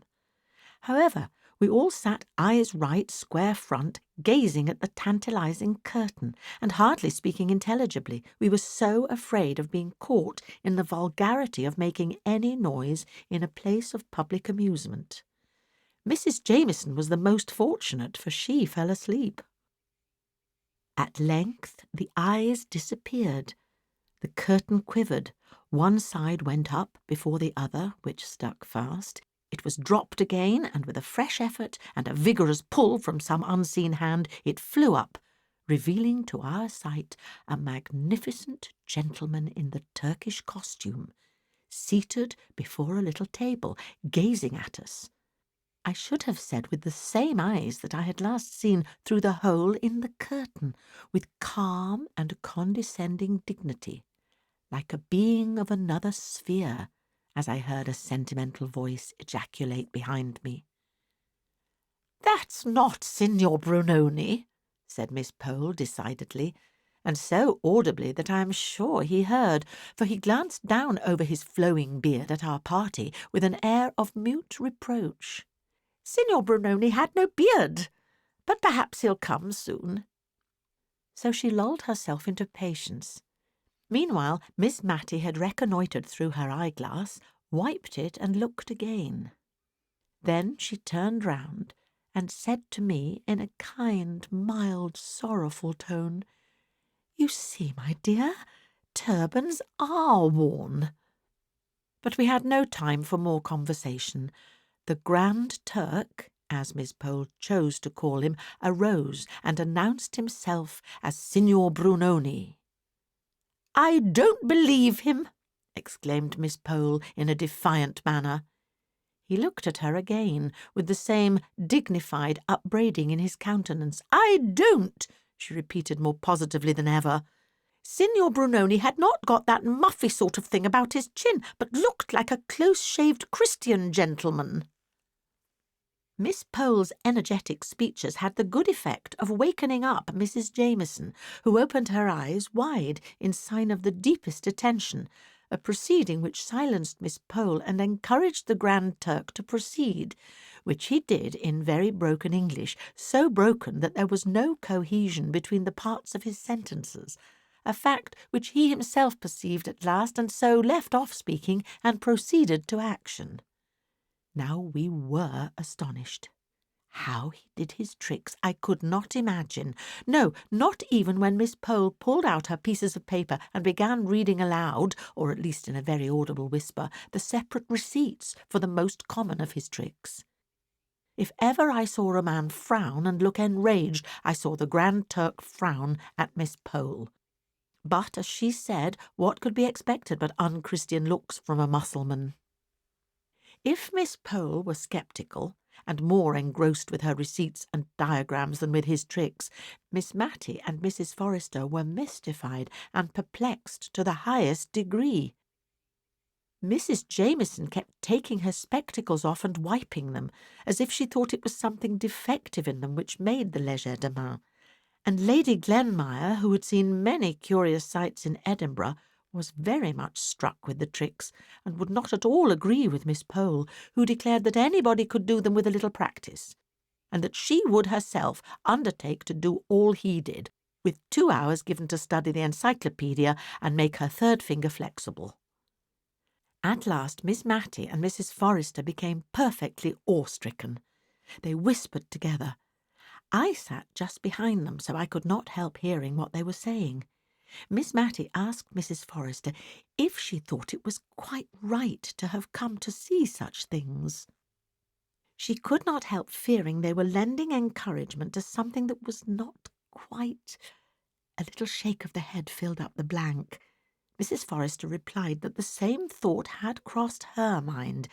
She too was feeling very uncomfortable. It was so very strange. She was quite certain that it was her pocket handkerchief which was in that loaf just now, and it had been in her own hand not 5 minutes before. She wondered who had furnished the bread. She was sure it could not be Dakin, because he was the churchwarden. Suddenly Miss Matty half turned towards me. "Will you look, my dear? You are a stranger in the town, and it won't give rise to unpleasant reports. Will you just look round and see if the rector is here? If he is, I think we may conclude that this wonderful man is sanctioned by the church, and that will be a great relief to my mind." I looked, and I saw the tall, thin, dry, dusty rector sitting surrounded by national schoolboys, guarded by troops of his own sex from any approach of the many Cranford spinsters. His kind face was all agape with broad smiles, and the boys around him were in chinks of laughing. I told Miss Matty that the church was smiling approval, which set her mind at ease. I have never named Mr. Hayter, the rector, because I, as a well-to-do and happy young woman, never came in contact with him. He was an old bachelor, but as afraid of matrimonial reports getting abroad about him as any girl of 18, and he would rush into a shop or dive down an entry sooner than encounter any of the Cranford ladies in the street. And as for the preference parties, I did not wonder at his not accepting invitations to them. To tell the truth, I always suspected Miss Pole of having given very vigorous chase to Mr. Hayter when he first came to Cranford, and not the less because now she appeared to share so vividly in his dread lest her name should ever be coupled with his. He found all his interests among the poor and helpless. He had treated the national schoolboys this very night to the performance, and virtue was for once its own reward, for they guarded him right and left, and clung round him as if he had been the queen bee and they the swarm. He felt so safe in their environment that he could even afford to give our party a bow as we filed out. Miss Pole ignored his presence, and pretended to be absorbed in convincing us that we had been cheated, and had not seen Signor Brunoni after all. Chapter 10. The Panic. I think a series of circumstances dated from Signor Brunoni's visit to Cranford, which seemed at the time connected in our minds with him, though I don't know that he had anything really to do with them.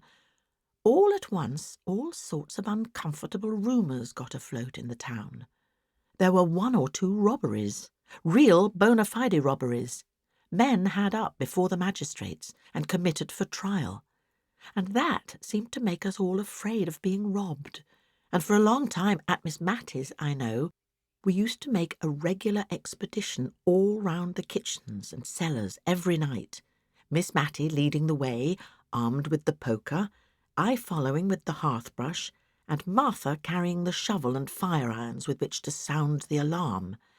and by the accidental hitting together of them she often frightened us so much that we bolted ourselves up, all three together, in the back kitchen, or storeroom, or wherever we happened to be, till, when our affright was over, we recollected ourselves and set out afresh with double valiance.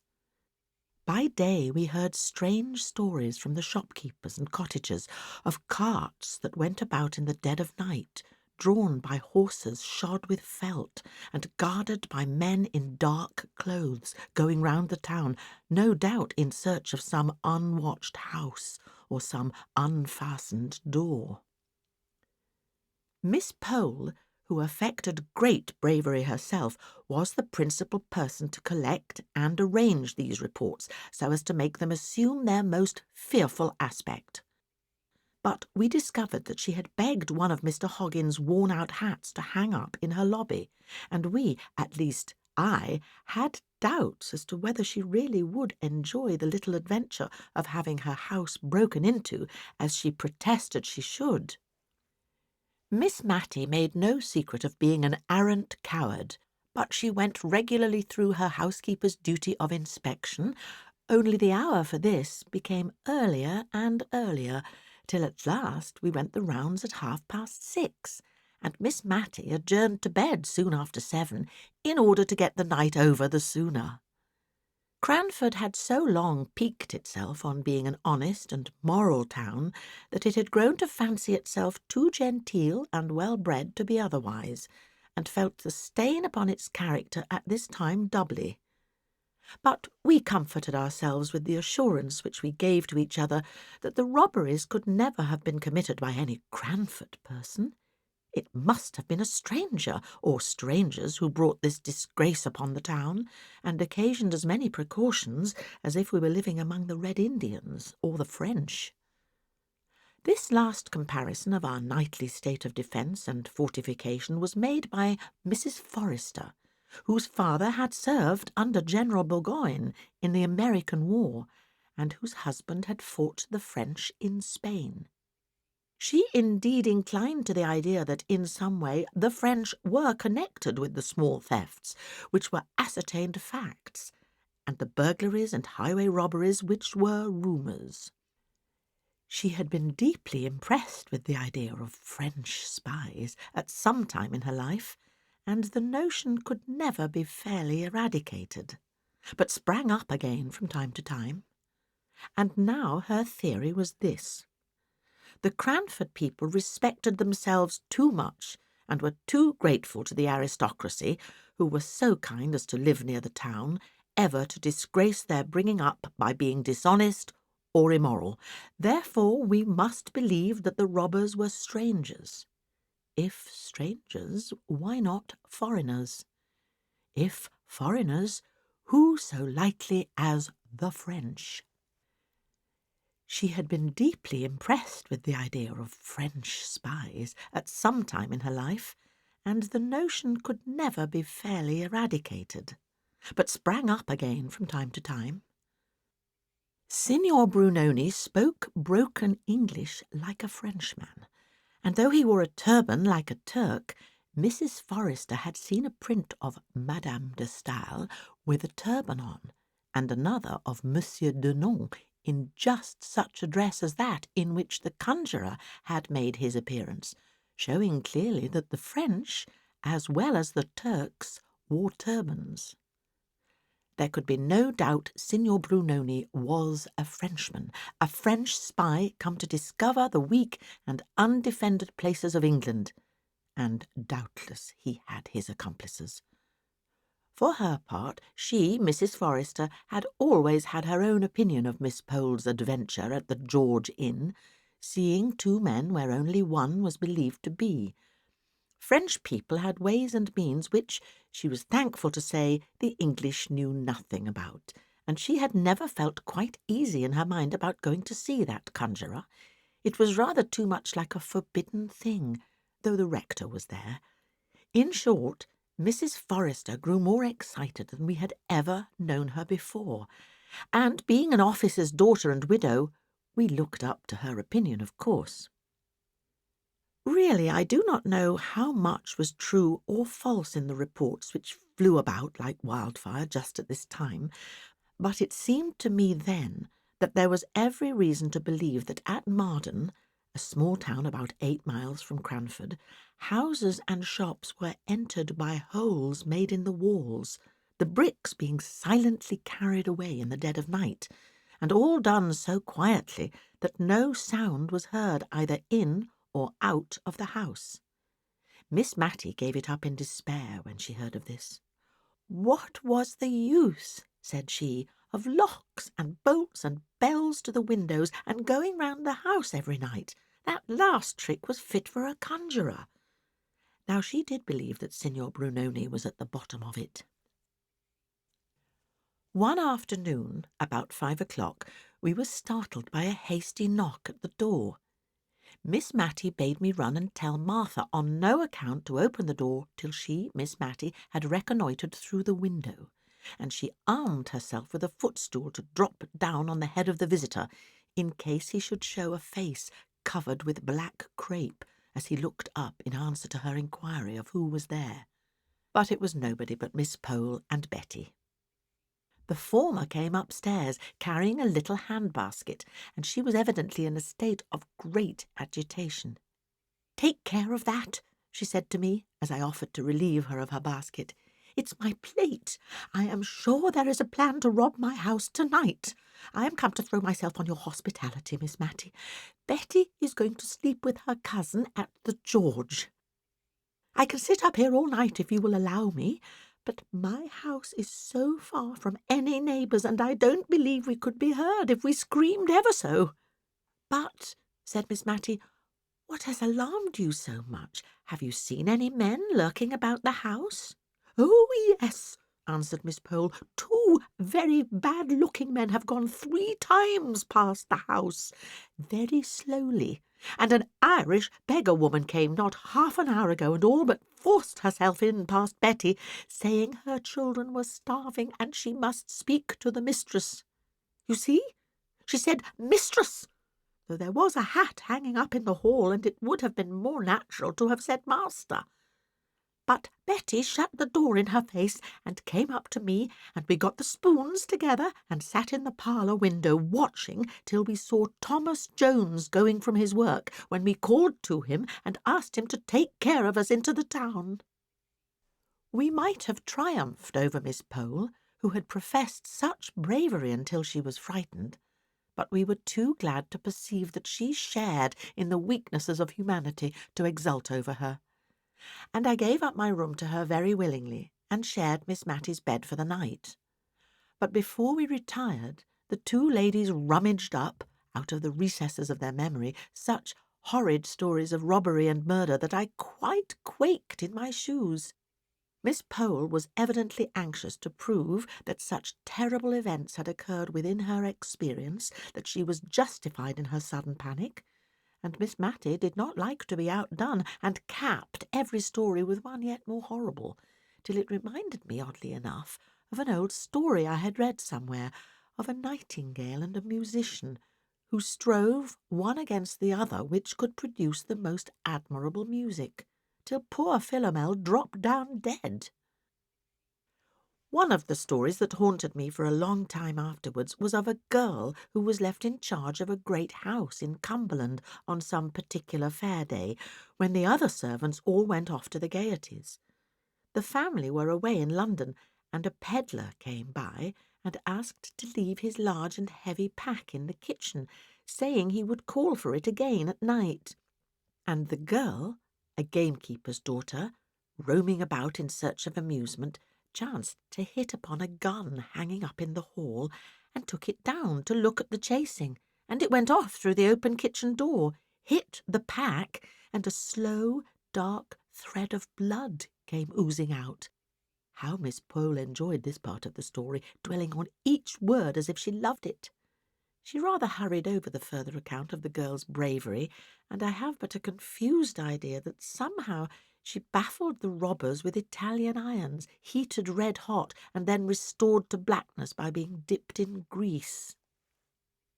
We parted for the night with an awe-stricken wonder as to what we should hear of in the morning, and on my part with a vehement desire for the night to be over and gone.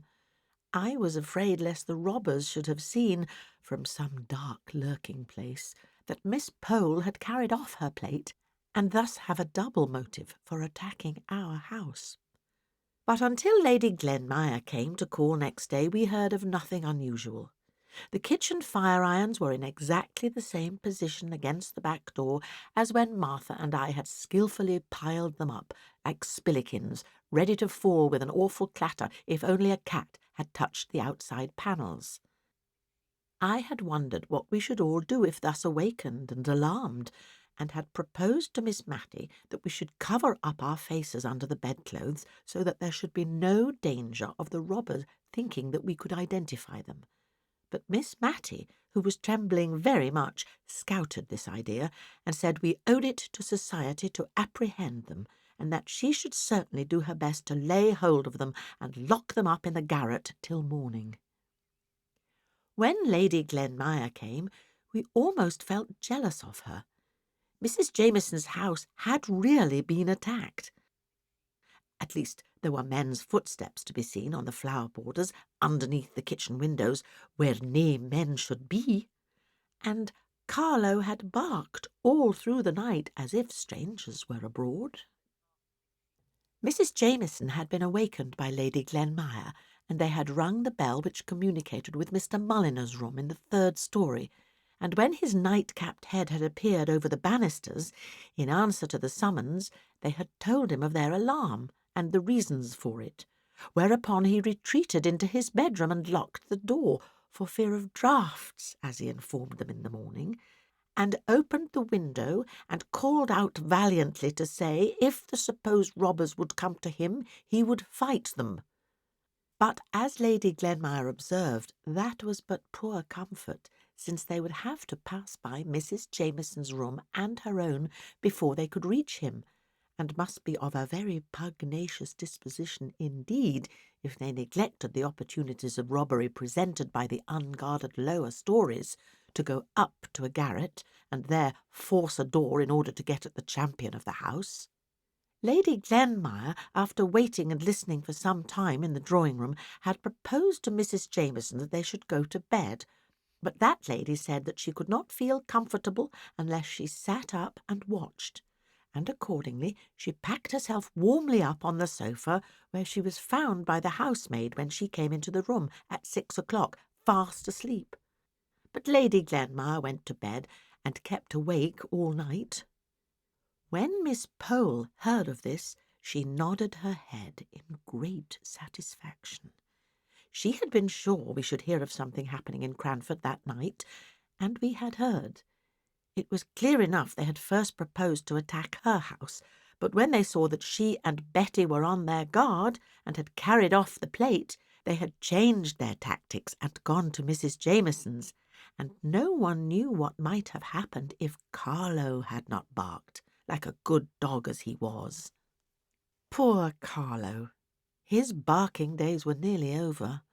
Whether the gang who infested the neighbourhood were afraid of him, or whether they were revengeful enough for the way in which he had baffled them on the night in question to poison him, or whether, as some among the more uneducated people thought, he died of apoplexy, brought on by too much feeding and too little exercise, at any rate it is certain that 2 days after this eventful night, Carlo was found dead, with his poor legs stretched out stiff in the attitude of running, as if by such unusual exertion he could escape the sure pursuer, death. We were all sorry for Carlo, the old familiar friend who had snapped at us for so many years, and the mysterious mode of his death made us very uncomfortable. Could Signor Brunoni be at the bottom of this? He had apparently killed a canary with only a word of command. His will seemed of deadly force. Who knew but what he might yet be lingering in the neighbourhood, willing all sorts of awful things? We whispered these fancies among ourselves in the evenings, but in the mornings our courage came back with the daylight, and in a week's time we had got over the shock of Carlo's death, all but Mrs. Jameson. She, poor thing, felt it as she had felt no event since her husband's death. Indeed, Miss Pole said that as the Honourable Mr. Jameson drank a good deal, and occasioned her much uneasiness, it was possible that Carlo's death might be the greater affliction. But there was always a tinge of cynicism in Miss Pole's remarks. However, one thing was clear and certain.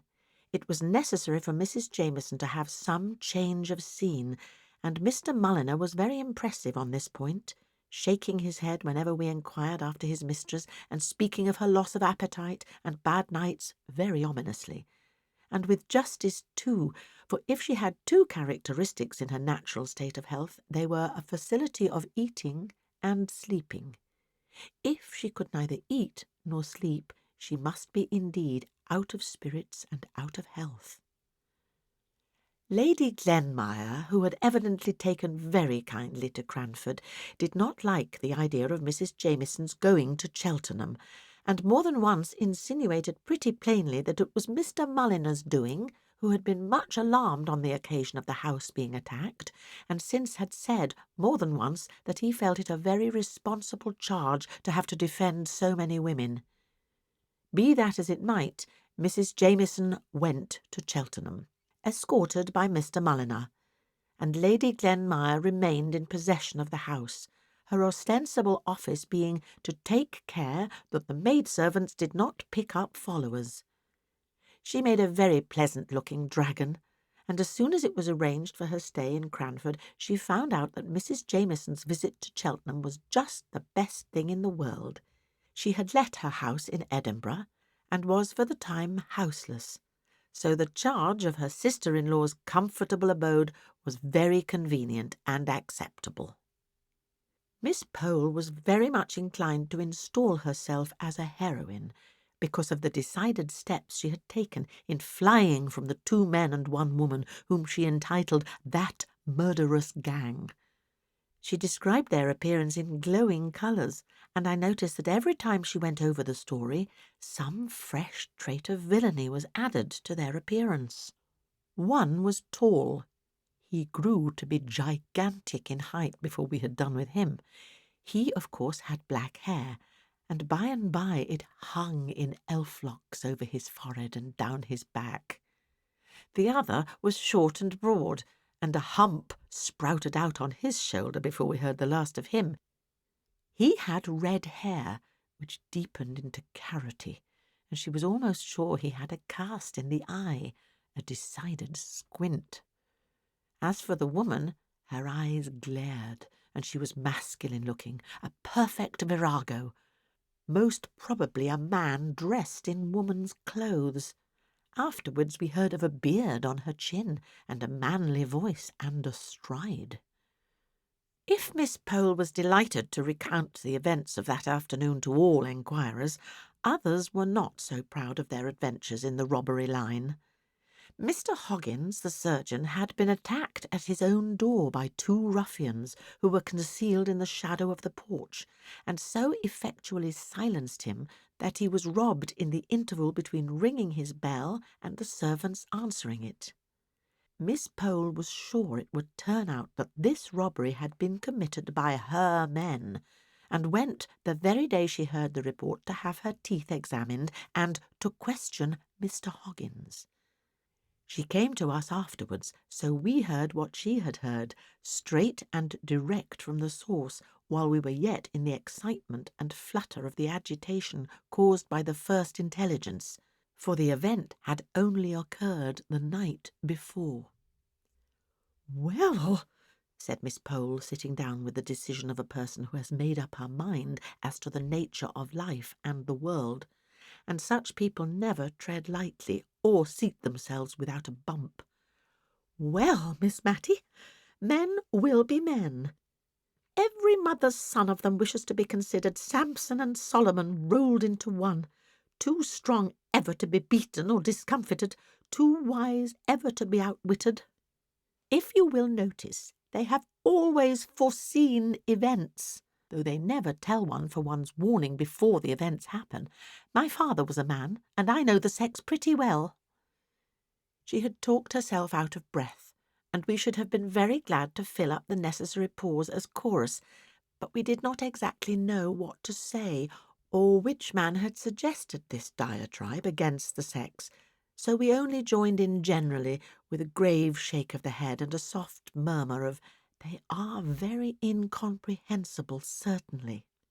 "Now only think," said she. "There, I have undergone the risk of having one of my remaining teeth drawn, for one is terribly at the mercy of any surgeon-dentist, and I, for one, always speak them fair till I have got my mouth out of their clutches. And after all, Mr. Hoggins is too much of a man to own that he was robbed last night." "Not robbed!" exclaimed the chorus. "Don't tell me!" Miss Pole exclaimed, angry that we could be for a moment imposed upon.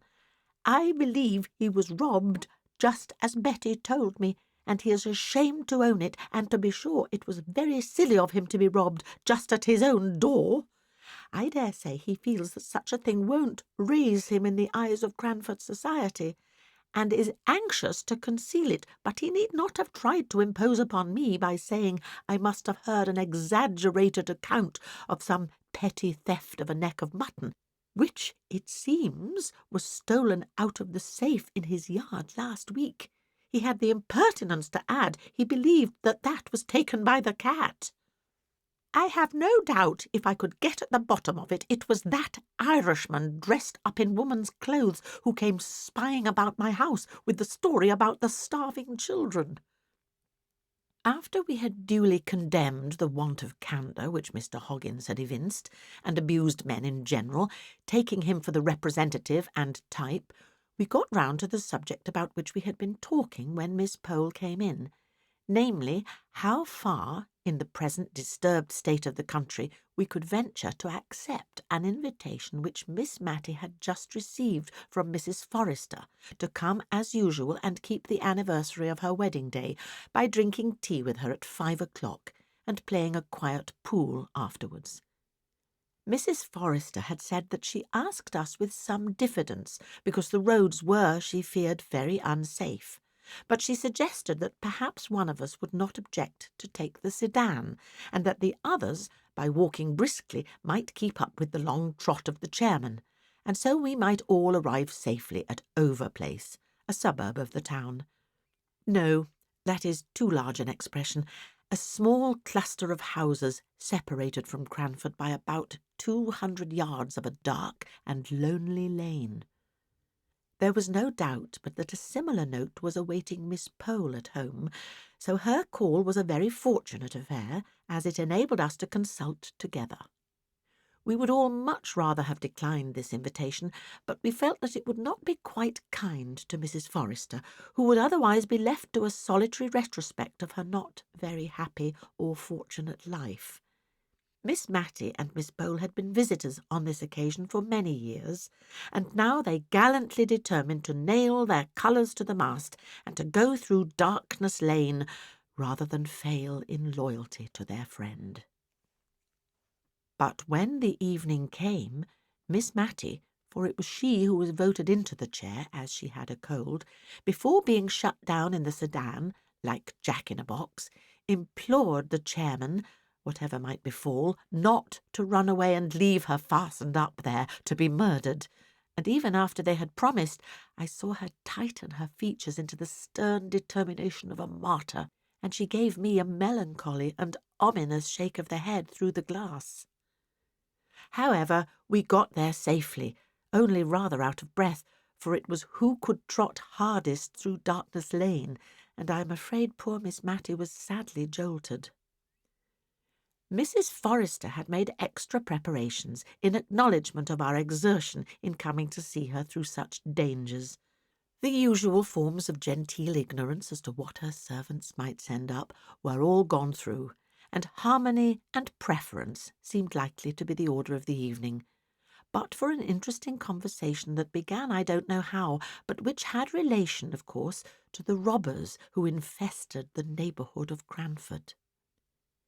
Having braved the dangers of Darkness Lane, and thus having a little stock of reputation for courage to fall back upon, and also, I dare say, desirous of proving ourselves superior to men, videlicet Mr. Hoggins, in the article of candour, we began to relate our individual fears, and the private precautions we each of us took. I owned that my pet apprehension was eyes looking at me and watching me, glittering out from some dull, flat, wooden surface, and that if I dared to go up to my looking-glass when I was panic-stricken, I should certainly turn it round, with its back towards me, for fear of seeing eyes behind me looking out of the darkness. I saw Miss Matty nerving herself up for a confession, and at last out it came. She owned that ever since she had been a girl, she had dreaded being caught by her last leg just as she was getting into bed, by someone concealed under it. She said when she was younger and more active, she used to take a flying leap from a distance and so bring both her legs up safely into bed at once, but that this had always annoyed Deborah, who piqued herself upon getting into bed gracefully, and she had given it up in consequence. But now the old terror would often come over her, especially since Miss Pole's house had been attacked. We had got quite to believe in the fact of the attack having taken place, and yet it was very unpleasant to think of looking under a bed and seeing a man concealed with a great fierce face staring out at you. So she had bethought herself of something. Perhaps I had noticed that she had told Martha to buy her a penny ball, such as children play with, and now she rolled this ball under the bed every night. If it came out on the other side, well and good. If not, she always took care to have her hand on the bell-rope, and meant to call out John and Harry, just as if she expected men-servants to answer her ring. We all applauded this ingenious contrivance, and Miss Matty sank back into satisfied silence, with a look at Mrs. Forrester as if to ask for her private weakness. Mrs. Forrester looked askance at Miss Pole, and tried to change the subject a little by telling us that she had borrowed a boy from one of the neighbouring cottages, and promised his parents 100 weight of coals at Christmas and his supper every evening for the loan of him at nights. She had instructed him in his possible duties when he first came, and finding him sensible, she had given him the Major's sword. The Major was her late husband, and desired him to put it very carefully behind his pillow at night, turning the edge towards the head of the pillow. He was a sharp lad, she was sure, for spying out the Major's cocked hat, he had said if he might have that to wear, he was sure he could frighten 2 Englishmen or 4 Frenchmen any day. But she had impressed upon him anew that he was to lose no time in putting on hats or anything else, but if he heard a noise, he was to run at it with his drawn sword.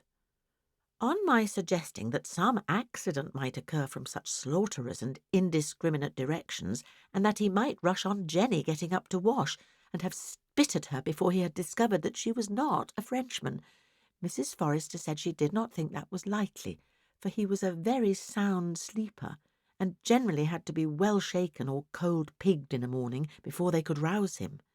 She sometimes thought such dead sleep must be owing to the hearty suppers the poor lad ate, for he was half starved at home, and she told Jenny to see that he got a good meal at night. Still, this was no confession of Mrs. Forrester's peculiar timidity, and we urged her to tell us what she thought would frighten her more than anything. She paused and stirred the fire and snuffed the candles, and then she said, in a sounding whisper, "Ghosts." She looked at Miss Pole, as much as to say she had declared it and would stand by it. Such a look was a challenge in itself. Miss Pole came down upon her with indigestion, spectral illusions, optical delusions, and a great deal out of Dr. Ferrier and Dr. Hibbert besides. Miss Matty had rather a leaning to ghosts, as I have mentioned before, and what little she did say was all on Mrs. Forrester's side, who, emboldened by sympathy, protested that ghosts were a part of her religion, that surely she, the the widow of a major in the army, knew what to be frightened at and what not. In short, I never saw Mrs. Forrester so warm either before or since, for she was a gentle, meek, enduring old lady in most things. Not all the elder wine that ever was mulled could this night wash out the remembrance of this difference between Miss Pole and her hostess. Indeed, when the elder wine was brought in, it gave rise to a new burst of discussion, for Jenny, the little maiden who staggered under the tray, had to give evidence of having seen a ghost with her own eyes, not so many nights ago, in Darkness Lane, the very lane we were to go through on our way home. In spite of the uncomfortable feeling which this last consideration gave me, I could not help being amused at Jenny's position, which was exceedingly like that of a witness being examined and cross-examined by two counsel who are not at all scrupulous about asking leading questions. The conclusion I arrived at was that Jenny had certainly seen something beyond what a fit of indigestion would have caused.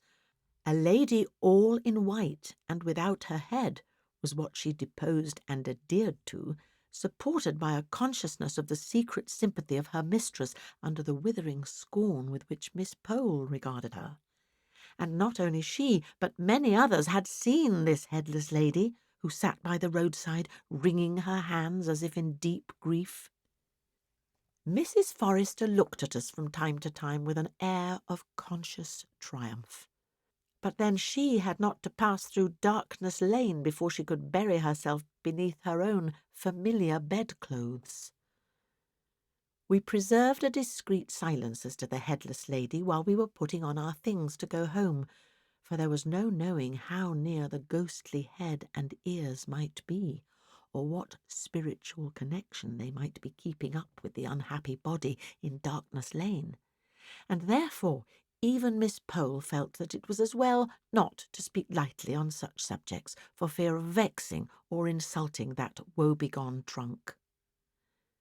At least, so I conjecture, for instead of the busy clatter usual in the operation, we tied on our cloaks as sadly as mutes at a funeral.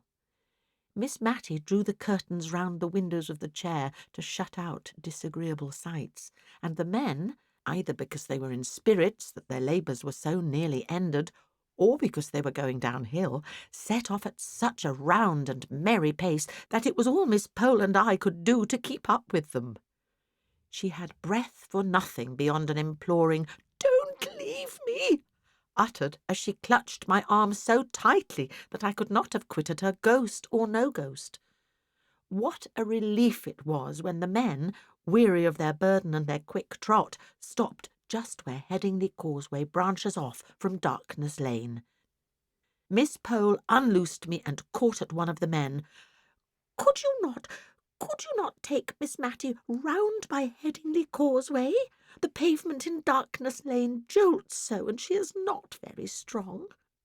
A smothered voice was heard from the inside of the chair. "Oh, pray go on. What is the matter? What is the matter? I will give you 6pence more to go on very fast. Pray don't stop here." "And I'll give you a shilling," said Miss Pole with tremulous dignity, "if you'll go by Headingley Causeway." The two men grunted acquiescence and took up the chair and went along the causeway, which certainly answered Miss Pole's kind purpose of saving Miss Matty's bones, for it was covered with soft, thick mud, and even a fall there would have been easy, till the getting up came, when there might have been some difficulty in extrication.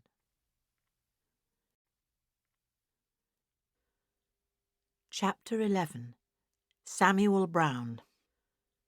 The next morning I met Lady Glenmire and Miss Pole setting out on a long walk to find some old woman who was famous in the neighbourhood for her skill in knitting woollen stockings. Miss Pole said to me, with a smile half kindly and half contemptuous upon her countenance, "I have just been telling Lady Glenmire of our poor friend Mrs. Forrester and her terror of ghosts. It comes from living so much alone and listening to the bugaboo stories of that Jenny of hers." She was so calm and so much above superstitious fears herself that I was almost ashamed to say how glad I had been of her Headingley Causeway proposition the night before, and turned off the conversation to something else. In the afternoon, Miss Pole called on Miss Matty to tell her of the adventure, the real adventure they had met with on their morning's walk. They had been perplexed about the exact path which they were to take across the fields in order to find the knitting old woman, and had stopped to inquire at a little wayside public house, standing on the high road to London, about 3 miles from Cranford. The good woman had asked them to sit down and rest themselves while she fetched her husband, who could direct them better than she could, and while they were sitting in the sanded parlour, a little girl came in. They thought that she belonged to the landlady, and began some trifling conversation with her. But on Mrs. Roberts' return, she told them that the little thing was the only child of a couple who was staying in the house. And then she began a long story, out of which Lady Glenmire and Miss Pole could only gather 1 or 2 decided facts, which were that about 6 weeks ago a light spring cart had broken down just before their door, in which there were 2 men, 1 woman, and this child. One of the men was seriously hurt. No bones broken, only shaken, the landlady called it, but he had probably sustained some severe internal injury, for he had languished in their house ever since, attended by his wife, the mother of this little girl. Miss Pole had asked what he was, what he looked like, and Mrs. Roberts had made answer that he was not like a gentleman, nor yet like a common person. If it had not been that he and his wife were such decent, quiet people, she could almost have thought he was a mountebank or something of that kind, for they had a great box in the cart, full of she did not know what. She had helped to unpack it and take out their linen and clothes, when the other man, his twin brother she believed he was, had gone off with the horse and cart. Miss Pole had begun to have her suspicions at this point, and expressed her idea that it was rather strange that the box and cart and horse and all should have disappeared. But good Mrs. Roberts seemed to have become quite indignant at Miss Pole's implied suggestion. In fact, Miss Pole said she was as angry as if Miss Pole had told her that she herself was a swindler. As the best way of convincing the ladies, she bethought her of begging them to see the wife, and, as Miss Pole said, there was no doubting the honest, worn, bronzed face of the woman, who at the first tender word from Lady Glenmire burst into tears, which she was too weak to check until some word from the landlady made her swallow down her sobs, in order that she might testify to the Christian kindness shown by Mr. and Mrs. Roberts. Miss Pole came round with a swing to as vehement a belief in the sorrowful tale as she had been sceptical before, and as a proof of this, her energy in the poor sufferer's behalf was nothing daunted when she found out that he, and no other, was our Signor Brunoni, to whom all Cranford had been attributing all manner of evil this 6 weeks past. Yes, his wife said his proper name was Samuel Brown. Sam, she called him, but to the last we preferred calling him the Signor. It sounded so much better. The end of their conversation with the Signora Brunoni was that it was agreed that he should be placed under medical advice, and for any expense incurred in procuring this, Lady Glenmire promised to hold herself responsible, and had accordingly gone to Mr. Hoggins to beg him to ride over to the Rising Sun that very afternoon and examine into the Signor's real state, and, as Miss Pole said, if it was desirable to remove him to Cranford to be more immediately under Mr. Hoggins' eye, she would undertake to see for lodgings and arrange about the rent. Mrs. Roberts had been as kind as could be all throughout, but it was evident that their long residence there had been a slight inconvenience. Before Miss Pole left us, Miss Matty and I were as full of the morning's adventure as she was. We talked about it all the evening, turning it in every possible light. and we went to bed anxious for the morning, when we should surely hear from someone what Mr. Hoggins thought and recommended. For as Miss Matty observed, though Mr. Hoggins did say "Jack's up," "a fig for his heels," and called preference "pref," she believed he was a very worthy man and a very clever surgeon. Indeed, we were rather proud of our doctor at Cranford as a doctor. We often wished, when we heard of Queen Adelaide or the Duke of Wellington being ill, that they would send for Mr. Hoggins, but on consideration we were rather glad they did not, for if we were ailing, what should we do if Mr. Hoggins had been appointed physician in ordinary to the royal family? As a surgeon, we were proud of him, but as a man, or rather I should say, as a gentleman, we could only shake our heads over his name and himself, and wish that he had read Lord Chesterfield's letters in the days when his manners were susceptible of improvement. Nevertheless, we all regarded his dictum in the signor's case as infallible, and when he said that with care and attention he might rally, we had no more fear for him. But although we had no more fear, everybody did as much as if there was great cause for anxiety, as indeed there was until Mr. Hoggins took charge of him. Miss Pole looked out clean and comfortable if homely lodgings. Miss Matty sent the sedan chair for him, and Martha and I aired it well before it left Cranford by holding a warming pan full of red-hot coals in it, and then shutting it up close, smoke and all, until the time when he should get into it at the rising sun. Lady Glenmire undertook the medical department under Mr. Hoggins' directions, and rummaged up all Mrs. Jamieson's medicine glasses and spoons and bed-tables in a free and easy way that made Miss Matty feel a little anxious as to what that lady and Mr. Mulliner might say if they knew. Mrs. Forrester made some of the bread jelly, for which she was so famous, to have ready as a refreshment in the lodgings when he should arrive. A present of this bread jelly was the highest mark of favour dear Mrs. Forrester could confer. Miss Pole had once asked her for the receipt, but she had met with a very decided rebuff. That lady told her that she could not part with it to anyone during her life, and that after her death it was bequeathed, as her executors would find, to Miss Matty.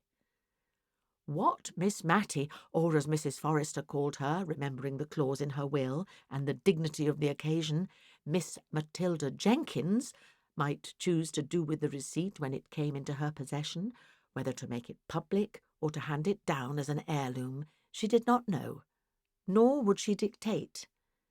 And a mould of this admirable, digestible, unique bread jelly was sent by Mrs. Forrester to our poor sick conjurer. Who says that the aristocracy are proud? Here was a lady by birth a Tyrrell, and descended from the great Sir Walter that shot King Rufus, and in whose veins ran the blood of him who murdered the little princes in the Tower, going every day to see what dainty dishes she could prepare for Samuel Brown, a mountebank. But indeed it was wonderful to see what kind feelings were called out by this poor man's coming amongst us. And also wonderful to see how the great Cranford panic, which had been occasioned by his first coming in his Turkish dress, melted away into thin air on his second coming, pale and feeble, and with his heavy, filmy eyes that only brightened a very little when they fell upon the countenance of his faithful wife or their pale and sorrowful little girl. Somehow we all forgot to be afraid. I dare say it was that finding out that he, who had first excited our love of the marvellous by his unprecedented arts, had not sufficient everyday gifts to manage a shying horse, made us feel as if we were ourselves again. Miss Pole came with her little basket at all hours of the evening, as if her lonely house and the unfrequented road to it had never been infested by that murderous gang. Mrs. Forrester said she thought that neither Jenny nor she need mind the headless lady who wept and wailed in Darkness Lane, for surely the power was never given to such beings to harm those who went about to try to do what little good was in their power, to which Jenny tremblingly assented, But the mistress's theory had little effect on the maid's practice until she had sewn 2 pieces of red flannel in the shape of a cross on her inner garment. I found Miss Matty covering her penny ball, the ball that she used to roll under her bed, with gay-coloured worsted in rainbow stripes. "My dear," said she, "my heart is sad for that little careworn child. Although her father is a conjurer, she looks as if she had never had a good game of play in her life. I used to make very pretty balls in this way when I was a girl, and I thought I would try if I could not make this one smart and take it to Phoebe this afternoon. I think the gang must have left the neighbourhood, for one does not hear any more of their violence and robbery now." We were all of us far too full of the signor's precarious state to talk either about robbers or ghosts. Indeed, Lady Glenmire said she had never heard of any actual robberies, except that 2 little boys had stolen some apples from Farmer Benson's orchard, and that some eggs had been missed on a market day off Widow Hayward's stall. But that was expecting too much of us. We could not acknowledge that we had only had this small foundation for all our panic. Miss Pole drew herself up at this remark of Lady Glenmire's and said that she wished she could agree with her as to the very small reason we had had for alarm, but with the recollection of a man disguised as a woman who had endeavoured to force himself into her house while his confederates waited outside, with the knowledge gained from Lady Glenmire herself of the footprints seen on Mrs. Jameson's flower borders, with the fact before her of the audacious robbery committed on Mr. Hoggins at his own door."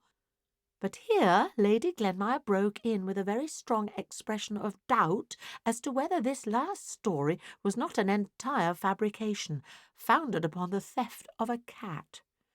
She grew so red while she was saying all this that I was not surprised at Miss Pole's manner of bridling up, and I am certain if Lady Glenmire had not been her ladyship, we should have had a more emphatic contradiction than the "well, to be sure," and similar fragmentary ejaculations, which were all that she ventured upon in my lady's presence. But when she was gone, Miss Pole began a long congratulation to Miss Matty that so far they had escaped marriage, which she noticed always made people credulous to the last degree. Indeed, she thought it argued great natural credulity in a woman if she could not keep herself from being married. And in what Lady Glenmire had said about Mr. Hoggins' robbery, we had a specimen of what people came to if they gave way to such a weakness. Evidently Lady Glenmire would swallow anything if she could believe the poor vamped-up story about a neck of mutton and a pussy with which she had tried to impose on Miss Pole, only she had always been on her guard against believing too much of what men said. We were thankful, as Miss Pole desired us to be, that we had never been married. But I think, of the 2, we were even more thankful that the robbers had left Cranford. At least I judged so from a speech of Miss Matty's that evening as we sat over the fire, in which she evidently looked upon her husband as a great protector against thieves, burglars, and ghosts, and said that she did not think that she should dare to be always warning young people against matrimony, as Miss Pole did continually. To be sure, marriage was a risk, as she saw, now she had had some experience. But she remembered the time when she had looked forward to being married as much as anyone. "Not to any particular person, my dear," said she, hastily checking herself up, as if she were afraid of having admitted too much. "Only the old story, you know, of ladies always saying 'when I marry,' and gentlemen 'if I marry.'" It was a joke spoken in rather a sad tone, and I doubt if either of us smiled, but I could not see Miss Matty's face by the flickering firelight. In a little while she continued, "But, after all, I have not told you the truth. It is so long ago, and no one ever knew how much I thought of it at the time, unless, indeed, my dear mother guessed. But I may say that there was a time when I did not think I should have been only Miss Matty Jenkins all my life. For even if I did meet with anyone who wished to marry me now, and as Miss Pole says one is never too safe, I could not take him. I hope he would not take it too much to heart, but I could not take him, or anyone but the person I once thought I should be married to. And he is dead and gone, and he never knew how it all came about that I said no, when I had thought many and many a time. Well, it's no matter what I thought. God ordains it all, and I am very happy, my dear. No one has such kind friends as I, continued she, taking my hand and holding it in hers. If I had never known of Mr. Holbrook, I could have said something in this pause, but as I had, I could not think of anything that would come in naturally, and so we both kept silence for a little time. My father once made us, she began, keep a diary in 2 columns. On one side we were to put down in the morning what we thought would be the course and events of the coming day, and at night we were to put down on the other side what really had happened. It would be to some people rather a sad way of telling their lives.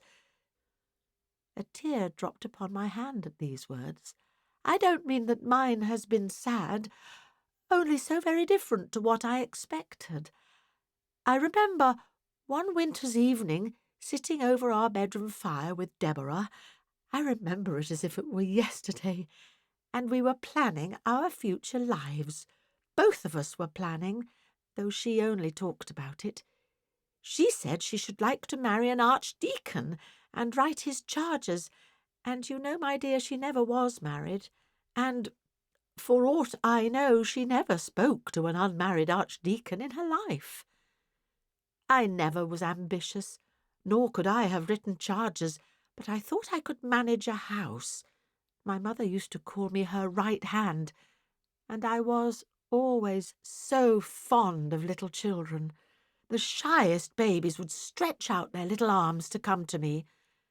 When I was a girl, I was half my leisure time nursing in the neighbouring cottages, but I don't know how it was, when I grew sad and grave, which I did a year or 2 after this time, the little things drew back from me, and I am afraid I lost the knack, though I am just as fond of children as ever, and have a strange yearning at my heart whenever I see a mother with her baby in her arms. Nay, my dear, and by a sudden blaze which sprang up from a fall of the unstirred coals, I saw that her eyes were full of tears, gazing intently on some vision of what might have been. Do you know, I dream sometimes that I have a little child, always the same, a little girl of about 2 years old. She never grows older, though I have dreamt about her for many years. I don't think I ever dream of any words or sounds she makes. She is very noiseless and still, but she comes to me when she is very sorry or very glad, and I have wakened with the clasp of her dear little arms round my neck. Only last night, perhaps because I had gone to sleep thinking of this ball for Phoebe, my little darling came in my dream and put up her mouth to be kissed, just as I have seen real babies do to real mothers before going to bed. But all this is nonsense, dear. Only don't be frightened by Miss Pole from being married. I can fancy it may be a very happy state, and a little credulity helps one on through life very smoothly, better than always doubting and seeing difficulties and disagreeables in everything. If I had been inclined to be daunted from matrimony, it would not have been Miss Pole to do it. It would have been the lot of poor Signor Brunoni and his wife. And yet again, it was an encouragement to see how, through all their cares and sorrows, they thought of each other and not of themselves, and how keen were their joys if they only passed through each other or through the little Phoebe. The Signora told me one day a good deal about their lives up to this period. It began by my asking her whether Miss Pole's story of the twin brothers were true. It sounded so wonderful a likeness that I should have had my doubts if Miss Pole had not been unmarried. But the Signora, or as we found out she preferred to be called Mrs. Brown, said it was quite true, that her brother-in-law was by many taken for her husband, which was of great assistance to them in their profession. Though, she continued, how people can mistake Thomas for the real Signor Brunoni, I can't conceive, but he says they do, so I suppose I must believe him. Not but what he is a very good man. I am sure I don't know how we should have paid our bill at the Rising Sun, but for the money he sends. But people must know very little about art if they can take him for my husband. Why, miss, in the ball trick, where my husband spreads his fingers wide and throws out his little finger with quite an air and a grace, Thomas just clumps up his hand like a fist, and might have ever so many balls hidden in it. Besides, he has never been in India and knows nothing of the proper sit of the turban. Have you been in India? Said I, rather astonished. Oh, yes, many a year, ma'am.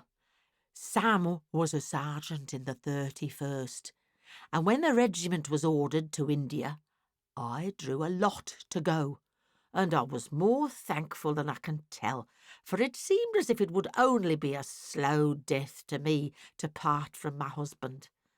But indeed, ma'am, I don't know whether I would not rather have died there and then than gone through what I have done since.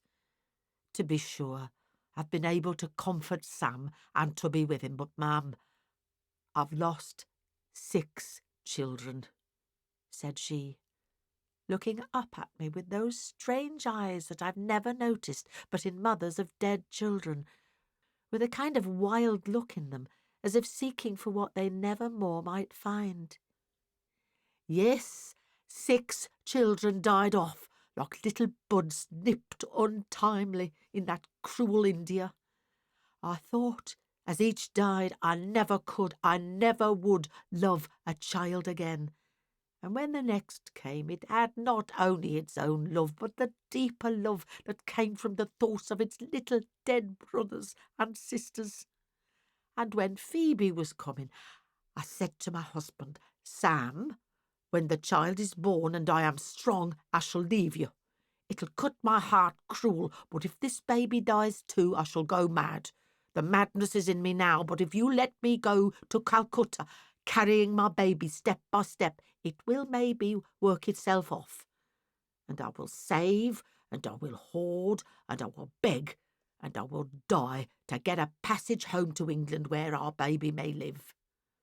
God bless him. He said I might go, and he saved up his pay, and I saved every piece I could get for washing or any way. And when Phoebe came, and I grew strong again, I set off. It was very lonely, through the thick forests, dark again with the heavy trees, along by the river's side. But I had been brought up near the Avon in Warwickshire, so that flowing noise sounded like home. From station to station, from Indian village to village, I went along, carrying my child. I had seen one of the officers' ladies with a little picture, ma'am, done by a Catholic foreigner, ma'am, of the Virgin and the little Saviour, ma'am. She had him on her arm, and her form was softly curled round him, and their cheeks touched. Well, when I went to bid good-bye to this lady for whom I had washed, she cried sadly, for she too had lost her children, but she had not another to save like me. And I was bold enough to ask her would she give me that print. And she cried the more, and said her children were with that little blessed Jesus, and gave it to me, and told me that she had heard it had been painted on the bottom of a cask, which made it have that round shape. And when my body was very weary and my heart was sick, for there were times when I misdoubted if I could ever reach my home, and there were times when I thought of my husband, and one time when I thought my baby was dying, I took out that picture and I looked at it till I could have thought the mother spoke to me and comforted me. And the natives were very kind, We could not understand one another, but they saw my baby on my breast, and they came out to me and brought me rice and milk and sometimes flowers. I have got some of the flowers dried. Then the next morning I was so tired, and they wanted me to stay with them. I could tell that, and tried to frighten me from going into the deep woods, which indeed looked very strange and dark, but it seemed to me as if death was following me to take my baby away from me, and as if I must go on, and I thought how God had cared for mothers ever since the world was made, and would care for me. So I bade them goodbye and set off afresh. And once when my baby was ill and both she and I needed rest, he led me to a place where I found a kind Englishman lived, right in the midst of the natives. And you reached Calcutta safely at last? Yes, safely. Oh, when I knew I had only 2 days' journey before me, I could not help it, ma'am. It might be idolatry, I cannot tell, but I was near one of the native temples, and I went into it with my baby to thank God for his great mercy, for it seemed to me that where others had prayed before to their God, in their joy or in their agony, was of itself a sacred place. And I got a servant to an invalid lady, who grew quite fond of my baby aboard ship, and in 2 years' time Sam earned his discharge and came home to me and to our child. Then he had to fix on a trade, but he knew of none, and once upon a time he had learnt some tricks from an Indian juggler, so he set up conjuring, and it answered so well that he took Thomas to help him, as his man, you know, not as another conjurer, though Thomas had set it up now on his own hook. But it has been a great help to us, that likeness between the twins, and made a good many tricks go off well that they made up together, and Thomas is a good brother, only he has not the fine carriage of my husband, so that I can't think how he can be taken for Signor Brunoni himself, as he says he is. Poor little Phoebe, said I, my thoughts going back to the baby she carried all those 100 miles. Ah, you may say so. I never thought I should have reared her, though, when she fell ill at Chunderabadad. But that good, kind Aga Jenkins took us in, which I believe was the very saving of her. Jenkins? Said I. Yes, Jenkins. I shall think all people of that name are kind, for here is that nice old lady who comes every day to take Phoebe a walk. But an idea had flashed through my head. Could the Aga Jenkins be the lost Peter?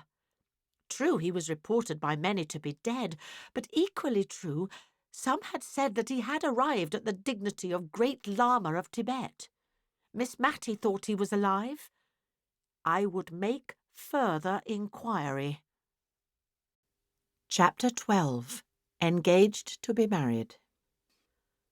Was the poor Peter of Cranford the Aga Jenkins of Chunderabadad, or was he not? As somebody says, that was the question. In my own home, whenever people had nothing else to do, they blamed me for want of discretion. Indiscretion was my bugbear fault. Everybody has a bugbear fault, a sort of standing characteristic, a pièce de résistance for their friends to cut at, and in general they cut and come again. I was tired of being called indiscreet and incautious, and I determined for once to prove myself a model of prudence and wisdom. I would not even hint my suspicions respecting the Aga. I would collect evidence and carry it home to lay before my father as the family friend of the 2 Miss Jenkinses. In my search after facts, I was often reminded of a description my father had once given of a ladies' committee that he had had to preside over. He said he could not help thinking of a passage in Dickens which spoke of a chorus in which every man took the tune he knew best and sang it to his own satisfaction. So at this charitable committee, every lady took the subject uppermost in her mind, and talked about it to her own great contentment, but not much to the advancement of the subject they had met to discuss. But even that committee could have been nothing to the Cranford ladies when I attempted to gain some clear and definite information as to poor Peter's height, appearance, and when and where he was seen and heard of last. For instance, I remember asking Miss Pole, and I thought the question was very opportune, for I put it when I met her at a call at Mrs. Forrester's, and both the ladies had known Peter, and I imagined that they might refresh each other's memories. I asked Miss Pole what was the very last thing they had ever heard about him. And then she named the absurd report to which I have alluded, about his having been elected Great Lama of Tibet. And this was a signal for each lady to go off on her separate idea. Mrs. Forrester's start was made on the Veiled Prophet in Lalla Rookh, whether I thought he was meant for the Great Lama, though Peter was not so ugly, indeed rather handsome, if he had not been freckled. I was thankful to see her double upon Peter, but in a moment the delusive lady was off upon Roland's Calidore, and the merits of cosmetics and hair oils in general, and holding forth so fluently that I turned to listen to Miss Pole, who, through the llamas, the beasts of burden, had got to Peruvian bonds and the share market, and her poor opinion of joint stock banks in general, and of that one in particular in which Miss Matty's money was invested. In vain I put in, "When was it? In what year was it that you heard that Mr. Peter was the Great Lama?" They only joined issue to dispute whether llamas were carnivorous animals or not, in which dispute they were not quite on fair grounds, as Mrs. Forrester, after they had grown warm and cool again, acknowledged she always confused carnivorous and graminivorous together, just as she did horizontal and perpendicular. But then she apologized for it very prettily by saying that in her day the only use people made of 4-syllabled words was to teach how they should be spelt. The only fact I gained from this conversation was that certainly Peter had last been heard of in India, or that neighbourhood, and that this scanty intelligence of his whereabouts had reached Cranford in the year when Miss Pole had brought her Indian muslin gown, long since worn out.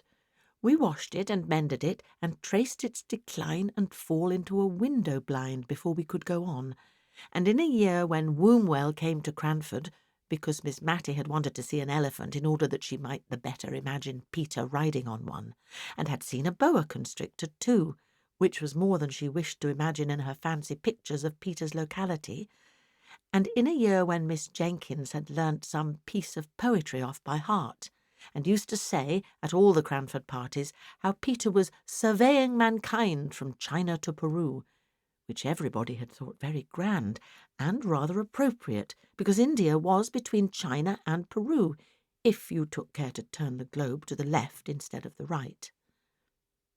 I suppose all these inquiries of mine, and the consequent curiosity excited in the minds of my friends, made us blind and deaf to what was going on around us. It seemed to me as if the sun rose and shone, and as if the rain rained on Cranford, just as usual, and I did not notice any sign of the times that could be considered as a prognostic of any uncommon event. And to the best of my belief, not only Miss Matty and Mrs. Forrester, but even Miss Pole herself, whom we looked upon as a kind of prophetess, from the knack she had of foreseeing things before they came to pass, although she did not like to disturb her friends by telling them her foreknowledge, even Miss Pole herself was breathless with astonishment when she came to tell us of the astounding piece of news. But I must recover myself. The contemplation of it, even at this distance of time, has taken away my breath and my grammar, and unless I subdue my emotion, my spelling will go too. We were sitting, Miss Matty and I, much as usual, she in the blue chintz easy-chair with her back to the light and her knitting in her hand, I reading aloud the St. James Chronicle. A few minutes more, and we should have gone to make the little alterations in dress usual before calling time, 12 o'clock, in Cranford. I remember the scene and the date well. We had been talking of the signor's rapid recovery since the warmer weather had set in, and praising Mr. Hoggins' skill, and lamenting his want of refinement and manner. It seems a curious coincidence that this should have been our subject, but so it was, when a knock was heard.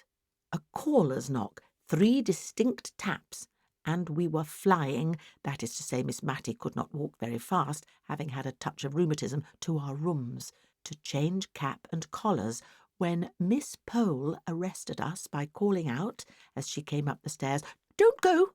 I can't wait! It is not 12, I know, but never mind your dress. I must speak to you." We did our best to look as if it was not we who had made the hurried movement, the sound of which she had heard, for of course we did not like to have it supposed that we had any old clothes that it was convenient to wear out in the sanctuary of home, as Miss Jenkins once prettily called the back parlour, where she was tying up preserves. So we threw gentility with double force into our manners, and very genteel we were for 2 minutes while Miss Pole recovered breath, and excited our curiosity strongly by lifting up her hands in amazement and bringing them down in silence, as if what she had to say was too big for words, and could only be expressed by pantomime. "What do you think, Miss Matty? What do you think? Lady Glenmire is to be married, I mean. Lady Glenmire. Mr. Hoggins! Mr. Hoggins is going to marry Lady Glenmire." "Marry?" said we. "Marry? Madness!" "Marry," said Miss Pole, with the decision that belonged to her character. "I said marry, as you do, and I also said, what a fool my lady is going to make of herself. I could have said madness, but I controlled myself, for it was in a public shop that I heard of it. Where feminine delicacy has gone to, I don't know. You and I, Miss Matty, would have been ashamed to have known that our marriage was spoken of in a grocer's shop, in the hearing of shopmen." "But," said Miss Matty, sighing as one recovering from a blow, "perhaps it is not true. Perhaps we are doing her injustice." "No," said Miss Pole. "I have taken care to ascertain that. I went straight to Mrs. Fitzadam to borrow a cookery book, which I knew she had, and I introduced my congratulations apropos of the difficulty gentlemen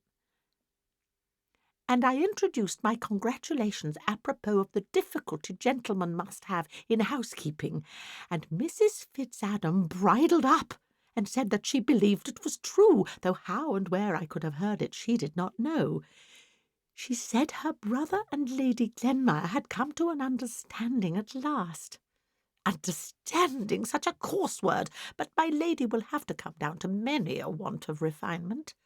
I have reason to believe Mr. Hoggins sups on bread and cheese and beer every night." "Marry," said Miss Matty once again. "Well, I never thought of it. 2 people that we know going to be married. It's coming very near." "So near that my heart stopped beating when I heard of it, while you might have counted 12, said Miss Pole. "One does not know whose turn may come next. Here, in Cranford, poor Lady Glenmire might have thought herself safe," said Miss Matty, with a gentle pity in her tones. "Bah!" said Miss Pole, with a toss of her head. "Don't you remember poor dear Captain Brown's song, Tibby Fowler, and the line, 'Set her on the tin-tock tap, the wind will blow a mantle her'? That was because Tibby Fowler was rich, I think. Well, there was a kind of attraction about Lady Glenmire that I, for one, should be ashamed to have." I put in my wonder. But how can she have fancied Mr. Hoggins? I am not surprised that Mr. Hoggins has liked her. "Oh, I don't know. Mr. Hoggins is rich and very pleasant-looking," said Miss Matty, "and very good-tempered and kind-hearted." "She has married for an establishment, that's it. I suppose she takes the surgery with it," said Miss Pole, with a little dry laugh at her own joke. But like many people who think they have made a severe and sarcastic speech, which yet is clever of its kind, she began to relax in her grimness from the moment when she made this allusion to the surgery, and we turned to speculate on the way in which Mrs. Jameson would receive the news. The person whom she had left in charge of her house to keep off followers from her maids, to set up a follower of her own, and that follower a man whom Mrs. Jameson had tabooed as vulgar and inadmissible to Cranford society, not merely on account of his name, but because of his voice, his complexion, his boots, smelling of the stable, and himself smelling of drugs. Had he ever been to see Lady Glenmire at Mrs. Jameson's? Chloride of lime would not purify the house in its owner's estimation if he had. Or had their interviews been confined to the occasional meetings in the chamber of the poor sick conjurer, to whom, with all our sense of the misalliance, we could not help allowing that they had both been exceedingly kind? And now it turned out that a servant of Mrs. Jameson's had been ill, and Mr. Hoggins had been attending her for some weeks. So the wolf had got into the fold, and now he was carrying off the shepherdess. What would Mrs. Jameson say? We looked into the darkness of futurity as a child gazes after a rocket up in the cloudy sky, full of wondering expectation of the rattle, the discharge, and the brilliant shower of sparks and light. Then we brought ourselves down to earth and the present time by questioning each other, being all equally ignorant and all equally without the slightest data to build any conclusions upon, as to when it would take place, where, how much a year Mr. Hoggins had, whether she would drop her title, and how Martha and the other correct servants in Cranford would ever be brought to announce a married couple as Lady Glenmire and Mr. Hoggins. But would they be visited? Would Mrs. Jameson let us?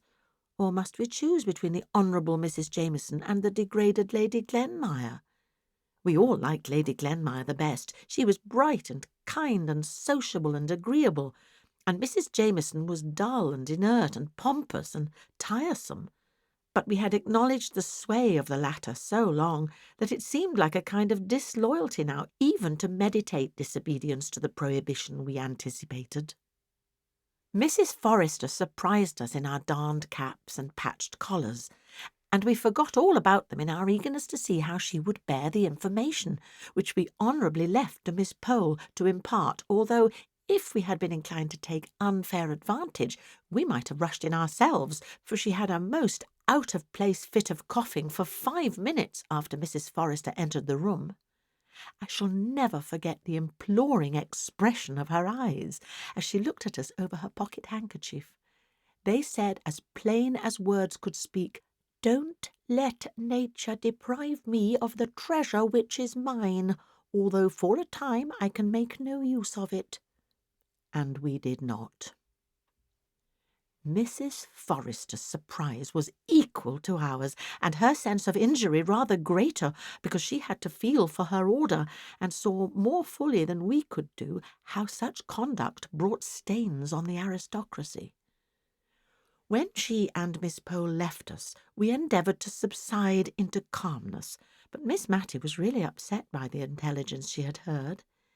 She reckoned it up, and it was more than 15 years since she had heard of any of her acquaintance going to be married, with the one exception of Miss Jessie Brown, and as she said, it gave her quite a shock, and made her feel as if she could not think what would happen next.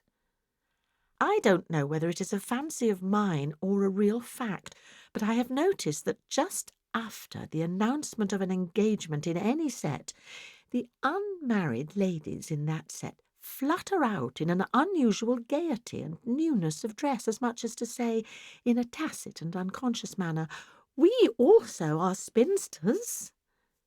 Miss Matty and Miss Pole talked and thought more about bonnets, gowns, caps, and shawls during the fortnight that succeeded this call than I had known them do for years before. But it might be the spring weather, for it was a warm and pleasant March, and merinos and beavers and woollen materials of all sorts were but ungracious receptacles of the bright sun's glancing rays. It had not been Lady Glenmire's dress that had won Mr. Hoggins' heart, for she went about on her errands of kindness more shabby than ever. Although in the hurried glimpses I caught of her at church or elsewhere, she appeared rather to shun meeting any of her friends. Her face seemed to have almost something of the flush of youth in it.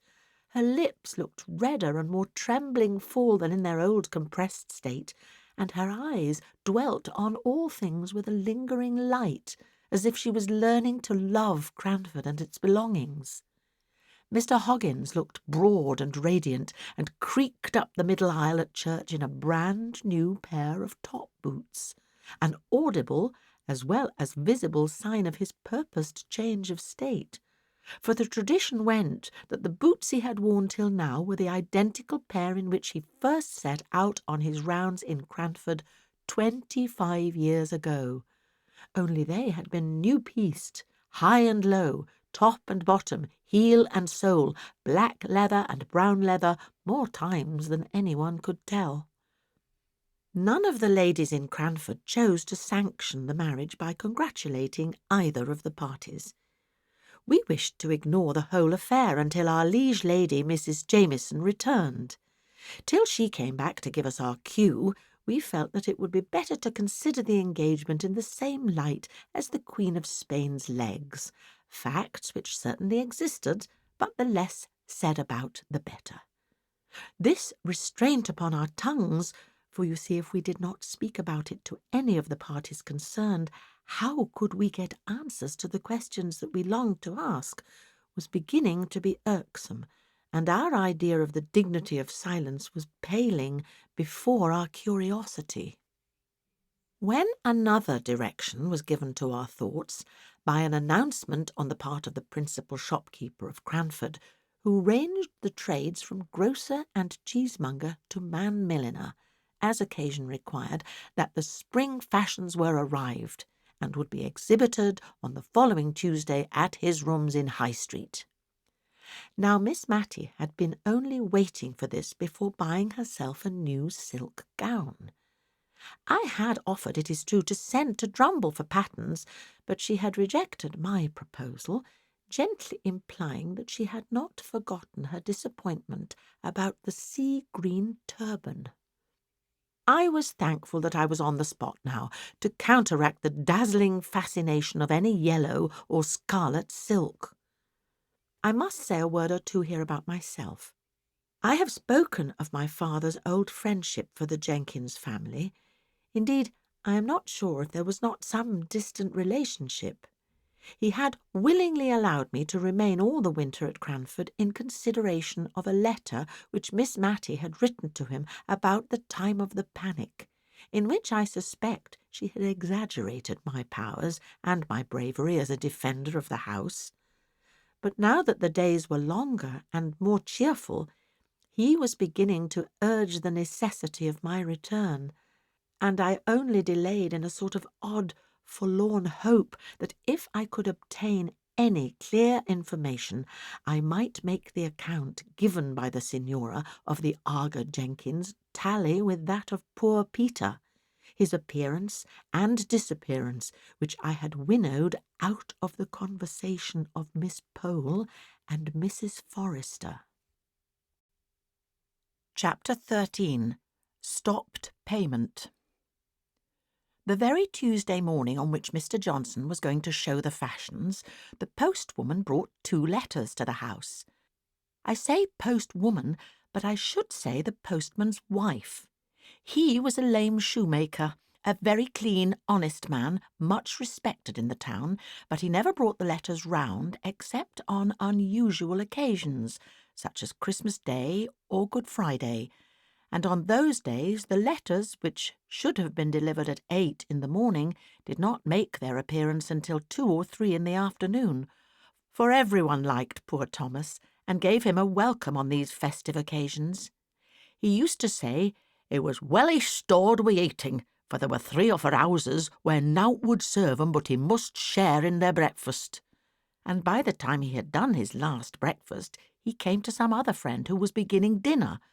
But come what might in the way of temptation, Tom was always sober, civil and smiling, and as Miss Jenkins used to say, it was a lesson in patience that she doubted not would call out that precious quality in some minds, where but for Thomas it might have lain dormant and undiscovered. Patience was certainly very dormant in Miss Jenkins' mind. She was always expecting letters, and always drumming on the table till the postwoman had called or gone past. On Christmas Day and Good Friday she drummed from breakfast till church, from church time till 2 o'clock, unless when the fire wanted stirring, when she invariably knocked down the fire-irons and scolded Miss Matty for it. But equally certain was the hearty welcome and the good dinner for Thomas. Miss Jenkins standing over him like a bold dragoon, questioning him as to his children, what they were doing, what school they went to, upbraiding him if another was likely to make its appearance, but sending even the little babies the shilling and the mince pie which was her gift to all the children, with half-a-crown in addition for both father and mother. The post was not half of so much consequence to dear Miss Matty, but not for the world would she have diminished Thomas's welcome and his dole, though I could see that she felt rather shy over the ceremony, which had been regarded by Miss Jenkins as a glorious opportunity for giving advice and benefiting her fellow creatures. Miss Matty would steal the money all in a lump into his hand, as if she were ashamed of herself. Miss Jenkins gave him each individual coin separate, with a "There, that's for yourself," "That's for Jenny," etc. Miss Matty would even beckon Martha out of the kitchen while he ate his food, and once, to my knowledge, winked at its rapid disappearance into a blue cotton pocket-handkerchief. Miss Jenkins almost scolded him if he did not leave a clean plate, however heaped up it might have been, and gave an injunction with every mouthful. I have wandered a long way from the 2 letters that awaited us on the breakfast table that Tuesday morning. Mine was from my father. Miss Matty's was printed. My father's was just a man's letter. I mean, it was very dull, and gave no information beyond that he was well, that they had had a good deal of rain, that trade was very stagnant, and there were many disagreeable rumours afloat. He then asked me if I knew whether Miss Matty still retained her shares in the Town and County Bank, as there were very unpleasant reports about it, though nothing more than he had always foreseen and had prophesied to Miss Jenkins years ago, when she would invest their little property in it, the only unwise step that clever woman had ever taken, to his knowledge, the only time she ever acted against his advice, I knew. However, if anything had gone wrong, of course I was not to think of leaving Miss Matty while I could be of any use, etc. "Who is your letter from, my dear?" "Mine is a very civil invitation, signed Edwin Wilson, asking me to attend an important meeting of the shareholders of the Town and County Bank, to be held in Drumble on Thursday the 21st. I am sure it is very attentive of them to remember me." I did not like to hear of this important meeting, for though I did not know much about business, I feared it confirmed what my father said. However, I thought ill news always came fast enough, so I resolved to say nothing about my alarm, and merely told her that my father was well, and sent his kind regards to her. She kept turning over and admiring her letter. At last she spoke. "I remember their sending one to Deborah just like this, but that I did not wonder at, for everybody knew she was so clear-headed. I am afraid I could not help them much. Indeed, if they came to accounts, I should be quite in the way, for I never could do sums in my head. Deborah, I know, rather wished to go, and went so far as to order a new bonnet for the occasion, but when the time came she had a bad cold, so they sent her a very polite account of what they had done. Chosen a director, I think it was. Do you think they want me to help them choose a director? I am sure I should choose your father at once." "My father has no shares in the bank," said I. "Oh, no, I remember. He objected very much to Deborah's buying any, I believe, but she was quite the woman of business and always judged for herself. And here, you see, they have paid 8% all these years. It was a very uncomfortable subject to me, with my half-knowledge, so I thought I would change the conversation, and I asked at what time she thought we had better go and see the fashions. "Well, my dear," she said, "the thing is this. It is not etiquette to go till after 12, but then you see all Cranford will be there, and one does not like to be too curious about dress and trimmings and caps with all the world looking on. It is never genteel to be over-curious on these occasions. Deborah had the knack of always looking as if the latest fashion was nothing new to her. A manner she had caught from Lady Arley, who did see all the new modes in London, you know. So I thought we would just slip down, for I do want this morning, soon after breakfast, 1/2 pound of tea, and then we could go up and examine the things at our leisure, and see exactly how my new silk gown must be made, and then, after 12, we could go with our minds disengaged and free from thoughts of dress." We began to talk of Miss Matty's new silk gown. I discovered that it would be really the first time in her life that she had had to choose anything of consequence for herself. For Miss Jenkins had always been the more decided character, whatever her taste might have been, and it is astonishing how such people carry the world before them by the mere force of will. Miss Matty anticipated the sight of the glossy folds with as much delight as if the 5 sovereigns, set apart for the purchase, could buy all the silks in the shop.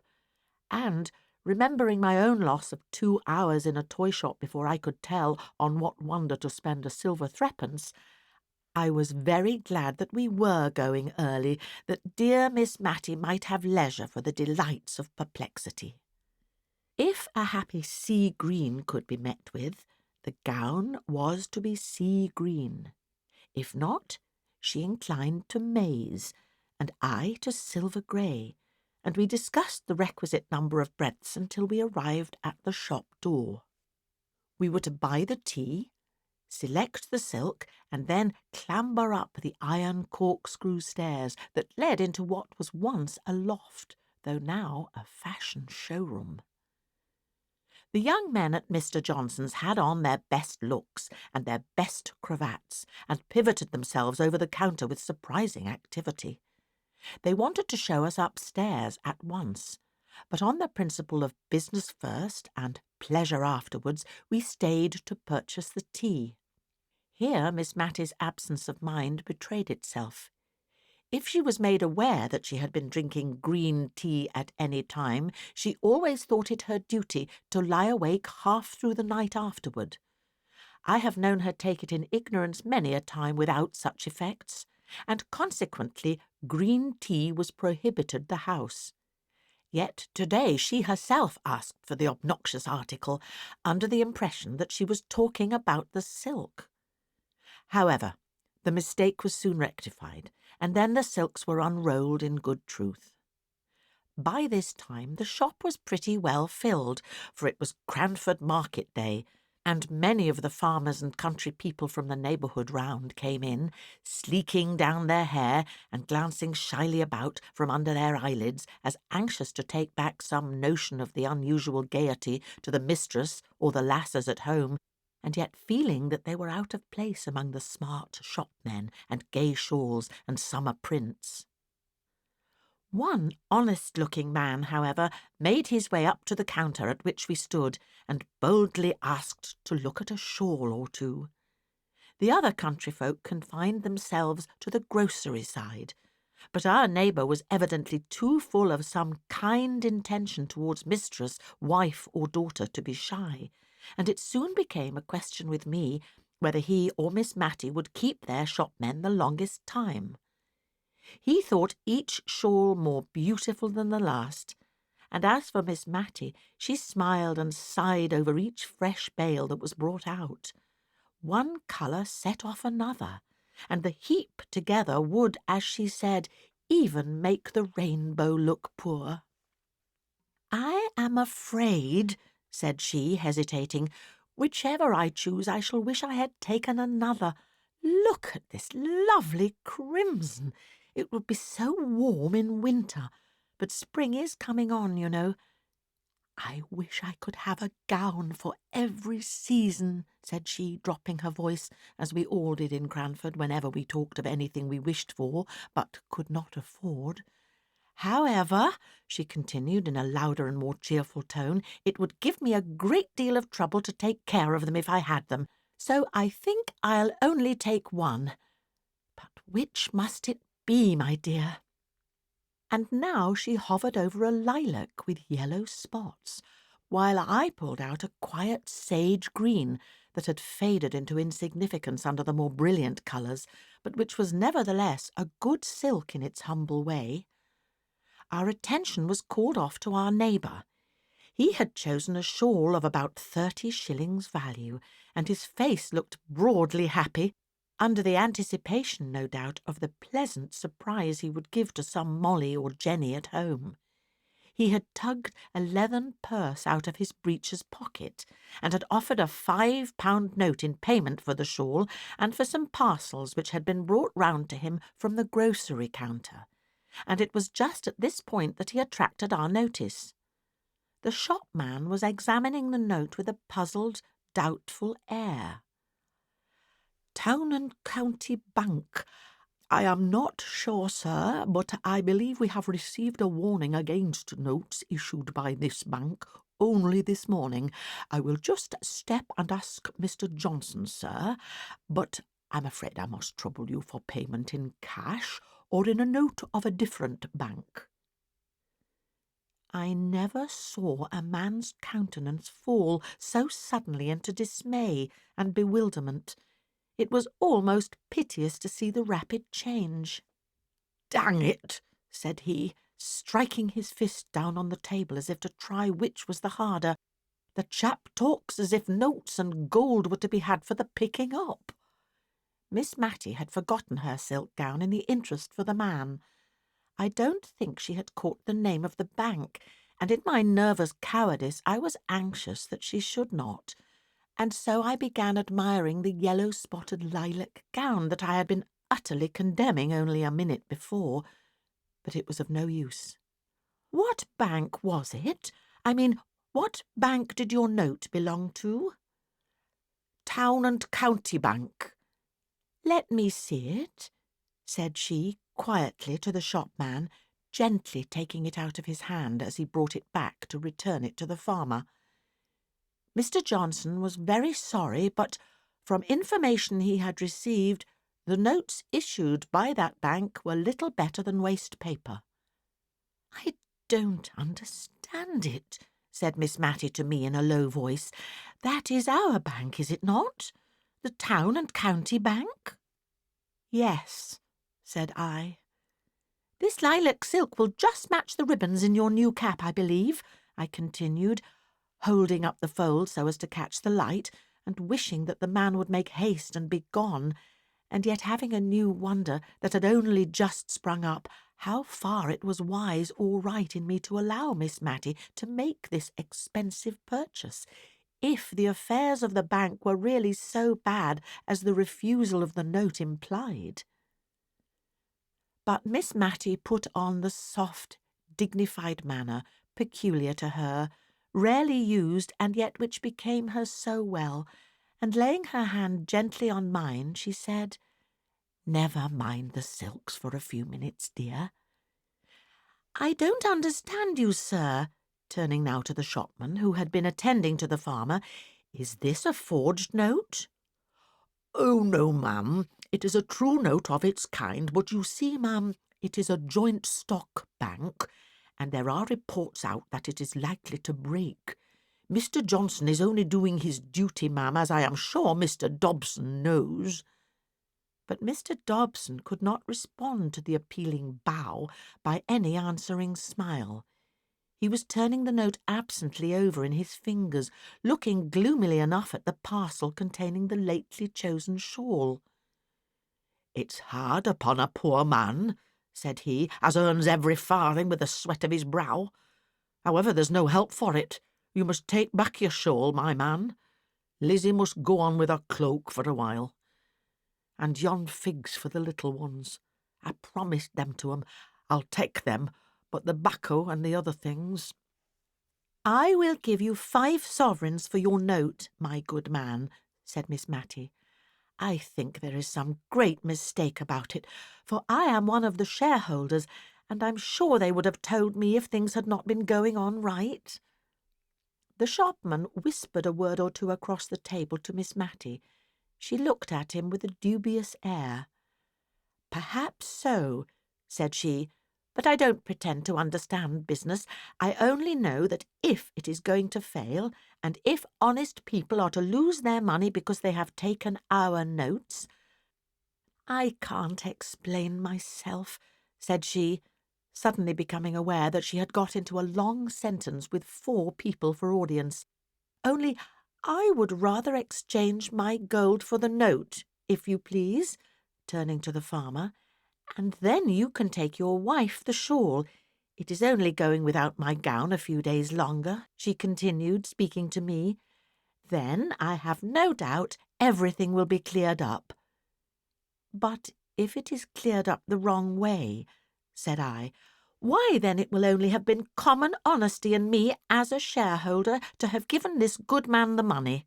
I am quite clear about it in my own mind, but you know I can never speak quite as comprehensively as others can. Only you must give me your note, Mr. Dobson, if you please, and go on with your purchases with these sovereigns." The man looked at her with silent gratitude, too awkward to put his thanks into words, but he hung back for a minute or two, fumbling with his note. "I'm loath to make another one lose instead of me if it is a loss, but you see, £5 is a deal of money to a man with a family, and, as you say, 10 to 1 in a day or two the note will be as good as gold again." "No hope of that, my friend," said the shopman. "The more reason why I should take it," said Miss Matty quietly. She pushed her sovereigns towards the man, who slowly laid his note down in exchange. "Thank you. I will wait a day or 2 before I purchase any of these silks. Perhaps you will then have a greater choice. My dear, will you come upstairs?" We inspected the fashions with as minute and curious an interest as if the gown to be made after them had been bought. I could not see that the little event in the shop below had in the least damped Miss Matty's curiosity as to the make of sleeves or the sit of skirts.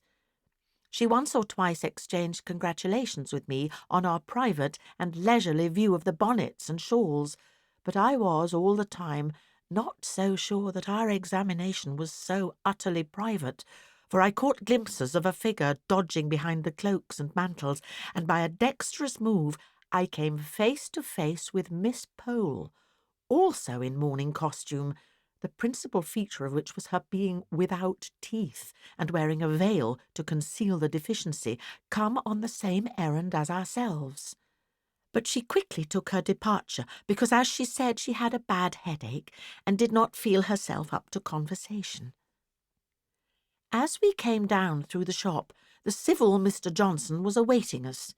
He had been informed of the exchange of the note for gold, and with much good feeling and real kindness, but with a little want of tact, he wished to condole with Miss Matty and impress upon her the true state of the case. I could only hope that he had heard an exaggerated rumour, for he said that her shares were worse than nothing, and that the bank could not pay a shilling in the pound. I was glad that Miss Matty seemed still a little incredulous, but I could not tell how much of this was real or assumed, with that self-control which seemed habitual to ladies of Miss Matty's standing in Cranford, who would have thought their dignity compromised by the slightest expression of surprise, dismay, or any similar feeling to an inferior in station or in a public shop. However, we walked home very silently. I am ashamed to say I believe I was rather vexed and annoyed at Miss Matty's conduct in taking the note to herself so decidedly. I had so set my heart upon her having a new silk gown, which she wanted sadly. In general, she was so undecided anybody might turn her round. In this case I had felt that it was no use attempting it, but I was not the less put out at the result.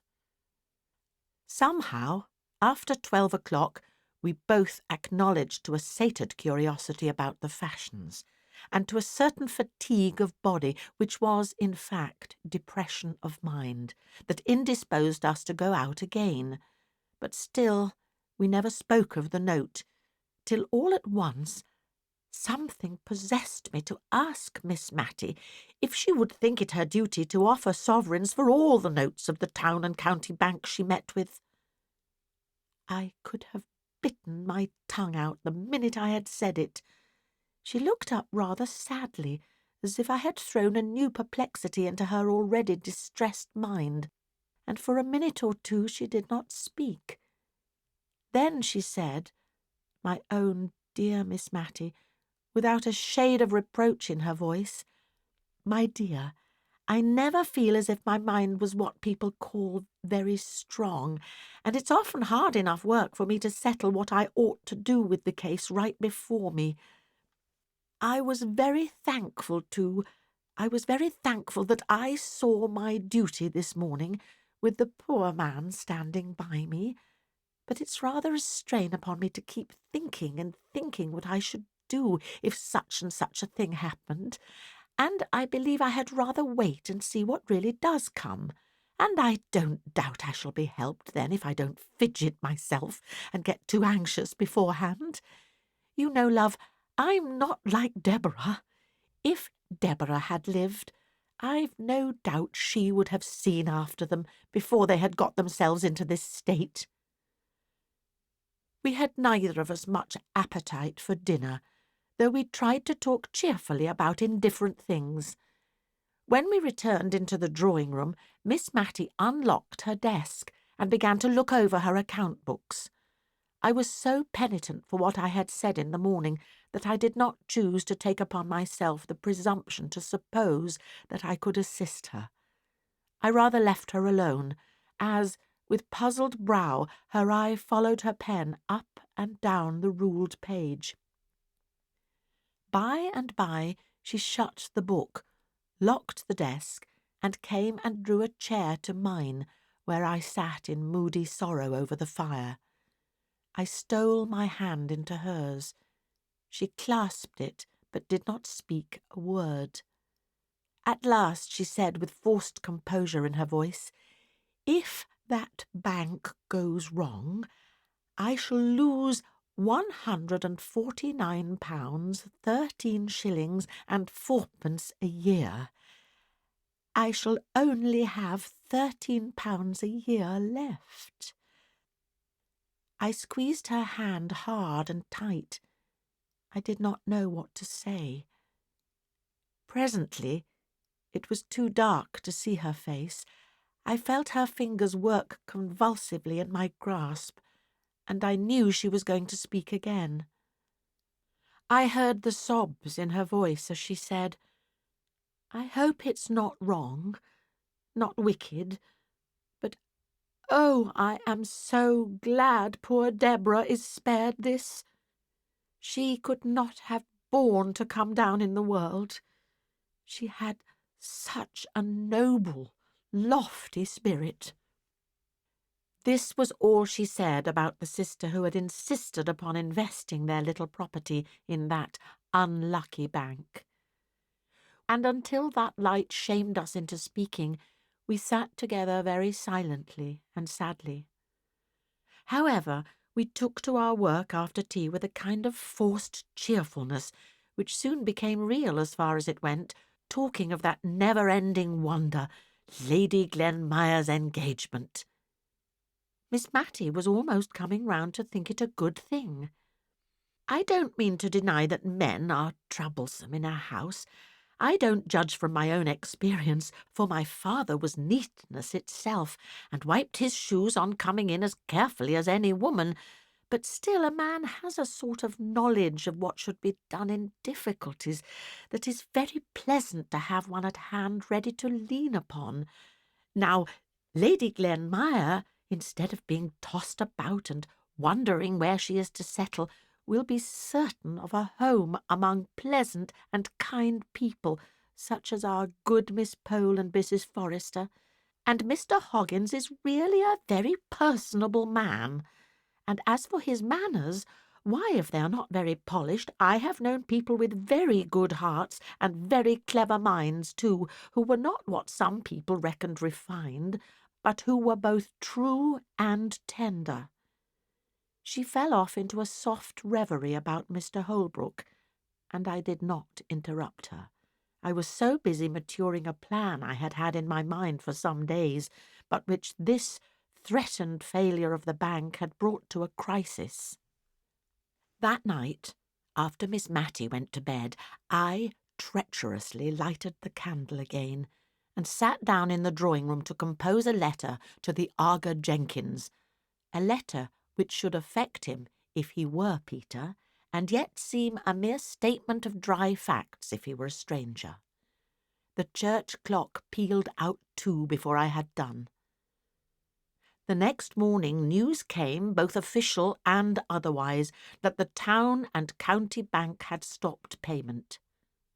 Miss Matty was ruined. She tried to speak quietly to me, but when she came to the actual fact that she would have but about 5 shillings a week to live upon, she could not restrain a few tears. "I am not crying for myself, dear," said she, wiping them away. "I believe I am crying for the very silly thought of how my mother would grieve if she could know. She always cared for us so much more than for herself, but many a poor person has less, and I am not very extravagant, and thank God, when the neck of mutton and Martha's wages and the rent are paid, I have not a farthing owing. Poor Martha! I think she'll be very sorry to leave me." Miss Matty smiled at me through her tears, and she would fain have had me see only the smile, not the tears. Chapter 14. Friends in Need. It was an example to me, and I fancy it might be to many others, to see how immediately Miss Matty set about the retrenchment which she knew to be right under her altered circumstances. While she went down to speak to Martha and break the intelligence to her, I stole out with my letter to the Arga Jenkins and went to the signor's lodgings to obtain the exact address.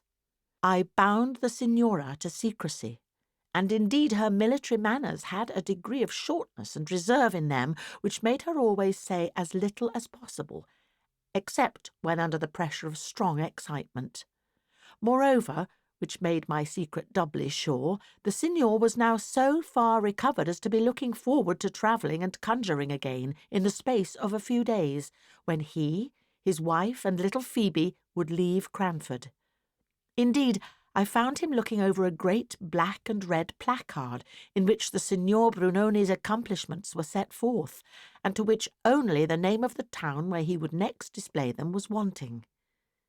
He and his wife were so much absorbed in deciding where the red letters would come in with most effect, it might have been the rubric for that matter, that it was some time before I could get my question asked privately, and not before I had given several decisions, the which I questioned afterwards with equal wisdom of sincerity as soon as the signor threw in his doubts and reasons on the important subject.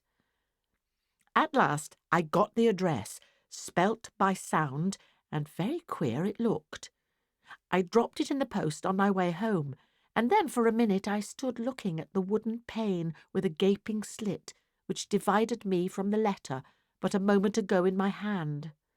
It was gone from me like life, never to be recalled. It would get tossed about on the sea and stained with sea waves perhaps, and be carried among palm trees and scented with all tropical fragrance the little piece of paper, but an hour ago so familiar and commonplace, had set out on its race to the strange, wild countries beyond the Ganges. But I could not afford to lose much time on this speculation. I hastened home that Miss Matty might not miss me. Martha opened the door to me, her face swollen with crying. As soon as she saw me, she burst out afresh, and taking hold of my arm, she pulled me in and banged the door to, in order to ask me if indeed it was all true that Miss Matty had been saying. "I'll never leave her. No, I won't.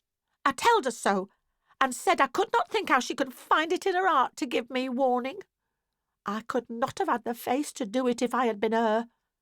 I might have been just as good for nothing as Mrs. Fitzadam's Rosie, who struck for wages after living 7 years and a half in one place. I said I was not one to go and serve mammon at that rate, that I knew when I'd got a good missus, even if she didn't know when she'd got a good servant." "But, Martha," said I, cutting in while she wiped her eyes. "Don't but Martha me," she replied to my deprecatory tone. "Listen to reason." "I'll not listen to reason," she said, now in full possession of her voice, which had been rather choked with sobbing.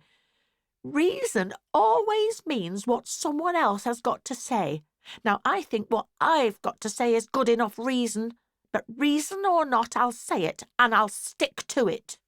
I've money in the savings bank, and I've a good stock of clothes, and I'm not going to leave Miss Matty. No, not if she gives me warning every hour in the day." She put her arms akimbo, as much as to say she defied me, and indeed I could hardly tell how to begin to remonstrate with her, so much did I feel that Miss Matty, in her increasing infirmity, needed the attendance of this kind and faithful woman. "Well," said I at last, "I'm thankful you begin with well. If you'd begun with but, as you did afore, I'd not have listened to you. Now you may go on." "I know you would be a great loss to Miss Matty, Martha." "I telled her so. A loss she'd never cease to be sorry for," broke in Martha triumphantly. "Still, she will have so little, so very little to live upon, that I don't see just now how she could find you food. She will even be pressed for her own. I tell you this, Martha, because I feel you are like a friend to dear Miss Matty, but you know she might not like to have it spoken about." Apparently, this was even a blacker view of the subject than Miss Matty had presented to her, for Martha just sat down on the first chair that came to hand and cried out loud. We had been standing in the kitchen. At last she put her apron down, and looking me earnestly in the face, asked, "Was that the reason Miss Matty wouldn't order a pudding today? She said she had no great fancy for sweet things, and you and she would just have a mutton chop. But I'll be up to her. Never you tell but I'll make her a pudding, and a pudding she'll like too, and I'll pay for it myself. So mind you see she eats it. Many a one has been comforted in their sorrow by seeing a good dish come upon the table."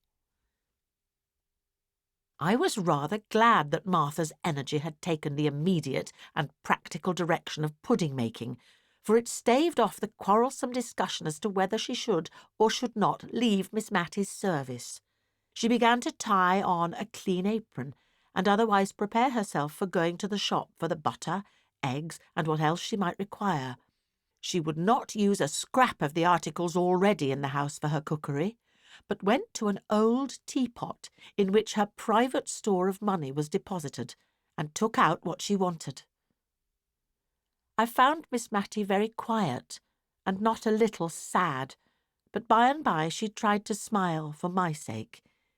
It was settled that I was to write to my father and ask him to come over and hold a consultation, and as soon as this letter was dispatched we began to talk over future plans. Miss Matty's idea was to take a single room and retain as much of her furniture as would be necessary to fit up this, and sell the rest, and there to quietly exist upon what would remain after paying the rent. For my part, I was more ambitious and less contented. I thought of all the things by which a woman, past middle age, and with the education common to ladies 50 years ago, could earn or add to a living without materially losing caste. But at length I put even this last clause on one side and wondered what in the world Miss Matty could do. Teaching was, of course, the first thing that suggested itself. If Miss Matty could teach children anything, it would throw her among the little elves in whom her soul delighted.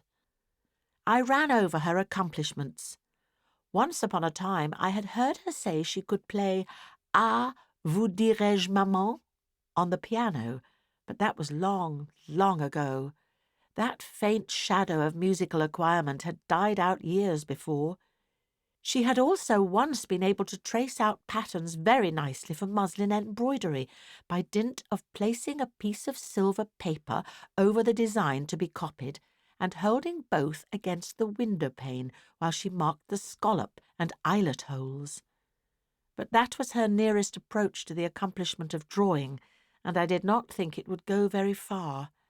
Then again, as to the branches of a solid English education, fancy work, and the use of the globes, such as the mistress of the ladies' seminary, to which all the tradespeople in Cranford sent their daughters, professed to teach.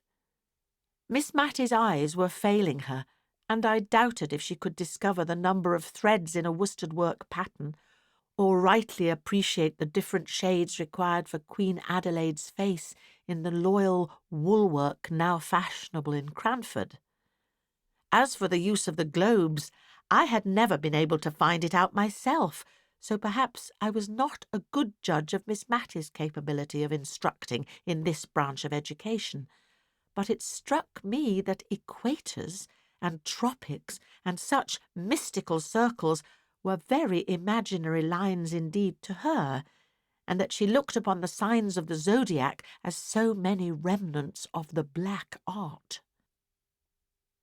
What she piqued herself upon, as arts in which she excelled, was making candle-lighters, or spills, as she preferred calling them, of coloured paper, cut so as to resemble feathers, and knitting garters in a variety of dainty stitches. I had once said, on receiving a present of an elaborate pair, that I should feel quite tempted to drop one of them in the street in order to have it admired. But I found this little joke, and it was a very little one, was such a distress to her sense of propriety, and was taken with such anxious, earnest alarm, lest the temptation might some day prove too strong for me, that I quite regretted having ventured upon it. A present of these delicately wrought garters, a bunch of gay spills, or a set of cards on which sewing silk was wound in a mystical manner, were the well-known tokens of Miss Matty's favour. But would anyone pay to have their children taught these arts? Or indeed, would Miss Matty sell, for filthy lucre, the knack and the skill with which she made trifles of value to those who loved her? I had to come down to reading, writing, and arithmetic, and in reading the chapter every morning she always coughed before coming to long words.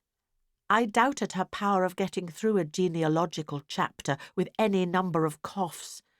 Writing she did well and delicately, but spelling— she seemed to think that the more out of the way this was, and the more trouble it cost her, the greater the compliment she paid to her correspondent.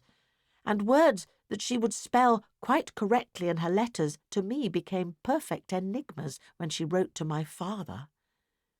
No, there was nothing she could teach to the rising generation of Cranford unless they had been quick learners and ready imitators of her patience, her humility, her sweetness, her quiet contentment with all that she could not do. I pondered and pondered until dinner was announced by Martha, with a face all blubbered and swollen with crying. Miss Matty had a few little peculiarities which Martha was apt to regard as whims below her attention, and appeared to consider as childish fancies of which an old lady of 58 should try and cure herself. But to-day Everything was attended to with the most careful regard. The bread was cut to the imaginary pattern of excellence that existed in Miss Matty's mind, as being the way which her mother had preferred. The curtain was drawn so as to exclude the dead brick wall of a neighbour's stable, and yet left so as to show every tender leaf of the poplar which was bursting into spring beauty. Martha's tone to Miss Matty was just such as that good, rough-spoken servant usually kept sacred for little children, and which I had never heard her use to any grown-up person. I had forgotten to tell Miss Matty about the pudding, and I was afraid she might not do justice to it, for she had evidently very little appetite this day, so I seized the opportunity of letting her into the secret while Martha took away the meat. Miss Matty's eyes filled with tears, and she could not speak either to express surprise or delight when Martha returned bearing it aloft, made in the most wonderful representation of a lion couchant that ever was moulded. Martha's face gleamed with triumph as she set it down before Miss Matty with an exultant "There!" Miss Matty wanted to speak her thanks, but could not, so she took Martha's hand and shook it warmly, which set Martha off crying, and I myself could hardly keep up the necessary composure. Martha burst out of the room, and Miss Matty had to clear her voice once or twice before she could speak. At last she said, "I should like to keep this pudding under a glass shade, my dear," and the notion of the lion couchant, with his currant eyes, being hoisted up to the place of honour on a mantelpiece, tickled my hysterical fancy, and I began to laugh, which rather surprised Miss Matty. "I am sure, dear, I have seen uglier things under a glass shade before now," said she. So had I, many a time and oft, and I accordingly composed my countenance, and now I could hardly keep from crying, and we both fell to upon the pudding, which was indeed excellent, only every morsel seemed to choke us, our hearts were so full. We had too much to think about to talk much that afternoon. It passed over very tranquilly. But when the tea-urn was brought in, a new thought came into my head. Why should not Miss Matty sell tea, be an agent to the East India Tea Company which then existed?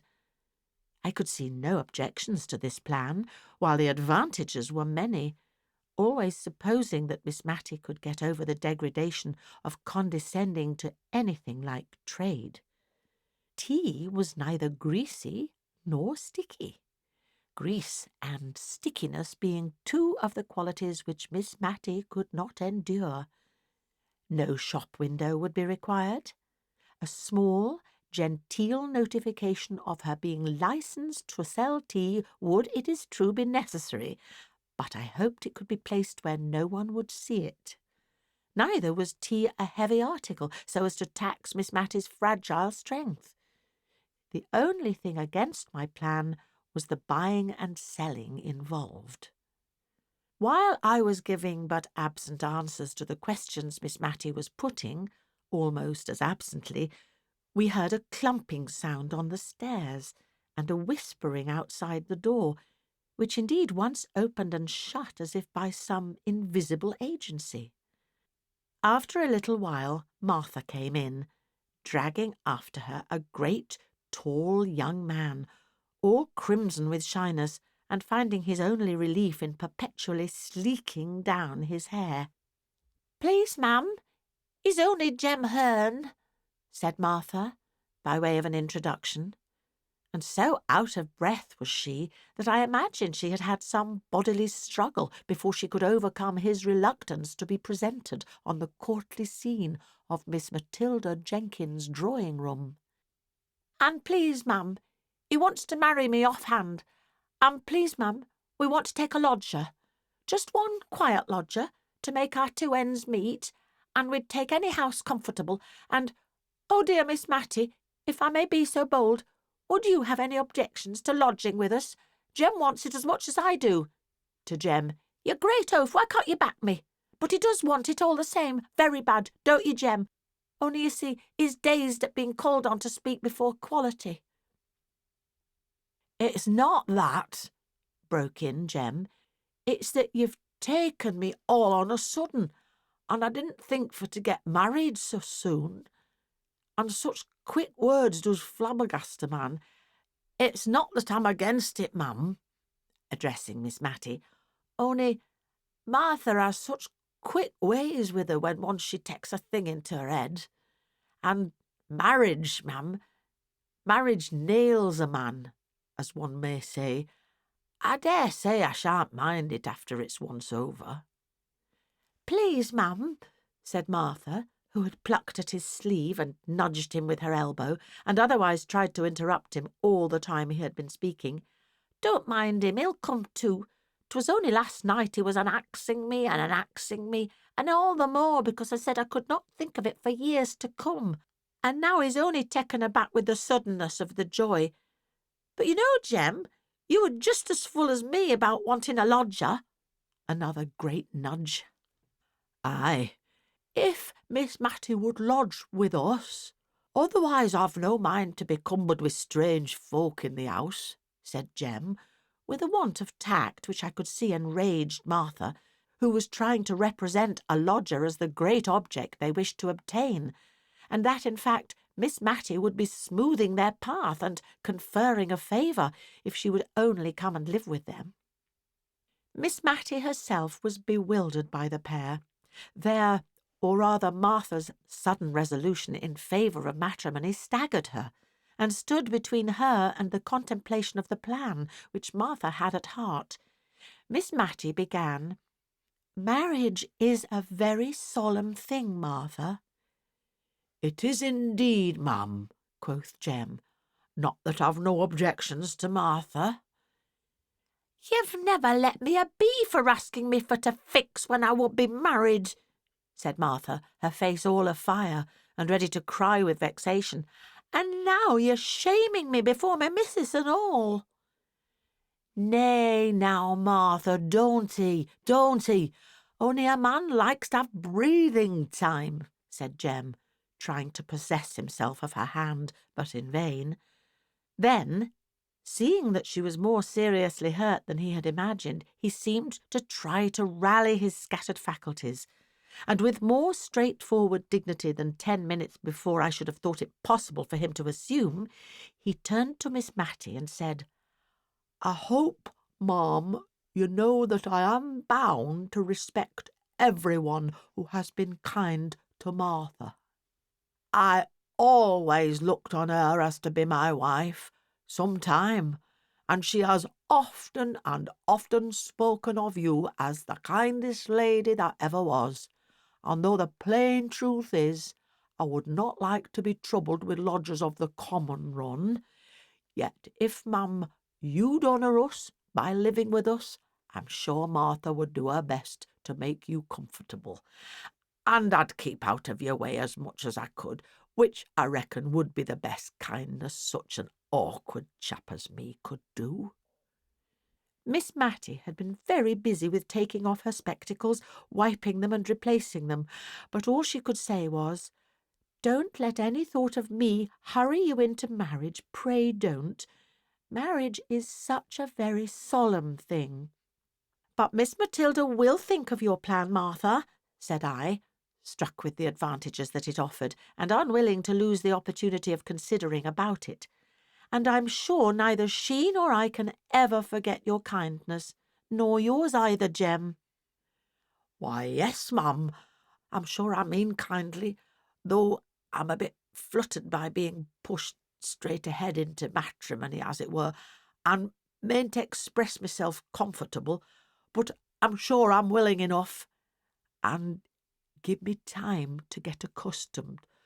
So, Martha, wench, what's the use of crying so and slapping me if I come near?"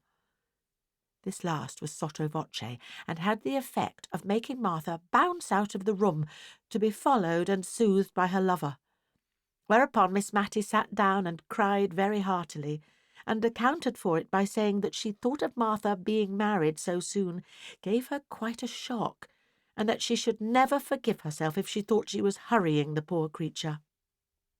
I think my pity was more for Jem of the two, but both Miss Matty and I appreciated to the full the kindness of the honest couple, although we said little about this, and a good deal about the chances and dangers of matrimony.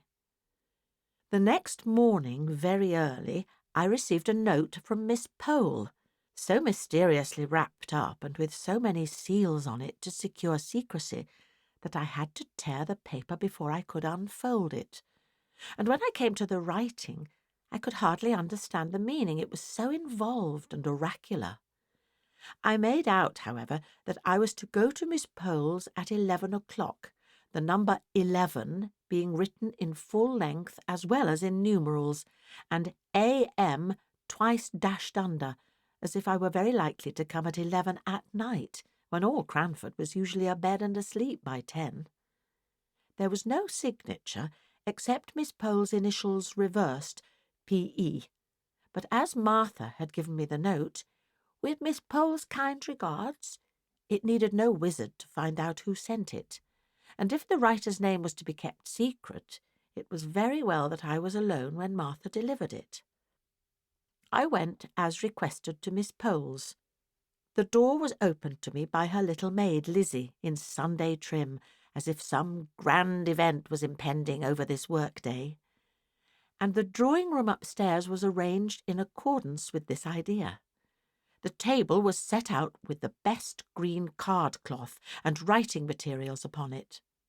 On the little chiffonnier was a tray with a newly decanted bottle of cowslip wine and some ladies' finger biscuits.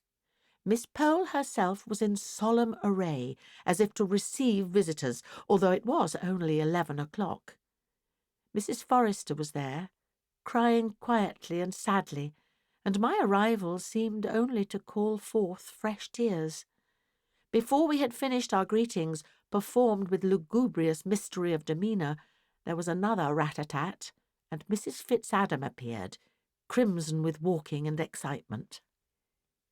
It seemed as if this was all the company expected, for now Miss Pole made several demonstrations of being about to open the business of the meeting by stirring the fire, opening and shutting the door, and coughing and blowing her nose. Then she arranged us all round the table, taking care to place me opposite to her, and last of all she inquired of me if the sad report was true, as she feared it was, that Miss Matty had lost all her fortune. Of course, I had but one answer to make, and I never saw more unaffected sorrow depicted on any countenances than I did there on the three before me. "I wish Mrs. Jameson was here," said Mrs. Forrester at last, but to judge from Mrs. Fitzadam's face, she could not second the wish. "But without Mrs. Jameson," said Miss Pole, with just a sound of offended merit in her voice, "we, the ladies of Cranford in my drawing-room assembled, can resolve upon something.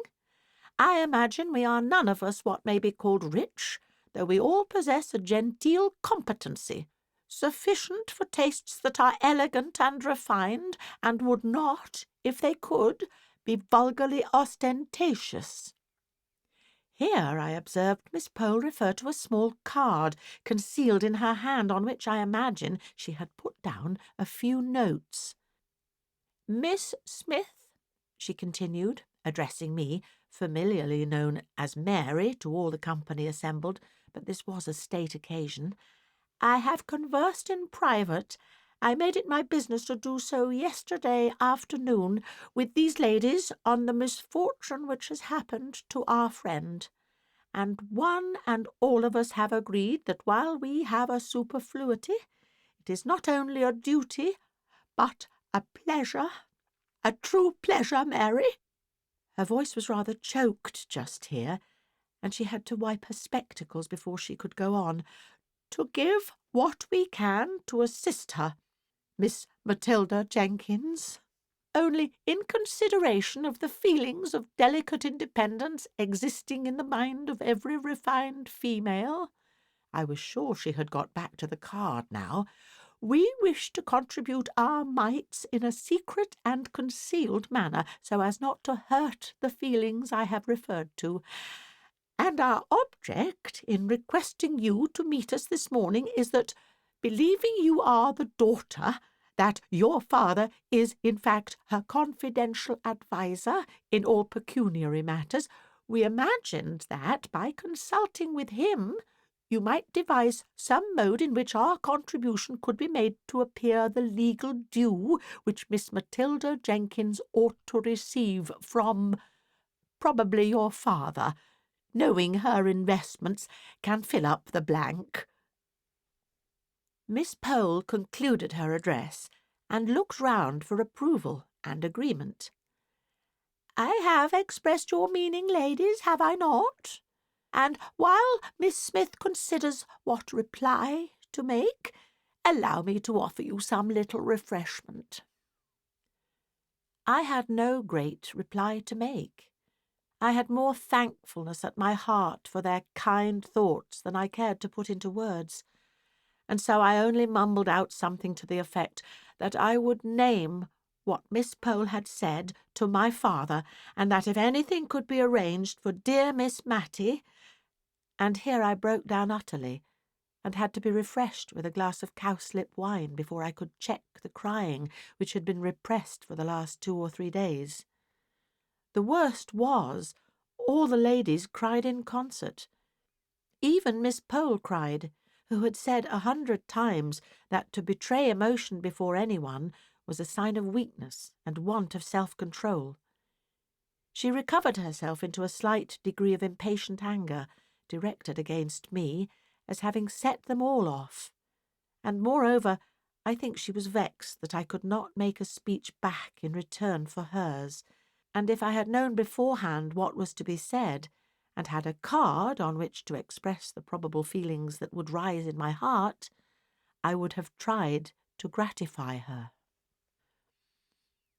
As it was, Mrs. Forrester was the person to speak when we had recovered our composure.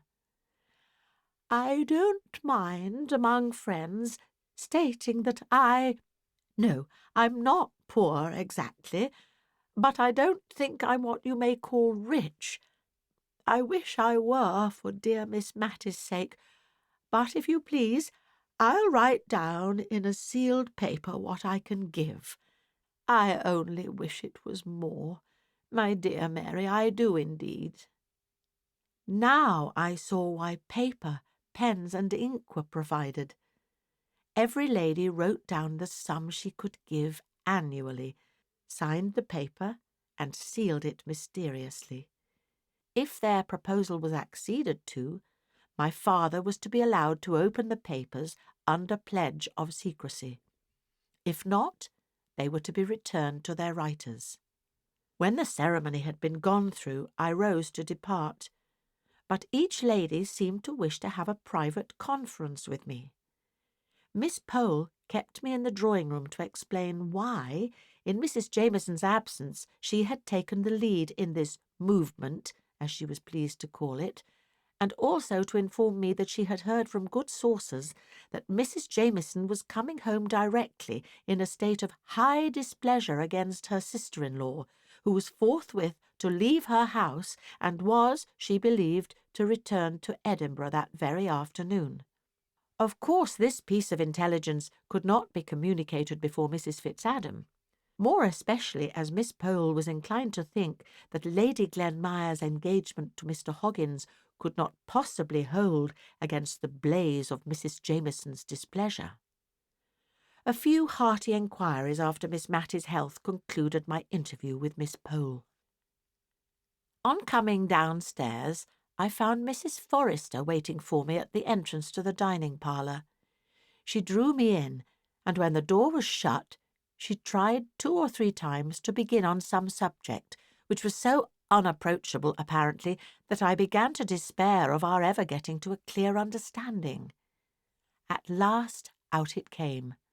the poor old lady trembling all the time as if it were a great crime which she was exposing to daylight, in telling me how very, very little she had to live upon, a confession which she was brought to make from a dread lest we should think that the small contribution named in her paper bore any proportion to her love and regard for Miss Matty.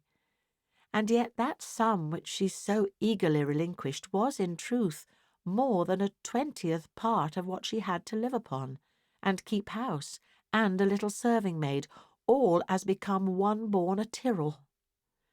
And when the whole income does not nearly amount to £100, to give up a 20th of it will necessitate many careful economies, and many pieces of self-denial, small and insignificant in the world's account, but bearing a different value in another account book that I have heard of. She did so wish she was rich, she said, and this wish she kept repeating, with no thought of herself in it, only with a longing, yearning desire to be able to heap up Miss Matty's measure of comforts. It was some time before I could console her enough to leave her, and then, on quitting the house, I was waylaid by Mrs. Fitzadam, who had also her confidence to make of pretty nearly the opposite description. She had not liked to put down all that she could afford and was ready to give. She told me she thought she never could look Miss Matty in the face again if she presumed to be giving her so much as she should like to do. Miss Matty, continued she, that I thought was such a fine young lady when I was nothing but a country girl, coming to market with eggs and butter and such like things. For my father, though well-to-do, would always make me go on as my mother had done before me, and I had to come into Cranford every Saturday and see after sales and prices and what not. And one day, I remember, I met Miss Matty in the lane that leads to Coomhurst. She was walking on the footpath, which, you know, is raised a good way above the road, and a gentleman rode beside her, and was talking to her, and she was looking down at some primroses she had gathered, and pulling them all to pieces, and I do believe she was crying.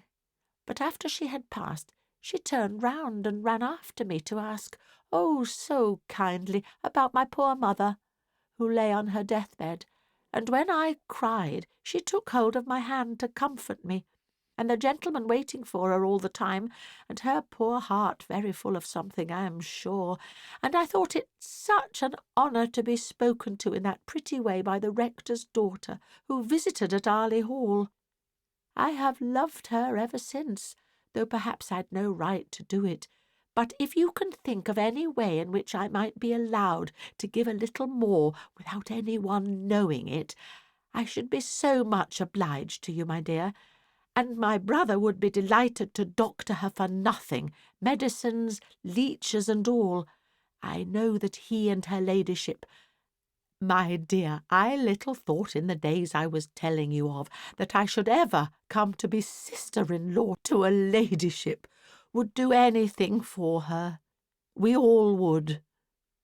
I told her I was quite sure of it, and promised all sorts of things in my anxiety to get home to Miss Matty, who might well be wondering what had become of me, absent from her 2 hours without being able to account for it.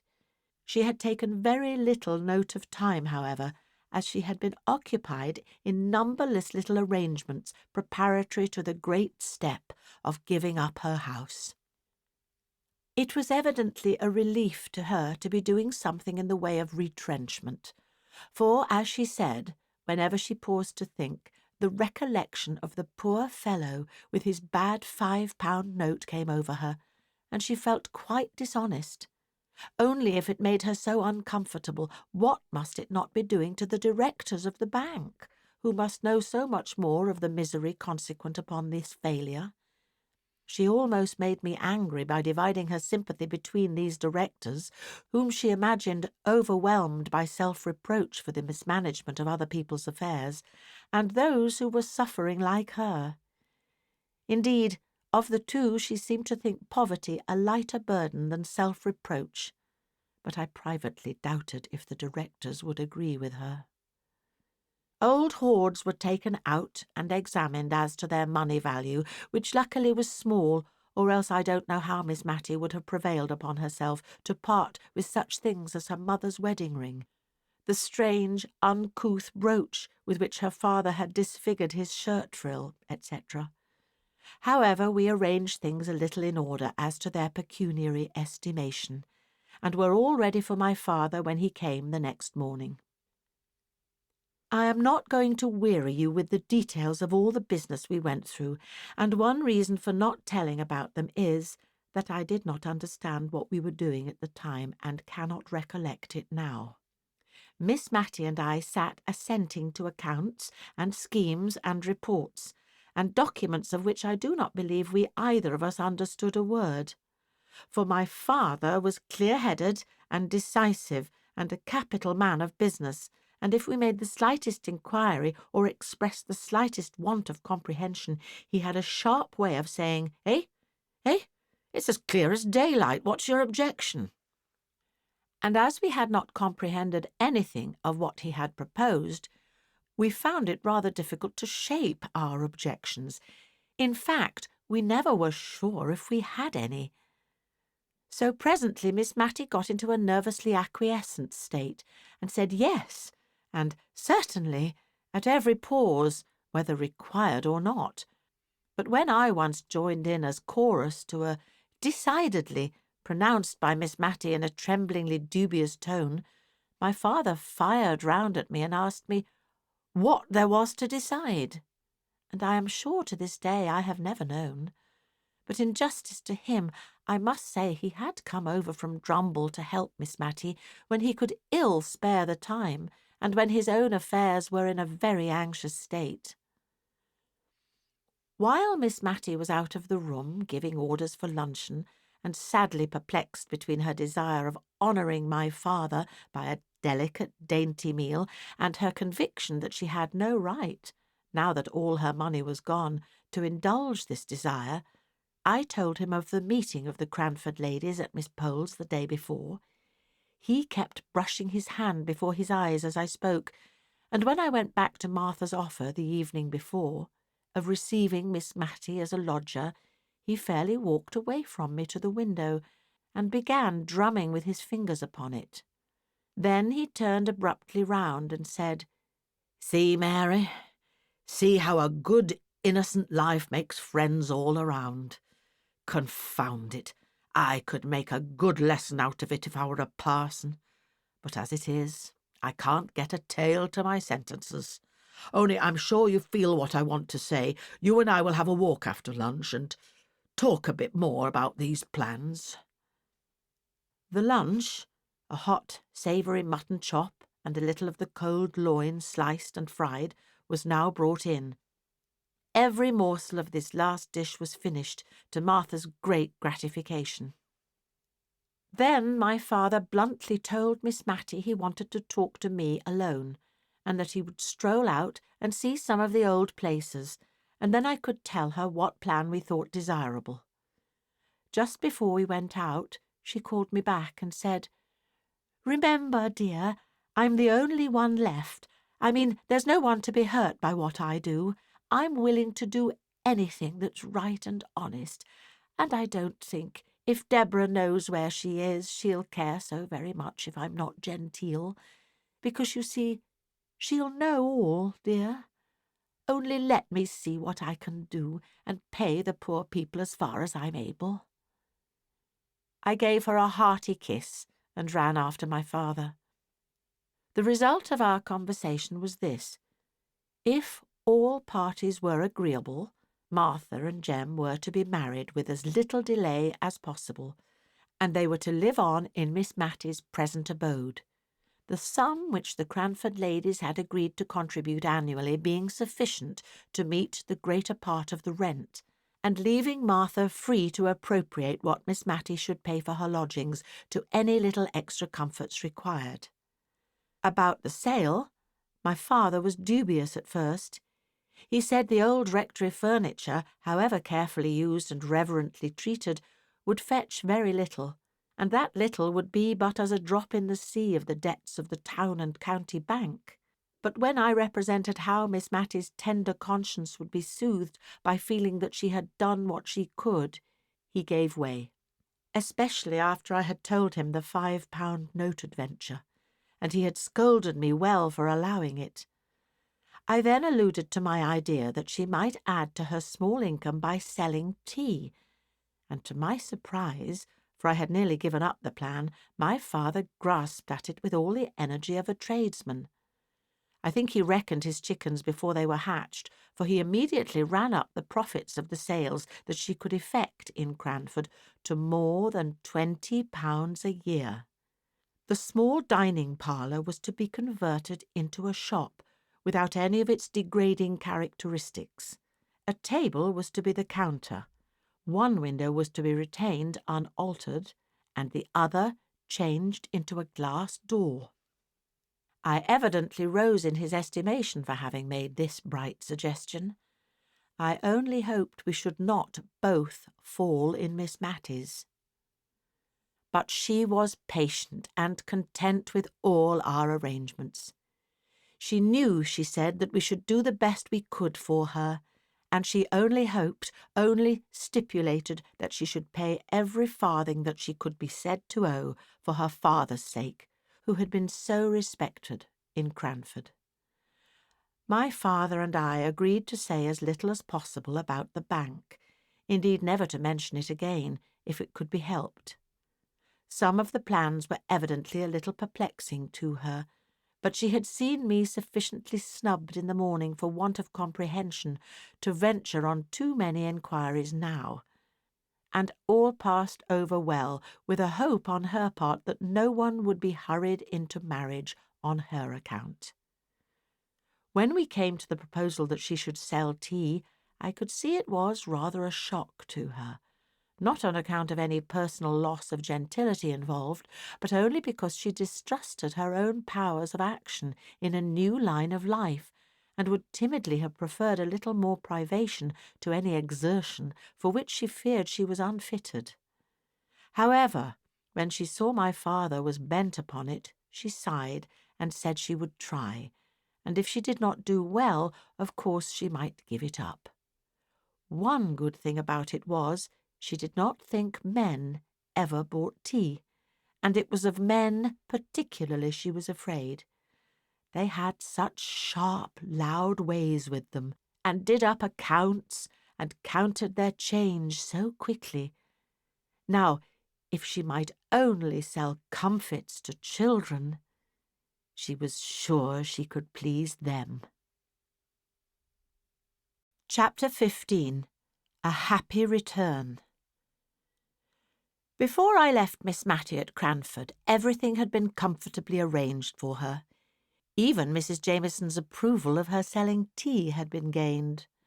That oracle had taken a few days to consider whether by so doing Miss Matty would forfeit her right to the privileges of society in Cranford. I think she had some little idea of mortifying Lady Glenmire by the decision she gave at last, which was to this effect, that whereas a married woman takes her husband's rank by the strict laws of precedence, an unmarried woman retains the station her father occupied. So Cranford was allowed to visit Miss Matty, and whether allowed or not, it intended to visit Lady Glenmire. But what was our surprise, our dismay, when we learnt that Mr. and Mrs. Hoggins were returning on the following Tuesday. Mrs. Hoggins! Had she absolutely dropped her title, and so, in a spirit of bravado, cut the aristocracy to become a Hoggins? She who might have been called Lady Glenmire to her dying day. Mrs. Jameson was pleased. She said it only convinced her of what she had known from the first, that the creature had a low taste. But the creature looked very happy on Sunday at church. Nor did we see it necessary to keep our veils down on that side of our bonnets on which Mr.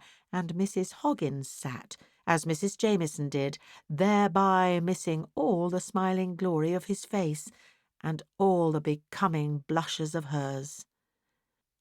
I am not sure if Martha and Jem looked more radiant in the afternoon when they, too, made their first appearance. Mrs. Jameson soothed the turbulence of her soul by having the blinds of her windows drawn down as if for a funeral on the day when Mr. and Mrs. Hoggins received callers, and it was with some difficulty that she was prevailed upon to continue the St. James Chronicle, so indignant was she with its having inserted the announcement of the marriage. Miss Matty's sale went off famously. She returned the furniture of her sitting-room and bedroom, the former of which she was to occupy till Martha could meet with a lodger who might wish to take it. And into this sitting-room and bedroom she had to cram all sorts of things, which were, the auctioneer assured her, bought in for her at the sale by an unknown friend. I always suspected Mrs. Fitz-Adam of this, but she must have had an accessory who knew what articles were particularly regarded by Miss Matty on account of their associations with her early days. The rest of the house looked rather bare, to be sure, all except one tiny bedroom of which my father allowed me to purchase the furniture for my occasional use in case of Miss Matty's illness. I had expended my own small store in buying all manner of comfits and lozenges in order to tempt the little people whom Miss Matty loved so much to come about her. Tea in bright green canisters and comfits in tumblers. Miss Matty and I felt quite proud as we looked round us on the evening before the shop was to be opened. Martha had scoured the boarded floor to a white cleanness, and it was adorned with a brilliant piece of oilcloth on which customers were to stand before the table counter. The wholesome smell of plaster and whitewash pervaded the apartment. A very small Matilda Jenkins, licensed to sell tea, was hidden under the lintel of the new door, and 2 boxes of tea, with cabalistic inscriptions all over them, stood ready to disgorge their contents into the canisters. Miss Matty, as I ought to have mentioned before, had had some scruples of conscience at selling tea when there was already Mr. Johnson in the town, who included it among his numerous commodities, and before she could quite reconcile herself to the adoption of her new business, she had trotted down to his shop, unknown to me, to tell him of the project that was entertained, and to enquire if it was likely to injure his business. My father called this idea of hers great nonsense, and wondered how tradespeople were to get on if there was to be a continual consulting of each other's interests, which would put a stop to all competition directly.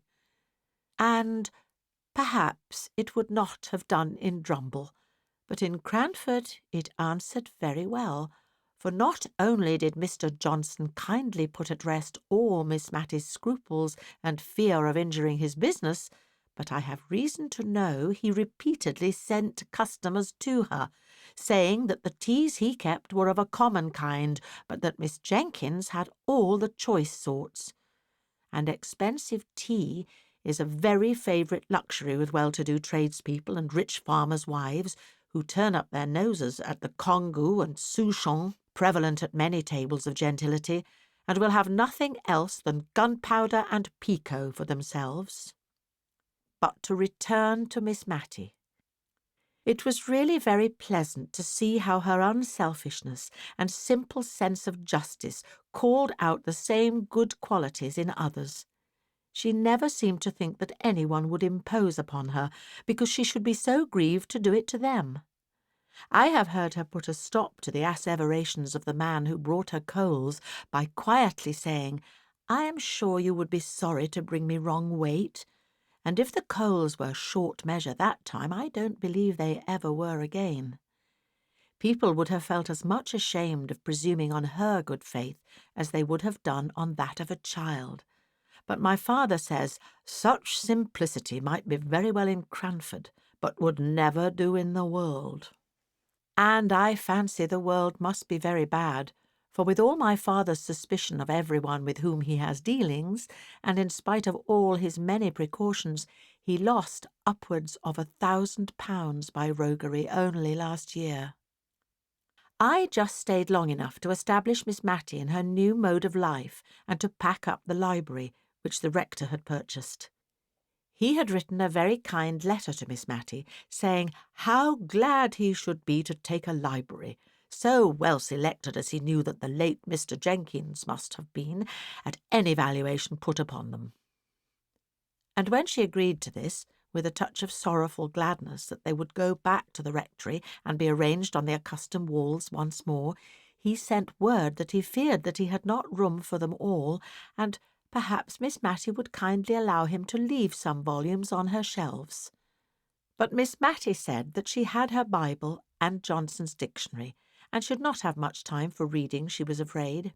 Still, I retained a few books out of consideration for the rector's kindness. The money which he had paid and that produced by the sale was partly expended in the stock of tea, and part of it was invested against a rainy day, i.e. old age or illness. It was but a small sum, it is true, and it occasioned a few evasions of truth and white lies, all of which I think very wrong indeed, in theory, and would rather not put them in practice, for we knew Miss Matty would be perplexed as to her duty if she were aware of any little reserve fund being made for her while the debts of the bank remained unpaid. Moreover, she had never been told of the way in which her friends were contributing to pay the rent. I should have liked to tell her this, but the mystery of the affair gave a piquancy to their deed of kindness which the ladies were unwilling to give up, and at first Martha had to shirk many a perplexed question as to her ways and means of living in such a house, but by and by Miss Matty's prudent uneasiness sank down into acquiescence with the existing arrangement. I left Miss Matty with a good heart. Her sales of tea during the first 2 days had surpassed my most sanguine expectations. The whole country round seemed to be all out of tea at once.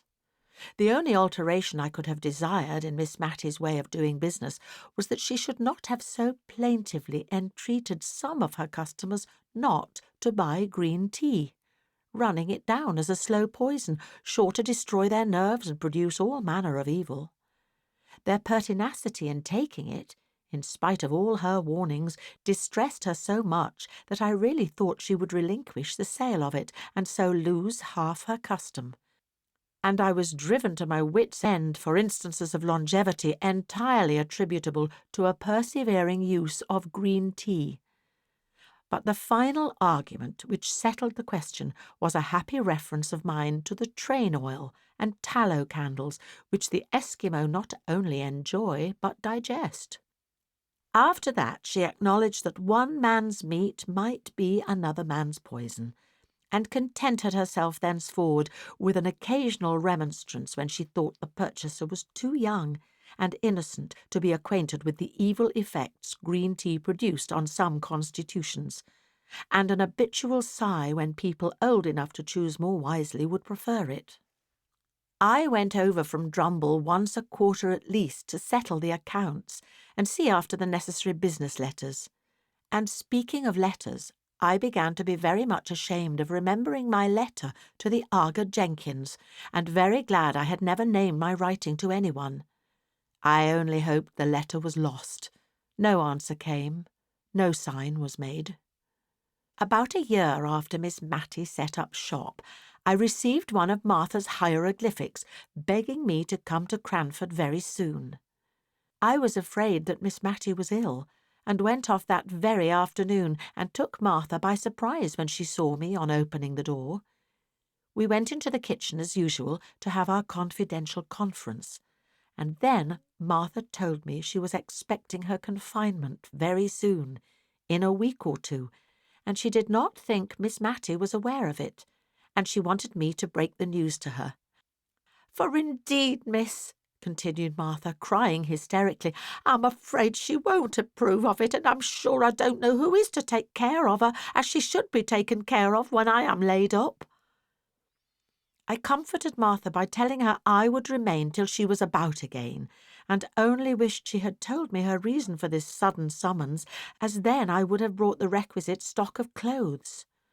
But Martha was so tearful and tender-spirited, and unlike her usual self, that I said as little as possible about myself, and endeavoured rather to comfort Martha under all the probable and possible misfortunes which came crowding upon her imagination. I then stole out of the house door and made my appearance as if I were a customer in the shop, just to take Miss Matty by surprise and gain an idea of how she looked in her new situation. It was warm May weather, so only the little half-door was closed, and Miss Matty sat behind the counter, knitting an elaborate pair of garters. Elaborate they seemed to me, but the difficult stitch was no weight upon her mind, for she was singing in a low voice to herself as her needles went rapidly in and out. I call it singing, but I dare say a musician would not use that word to the tuneless yet sweet humming of the low, worn voice. I found out from the words, far more than from the attempt at the tune, that it was the old hundredth she was crooning to herself, but the quiet, continuous sound told of content, and gave me a pleasant feeling as I stood in the street just outside the door, quite in harmony with that soft May morning. I went in. At first she did not catch who it was, and stood up as if to serve me. But in another minute watchful pussy had clutched her knitting, which was dropped in eager joy at seeing me. I found, after we had had a little conversation, that it was as Martha said, and that Miss Matty had no idea of the approaching household event. So I thought I would let things take their course, secure that when I went to her with the baby in my arms, I should obtain that forgiveness for Martha which she was needlessly frightening herself into believing that Miss Matty would withhold, under some notion that the new claimant would require attentions from its mother that it would be faithless treason to Miss Matty to render. But I was right. I think that must be an hereditary quality, for my father said he is scarcely ever wrong. One morning, within a week after I arrived, I went to call Miss Matty with a little bundle of flannel in my arms.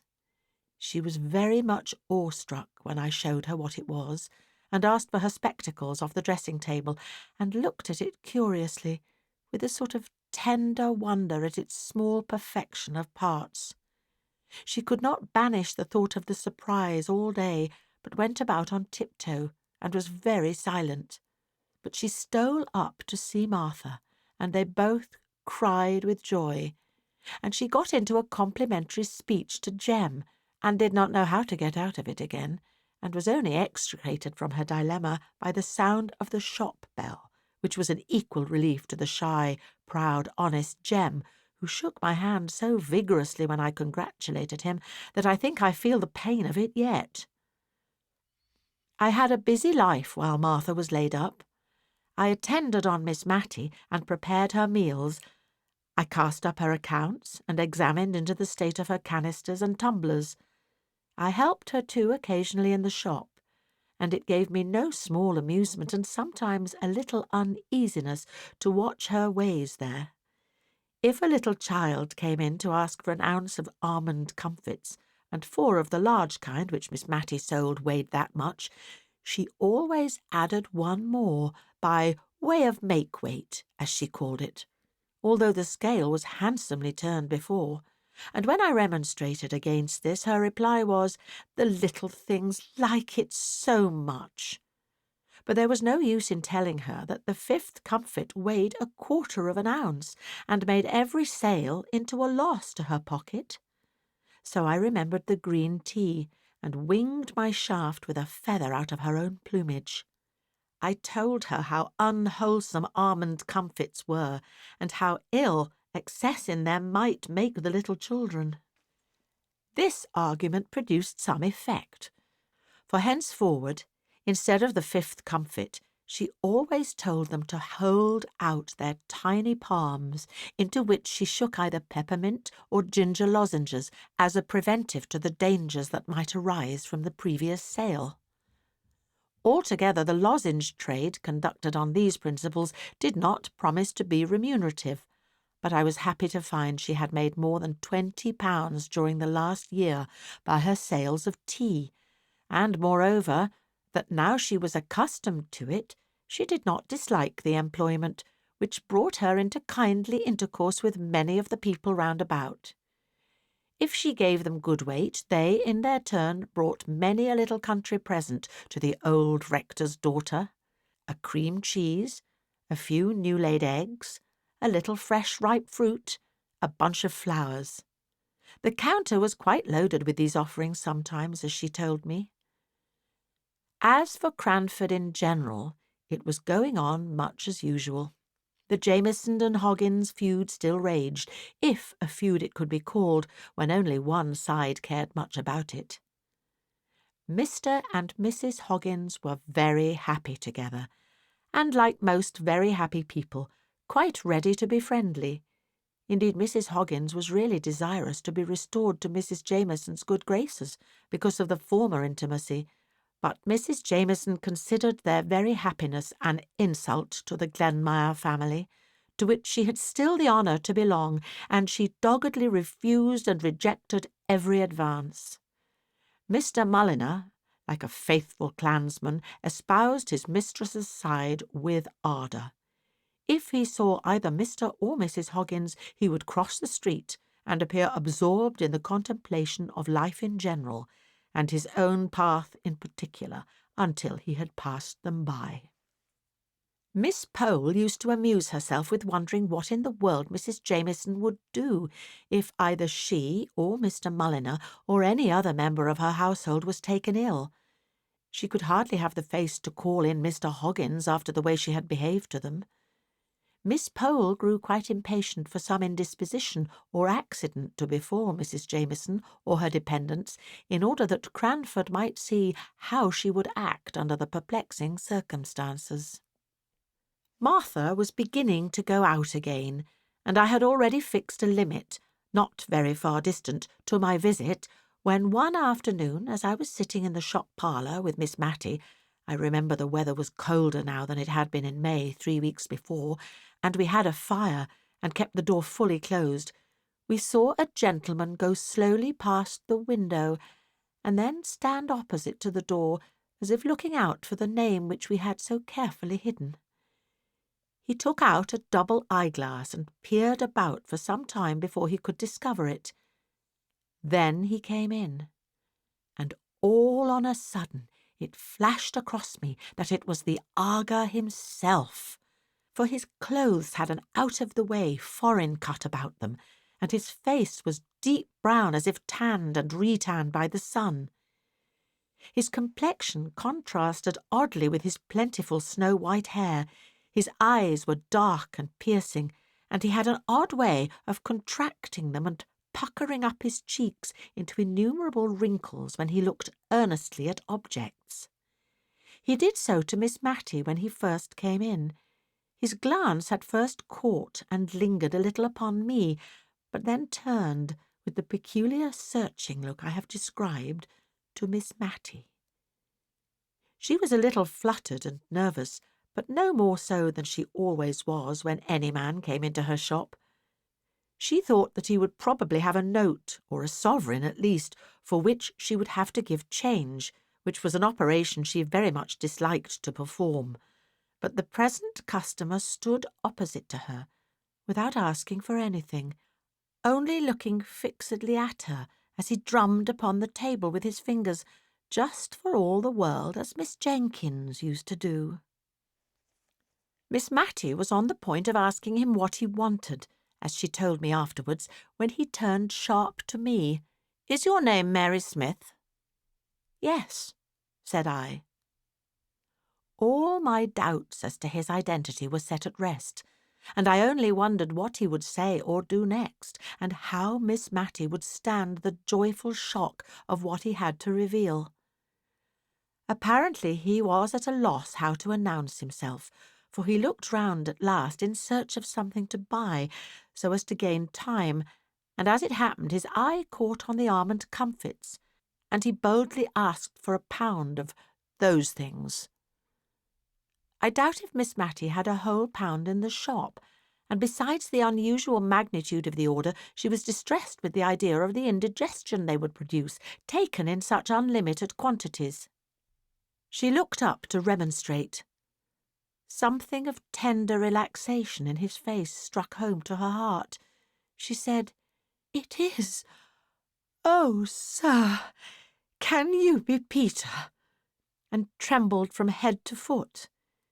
In a moment he was round the table and had her in his arms, sobbing the tearless cries of old age. I brought her a glass of wine, for indeed her colour had changed so as to alarm me and Mr. Peter too. He kept saying, "I have been too sudden for you, Matty. I have my little girl." I proposed that she should go at once up into the drawing-room and lie down on the sofa there. She looked wistfully at her brother, whose hand she had held tight, even when nearly fainting, but on his assuring her that he would not leave her, she allowed him to carry her upstairs. I thought that the best I could do was to run and put the kettle on the fire for early tea, and then to attend to the shop, leaving the brother and sister to exchange some of the many thousand things they must have to say.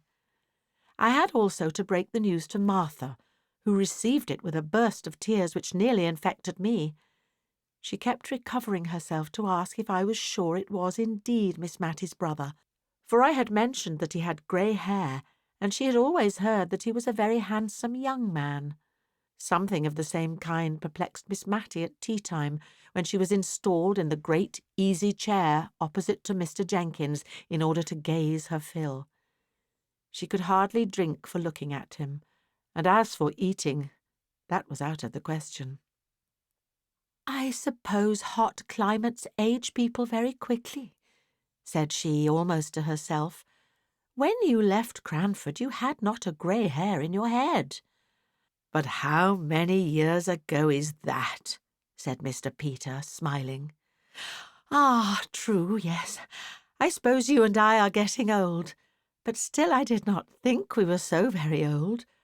But white hair is very becoming to you, Peter," a little afraid lest she had hurt him by revealing how his appearance had impressed her. "I suppose I forgot dates too, Matty. For what do you think I have brought you from India? I have an Indian muslin gown and a pearl necklace for you somewhere in my chest at Portsmouth." He smiled as if amused at the idea of the incongruity of his presence with the appearance of his sister, but this did not strike her all at once, while the elegance of the articles did.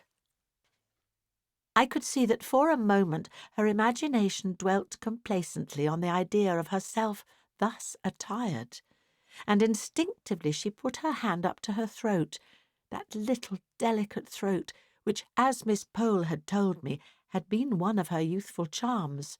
But the hand met the touch of folds of soft muslin, in which she was always swathed up to her chin, and the sensation recalled a sense of the unsuitableness of a pearl necklace to her age.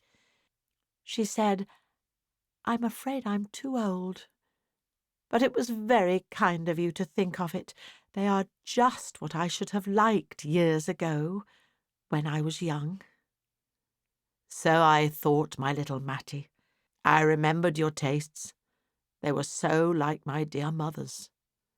At the mention of that name, the brother and sister clasped each other's hands yet more fondly, and although they were perfectly silent, I fancied they might have something to say if they were unchecked by my presence, and I got up to arrange my room for Mr. Peter's occupation that night, intending myself to share Miss Matty's bed.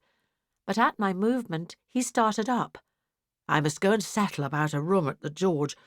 My carpet-bag is there too." "No," said Miss Matty in great distress. "You must not go. Please, dear Peter. Pray, Mary. Oh, you must not go." She was so much agitated that we both promised everything she wished. Peter sat down again and gave her his hand, which, for better security, she held in both of hers, and I left the room to accomplish my arrangements. Long, long into the night, far, far into the morning did Miss Matty and I talk. She had much to tell me of her brother's life and adventures, which he had communicated to her as they sat alone. She said all was thoroughly clear to her, but I never quite understood the whole story, and when in after days I lost my awe of Mr. Peter enough to question him myself, He laughed at my curiosity and told me stories that sounded so very much like Baron Munchausen's that I was sure he was making fun of me.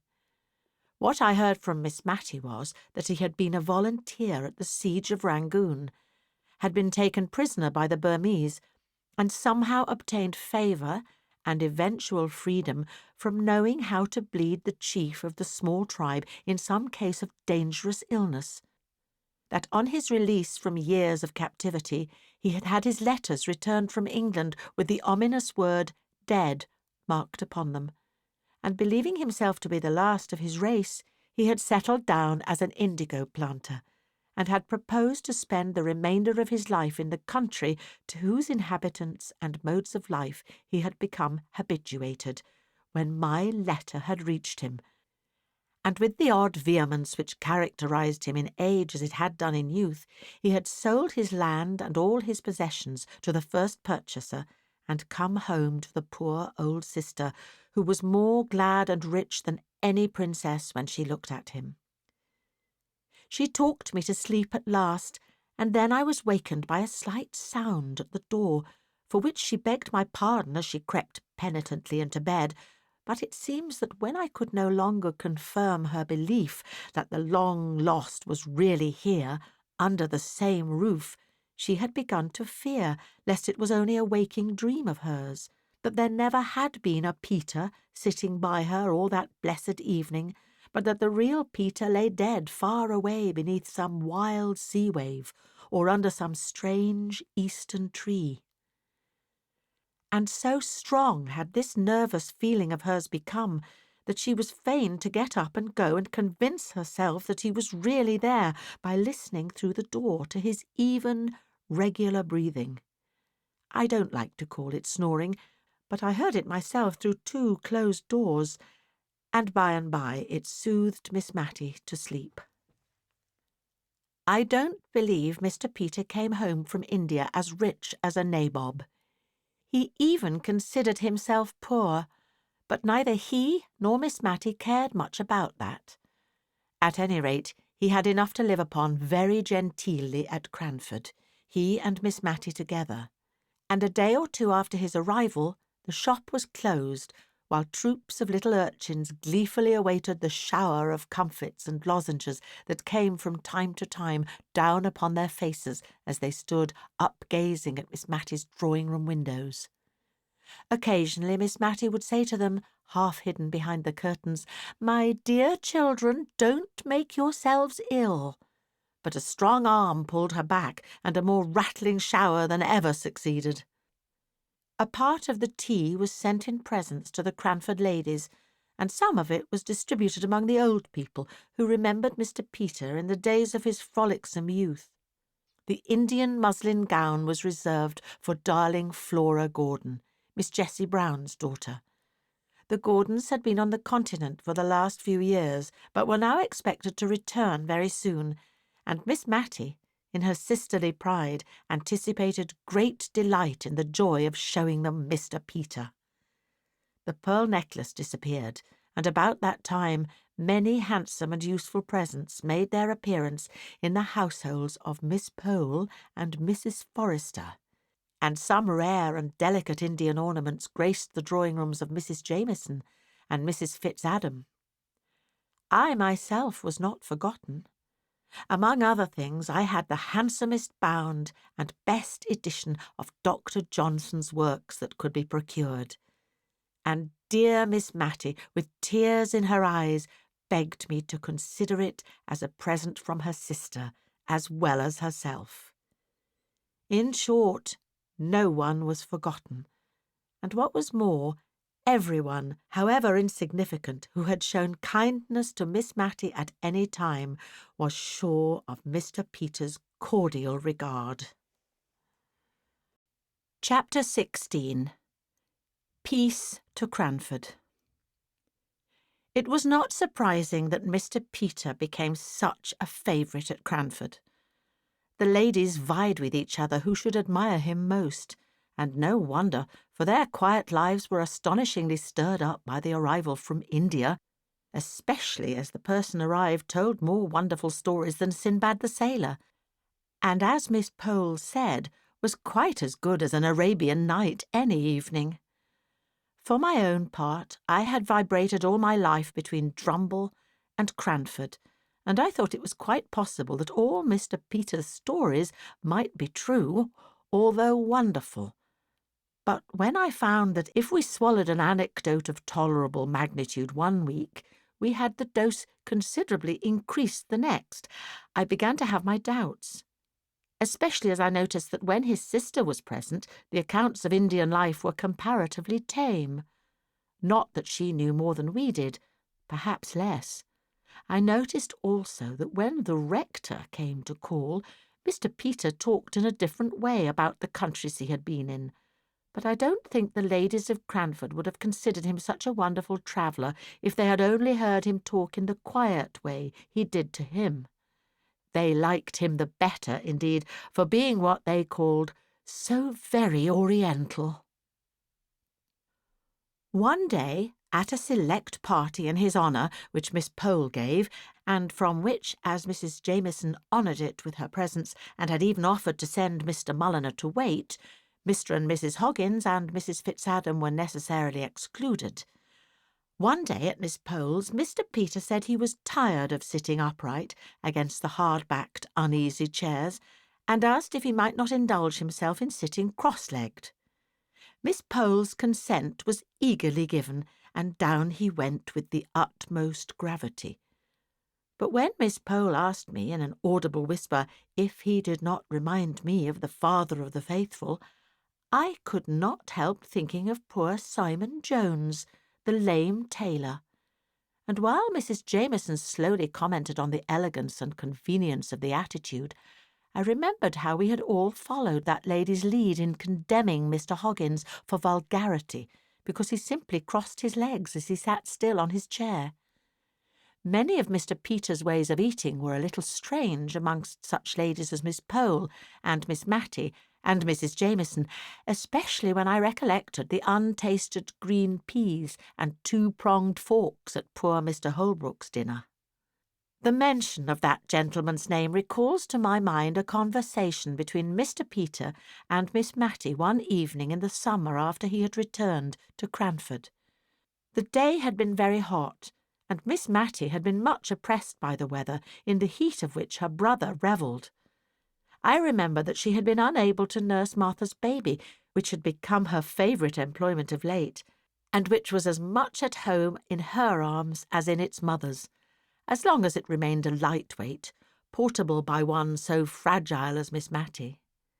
This day to which I refer, Miss Matty had seemed more than usually feeble and languid, and only revived when the sun went down and her sofa was wheeled to the open window, through which, although it looked into the principal street of Cranford, the fragrant smell of the neighbouring hayfields came in every now and then, borne by the soft breezes that stirred the dull air of the summer twilight, and then died away.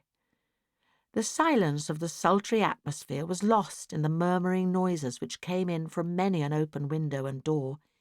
Even the children were abroad in the street, late as it was, between 10 and 11, enjoying the game of play, for which they had not had spirits during the heat of the day. It was a source of satisfaction to Miss Matty to see how few candles were lighted, even in the apartments of those houses from which issued the greatest signs of life. Mr. Peter, Miss Matty, and I had all been quiet, each with a separate reverie, for some little time, when Mr. Peter broke in. "Do you know, little Matty, I could have sworn you were on the high road to matrimony when I left England that last time. If anybody had told me you would have lived and died an old maid then, I should have laughed in their faces." Miss Matty made no reply, and I tried in vain to think of some subject which should effectually turn the conversation, but I was very stupid, and before I spoke he went on. "It was Holbrook, that fine manly fellow who lived at Woodley, that I used to think would carry off my little Matty. You would not think it now, I dare say, Mary, but this sister of mine was once a very pretty girl. At least I thought so. And so I've a notion did poor Holbrook. What business had he to die before I came home to thank him for all his kindness to a good-for-nothing cub as I was? It was that made me first think he cared for you, for in all our fishing expeditions it was Matty we talked about. Poor Deborah! What a lecture she read me on having asked him home to lunch one day when she had seen the Arley carriage in the town and thought that my lady might call. Well, that's long years ago, more than half a lifetime, and yet it seems like yesterday. I don't know a fellow I should have liked better as a brother-in-law. You must have played your cards badly, my little Matty, somehow or other. Wanted your brother to be a good go-between, eh, little one? Said he, putting out his hand to take hold of hers as she lay on the sofa. Why, what's this? You're shivering and shaking, Matty, with that confounded open window. Shut it, Mary, this minute. I did so, and then stooped down to kiss Miss Matty and see if she really were chilled. She caught at my hand and gave it a hard squeeze, but unconsciously, I think, for in a minute or two she spoke to us quite in her usual voice and smiled our uneasiness away, although she patiently submitted to the prescriptions we enforced of a warm bed and a glass of weak negus. I was to leave Cranford the next day, and before I went I saw that all the effects of the open window had quite vanished. I had superintended most of the alterations necessary in the house and household during the latter weeks of my stay. The shop was once more a parlour, the empty resounding rooms again furnished up to the very garrets. There had been some talk of establishing Martha and Jem in another house, but Miss Matty would not hear of this. Indeed, I never saw her so much roused as when Miss Pole had assumed it to be the most desirable arrangement. As long as Martha would remain with Miss Matty was only too thankful to have her about her. Yes, and Jem too, who was a very pleasant man to have in the house, for she never saw him from week's end to week's end. And as for the probable children, if they would all turn out such little darlings as her goddaughter Matilda, she should not mind the number if Martha didn't. Besides, the next was to be called Deborah, a point which Miss Matty had reluctantly yielded to Martha's stubborn determination that her firstborn was to be Matilda. So Miss Pole had to lower her colours, and even her voice, as she said to me that as Mr. and Mrs. Hearn were still to go on living in the same house with Miss Matty, we had certainly done a wise thing in hiring Martha's niece as an auxiliary. I left Miss Matty and Mr. Peter most comfortable and contented, the only subject for regret to the tender heart of the one and the social friendly nature of the other being the unfortunate quarrel between Mrs. Jameson and the plebeian Hogginses and their following. In joke, I prophesied one day that this would only last until Mrs. Jameson or Mr. Mulliner were ill, in which case they would be only too glad to be friends with Mr. Hoggins. But Miss Matty did not like my looking forward to anything like illness in so light a manner, and before the year was out, all had come round in a far more satisfactory way. I received 2 Cranford letters on one auspicious October morning. Both Miss Pole and Miss Matty wrote to ask me to come over and meet the Gordons, who had returned to England alive and well with their 2 children, now almost grown up. Dear Jessie Brown had kept her old kind nature, although she had changed her name and station, and she wrote to say that she and Major Gordon expected to be in Cranford on the 14th, and she hoped and begged to be remembered to Mrs. Jameson, named first, as became her honourable station, Miss Pole and Miss Matty. Could she ever forget their kindness to her poor father and sister?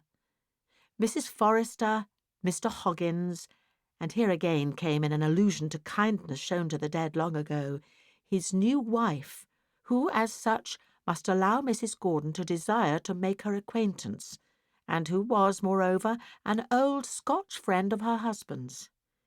In short, everyone was named, from the rector, who had been appointed to Cranford in the interim between Captain Brown's death and Miss Jessie's marriage, and was now associated with the latter event, down to Miss Betty Barker. All were asked to the luncheon, all except Mrs. Fitzadam, who had come to live in Cranford since Miss Jessie Brown's days, and whom I found rather moping on account of the omission. People wondered at Miss Betty Barker's being included in the honourable list, but then, as Miss Pole said, we must remember the disregard of the genteel proprieties of life in which the poor captain had educated his girls, and for his sake we swallowed our pride. Indeed, Mrs. Jameson rather took it as a compliment, as putting Miss Betty, formerly her maid, on a level with those Hogginses. But when I arrived in Cranford, nothing was as yet ascertained of Mrs. Jameson's own intentions. Would the honourable lady go, or would she not? Mr. Peter declared that she should, and she would. Miss Pole shook her head and desponded. But Mr. Peter was a man of resources. In the first place, he persuaded Miss Matty to write to Mrs. Gordon, and to tell her of Mrs. Fitzadam's existence, and to beg that one so kind and cordial and generous might be included in the pleasant invitation. An answer came back by return of post, with a pretty little note for Mrs. Fitzadam, and a request that Miss Matty would deliver it herself, and explain the previous omission. Mrs. Fitzadam was as pleased as could be, and thanked Miss Matty over and over again. Mr. Peter had said, "Leave Mrs. Jameson to me." So we did, especially as we knew nothing that we could do to alter her determination if once formed. I did not know, nor did Miss Matty, how things were going on until Miss Pole asked me just the day before Mrs. Gordon came if I thought there was anything between Mr. Peter and Mrs. Jameson in the matrimonial line, for that Mrs. Jameson was really going to the lunch at the George. She had sent Mr. Mulliner down to desire that there might be a footstool put to the warmest seat in the room, as she meant to come, and knew that their chairs were very high. Miss Pole had picked this piece of news up, and from it she conjectured all sorts of things, and bemoaned yet more. If Peter should marry, what would become of poor dear Miss Matty, and Mrs. Jameson of all people? Miss Pole seemed to think there were other ladies in Cranford who would have done more credit to his choice, and I think she must have had someone who was unmarried in her head, for she kept saying, "It was so wanting in delicacy in a widow to think of such a thing." When I got back to Miss Matty's, I really did begin to think that Mr. Peter might be thinking of Mrs. Jameson for a wife, and I was as unhappy as Miss Pole about it. He had the proof-sheet of a great placard in his hand. "Signor Brunoni, magician to the King of Delhi, the Rajah of Oud, and the great Lama of Tibet, etc., etc., was going to perform in Cranford for one night only, the very next night." And Miss Matty, exultant, showed me a letter from the Gordons, promising to remain over this gaiety, which Miss Matty said was entirely Peter's doing. He had written to ask the signor to come, and was to be at all the expenses of the affair. Tickets were to be sent gratis to as many as the room would hold. In short, Miss Matty was charmed with the plan, and said that tomorrow Cranford would remind her of the Preston Guild, to which she had been in her youth, a luncheon at the George with the dear Gordons, and the signor in the assembly room in the evening. But I looked only at the fatal words, "under the patronage of the Honourable Mrs. Jameson." She, then, was chosen to preside over this entertainment of Mr. Peter's. She was perhaps going to displace my dear Miss Matty in his heart, and make her life lonely once more. I could not look forward to the morrow with any pleasure, and every innocent anticipation of Miss Matty's only served to add to my annoyance. So, angry and irritated, and exaggerating every little incident which could add to my irritation, I went on till we were all assembled in the great parlour at the George. Major and Mrs. Gordon and pretty Flora and Mr. Ludovic were all as bright and handsome and friendly as could be, but I could hardly attend to them for watching Mr. Peter, and I saw that Miss Pole was equally busy. I had never seen Mrs. Jameson so roused and animated before. Her face looked full of interest in what Mr. Peter was saying. I drew near to listen. My relief was great when I caught that his words were not words of love, but that for all his grave face he was at his old tricks. He was telling her of his travels in India and describing the wonderful height of the Himalaya mountains. One touch after another added to their size, and each exceeded the former in absurdity. But Mrs. Jameson really enjoyed all in perfect good faith. I suppose she required strong stimulants to excite her to come out of her apathy. Mr. Peter wound up his account by saying that, of course, at that altitude there were none of the animals to be found that existed in the lower regions.